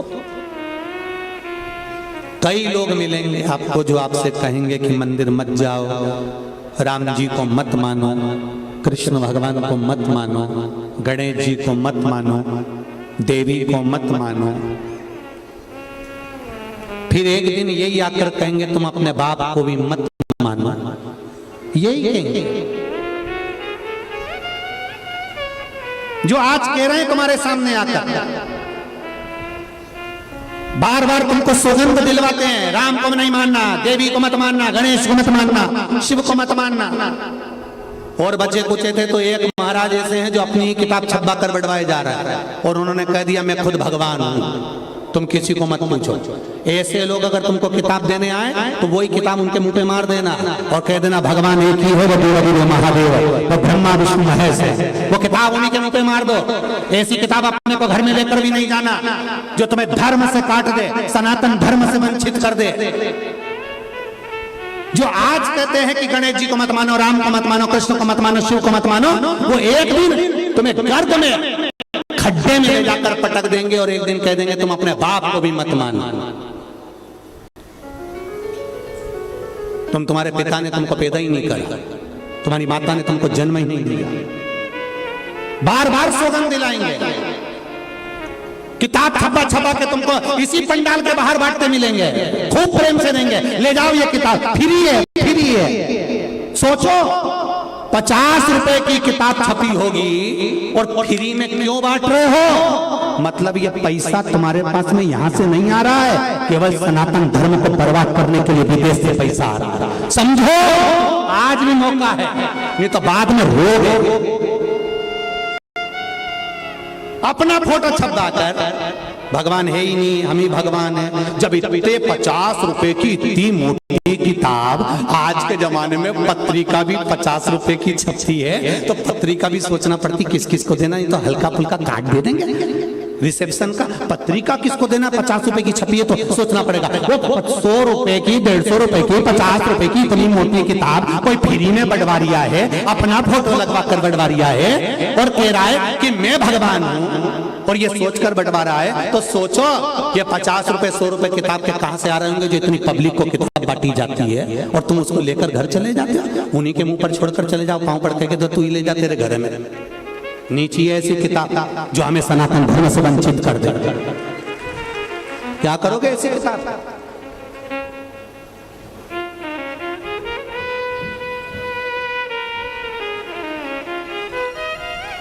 विचार करिए, स्मरण करिए भक्ति की ओर। आज बसंत कुमार जी अग्रवाल जी ने अगर यहाँ कथा रखी है, आगे लखनऊ में भी कानपुर में भी कथा है, फिर इंदौर में संजय जी शुक्ला जी की 24 तारीख से 30 तारीख तक कथा है। ये कथाएं जो हो रही हैं, ये कथाएं दिखाने के लिए या भीड़ बढ़ाने के लिए नहीं है। मत आओ आप कथा में, अभी आज की कथा में कह दिया आप अपने अपने घर से सुनो, क्या करेंगे भीड़ बढ़ाकर? कथा का मूल सार तत्व ये है कि आप अगर कथा में आए हो तो विश्वास रखकर बैठना। जैसे ये पत्रों का ढेर लगा है और पत्र पीछे ढेर लगे पड़े हुए हैं, ये पत्र में आपका विश्वास है। एक बच्चे ने तो यहाँ तक लिखा है कि कल गाड़ी से जा रहे थे मेरे भैया, ये लिखा है। कोई पुलिस वाले का फोटो तक दिया किसी आर्मी के मैन का। जरा देखिए, बाबा मेरा नाम नीतू वर्मा है, मैं सिमगा जिला बालोदा बाजार की रहने वाली हूँ। मैं क्या बखान करूँ इस मंत्र का, श्री शिवाय नमस्तुभ्यम का मैं क्या वर्णन करूँ, शंभू की महिमा का क्या मैं बखान करूँ।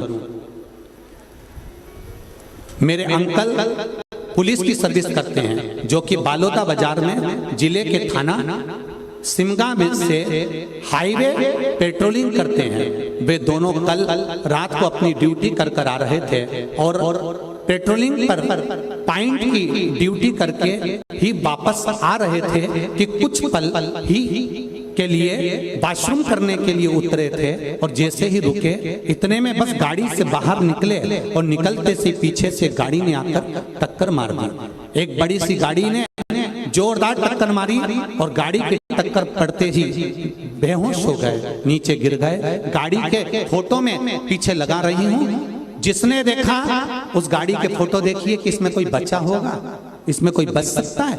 एक एक गाड़ी के जरा फोटो देखिए, जितने लोग टीवी पर देख रहे हैं, एलईडी पर देख रहे हैं, इस गाड़ी में से कौन बचेगा। मैंने गाड़ी के फोटो लगाए हैं, मेरे अंकल के फोटो लगाए हैं जो हॉस्पिटल में पड़े हैं। गुरुदेव, गाड़ी के अंदर मोबाइल पर श्री शिवाय नमस्तुभ्यम की धुन चल रही थी और वो धुन के चलते हुए मेरे अंकल और मेरे पिता दोनों ठीक हैं और हॉस्पिटल में भर्ती हैं, पर उनके शरीर में एक चोट नहीं आई है। ये शिव है। मेरे अंकल और मेरे पिता कहते हैं कि हम लोग विश्वास नहीं करते थे, पर इस मंत्र में क्या है ये तो मंत्र का जाप ही बता सकता है। क्या है? आपका अगर विश्वास है, आपकी दृढ़ता है, आपका भरोसा है, तो शिव महापुराण में आओ। नहीं तो जरूरत नहीं तुम्हारे को आने की, तुम टीवी पर कथा सुनो, अच्छा लगे तो टीवी चालू रखो और नहीं लगे, आपको लगे कि सियोर वाला महाराज दिन भर बैठ के बकवास करता है, मोबाइल रिमोट आपके हाथ में है, तुरंत चैनल चेंज करो, कोई दूसरा महाराज आ रिया होगा, उसको अच्छे से सुनो। अगर हम फालतू बात करें तो रिमोट तो तुम्हारे ही पास में है ना, मोबाइल तो तुम्हारा ही है ना, स्विच ऑफ। सियोर वाला महाराज 2 मिनट में साफ, तुम्हारा कहीं कर, क्यों सुनते हो? विश्वास हो तो शिव है, भरोसा है तो शंकर है, और अगर विश्वास नहीं तो देवाधिदेव महादेव भी तुम्हारे लिए सम्मुख में नहीं खड़े हो सकते। फिर तुम्हारी गति तुम जाओ, शिव को जाओ।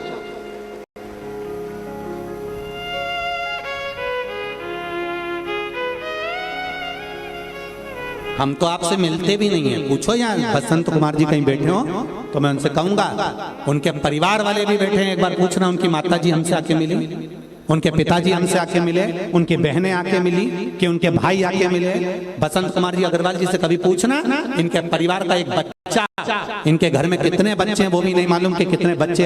एक बार अगर कह दें कि इनके परिवार का कोई व्यक्ति हमसे आके मिला और हम इनसे मिले हो, हम मिलना भी पसंद नहीं करते। क्यों?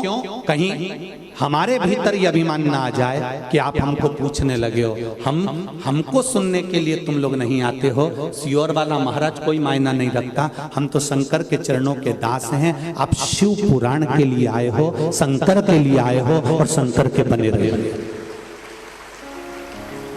हमसे मतलब मत रखो कि हमसे कोई मतलब है, ना तो हम मिलते हैं ना जुलते हैं, और ना कभी हम अपने पाँव का स्पर्श करने देते हैं। आपको अगर प्रणाम करना है तो तुम्हारे घर में सास ससुर हैं, तुम्हारे घर में तुम्हारा पति है, अगर प्रणाम करना है तो आप उनको नमन करिए, उनको प्रणाम करिए। उनको प्रणाम करोगे तो उनको भी लगेगा कि हमको गौरव महसूस हुआ, मेरी पत्नी ने मुझे प्रणाम करा, मेरी बहू ने मुझे प्रणाम करा।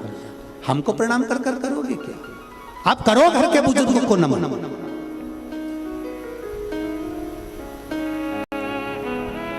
दिल से कथा सुन रहे हो। छत्तीसगढ़ की इस पावन धरा में इतने लोगों को एक साथ बिठाया होगा। आज मीडिया वाले कह रहे थे कि पूरे छत्तीसगढ़ का इतिहास रच गया। रायपुर में इतनी भीड़, इतनी पब्लिक और इतने श्रोता, और श्रोता भी ऐसे कि चुप रहकर मेन रोड पर, गटर पर, नाली पर, ओटले पर, छतों पर बैठ कर कथा सुन रहे हैं, ऐसे श्रोता कभी जिंदगी में नहीं देखे छत्तीसगढ़ के इतिहास में।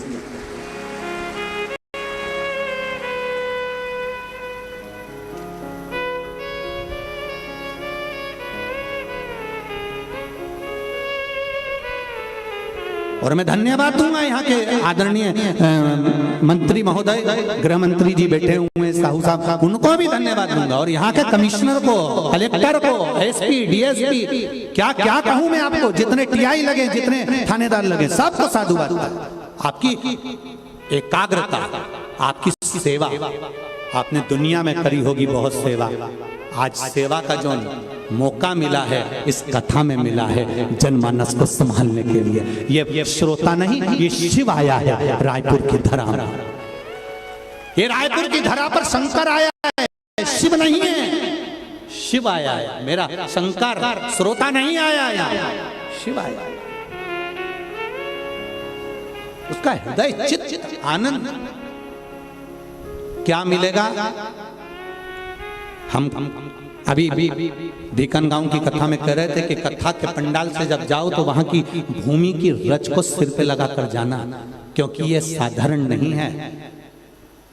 वीआईपी व्यक्ति आता है तो दोपहर में 1 बजे कथा में आता है, यहाँ सुबेरे 4 बजे से जगह संभाल कर एक जैसी बैठी रहती है, कहीं मत निकलती है। वृंदावन की गोपी ने जो तप करा, गंगा के घाट पर, नर्मदा के घाट पर जो लोग संत साधु बनकर तप करते हैं, एक बार शिव महापुराण की कथा में आकर देखो इन संतों को, इन माताओं को, इन भाई, इन बच्चों को। बच्चों का सामान भी बैग में लेकर चलती है, बच्चा भी शांति से बैठता है। एक बच्चे के रोने की कहीं आवाज आ जाए तो बता देना कितना प्रेम होगा, जरा विचार करिएगा, कितना विश्वास। पानी की बोतल में पानी भी लेकर बैठती है ना, तो थोड़ा थोड़ा पीती है कि कहीं पाटल भरने ना चले जाना पड़े। ये मेरी माँ है, ये मेरी बहन है। भाई जीन्स और टी शर्ट पहन कर, कुर्ता पजामा पहन कर, एक से बढ़कर एक कपड़े पहनकर, जो बड़ी बड़ी कंपनियों में सर्विस कर रहे हैं, नौकरी कर रहे हैं, जिनके घर में नौकर लगे हैं, वो आज रोड पे बैठ के कथा सुन रहे हैं। कोई छत्तीसगढ़ की भूमि का किसान क्या कम पड़ता है? उसके घर में कोई कमी नहीं। दिल देखिए, सुबह 4 बजे से एक जैसा, एक आसन से तुम अपने घर में थोड़ा लेट भी जाते हो, वो एक जैसी जगह संभाल के इतनी सी इतनी जगह में बैठी है, और 1 बजे का इंतजार करती है। 4 बजे कथा छूटती है, गई, भोजन करा, दूसरी को बिठा कर जाती है, रात को फिर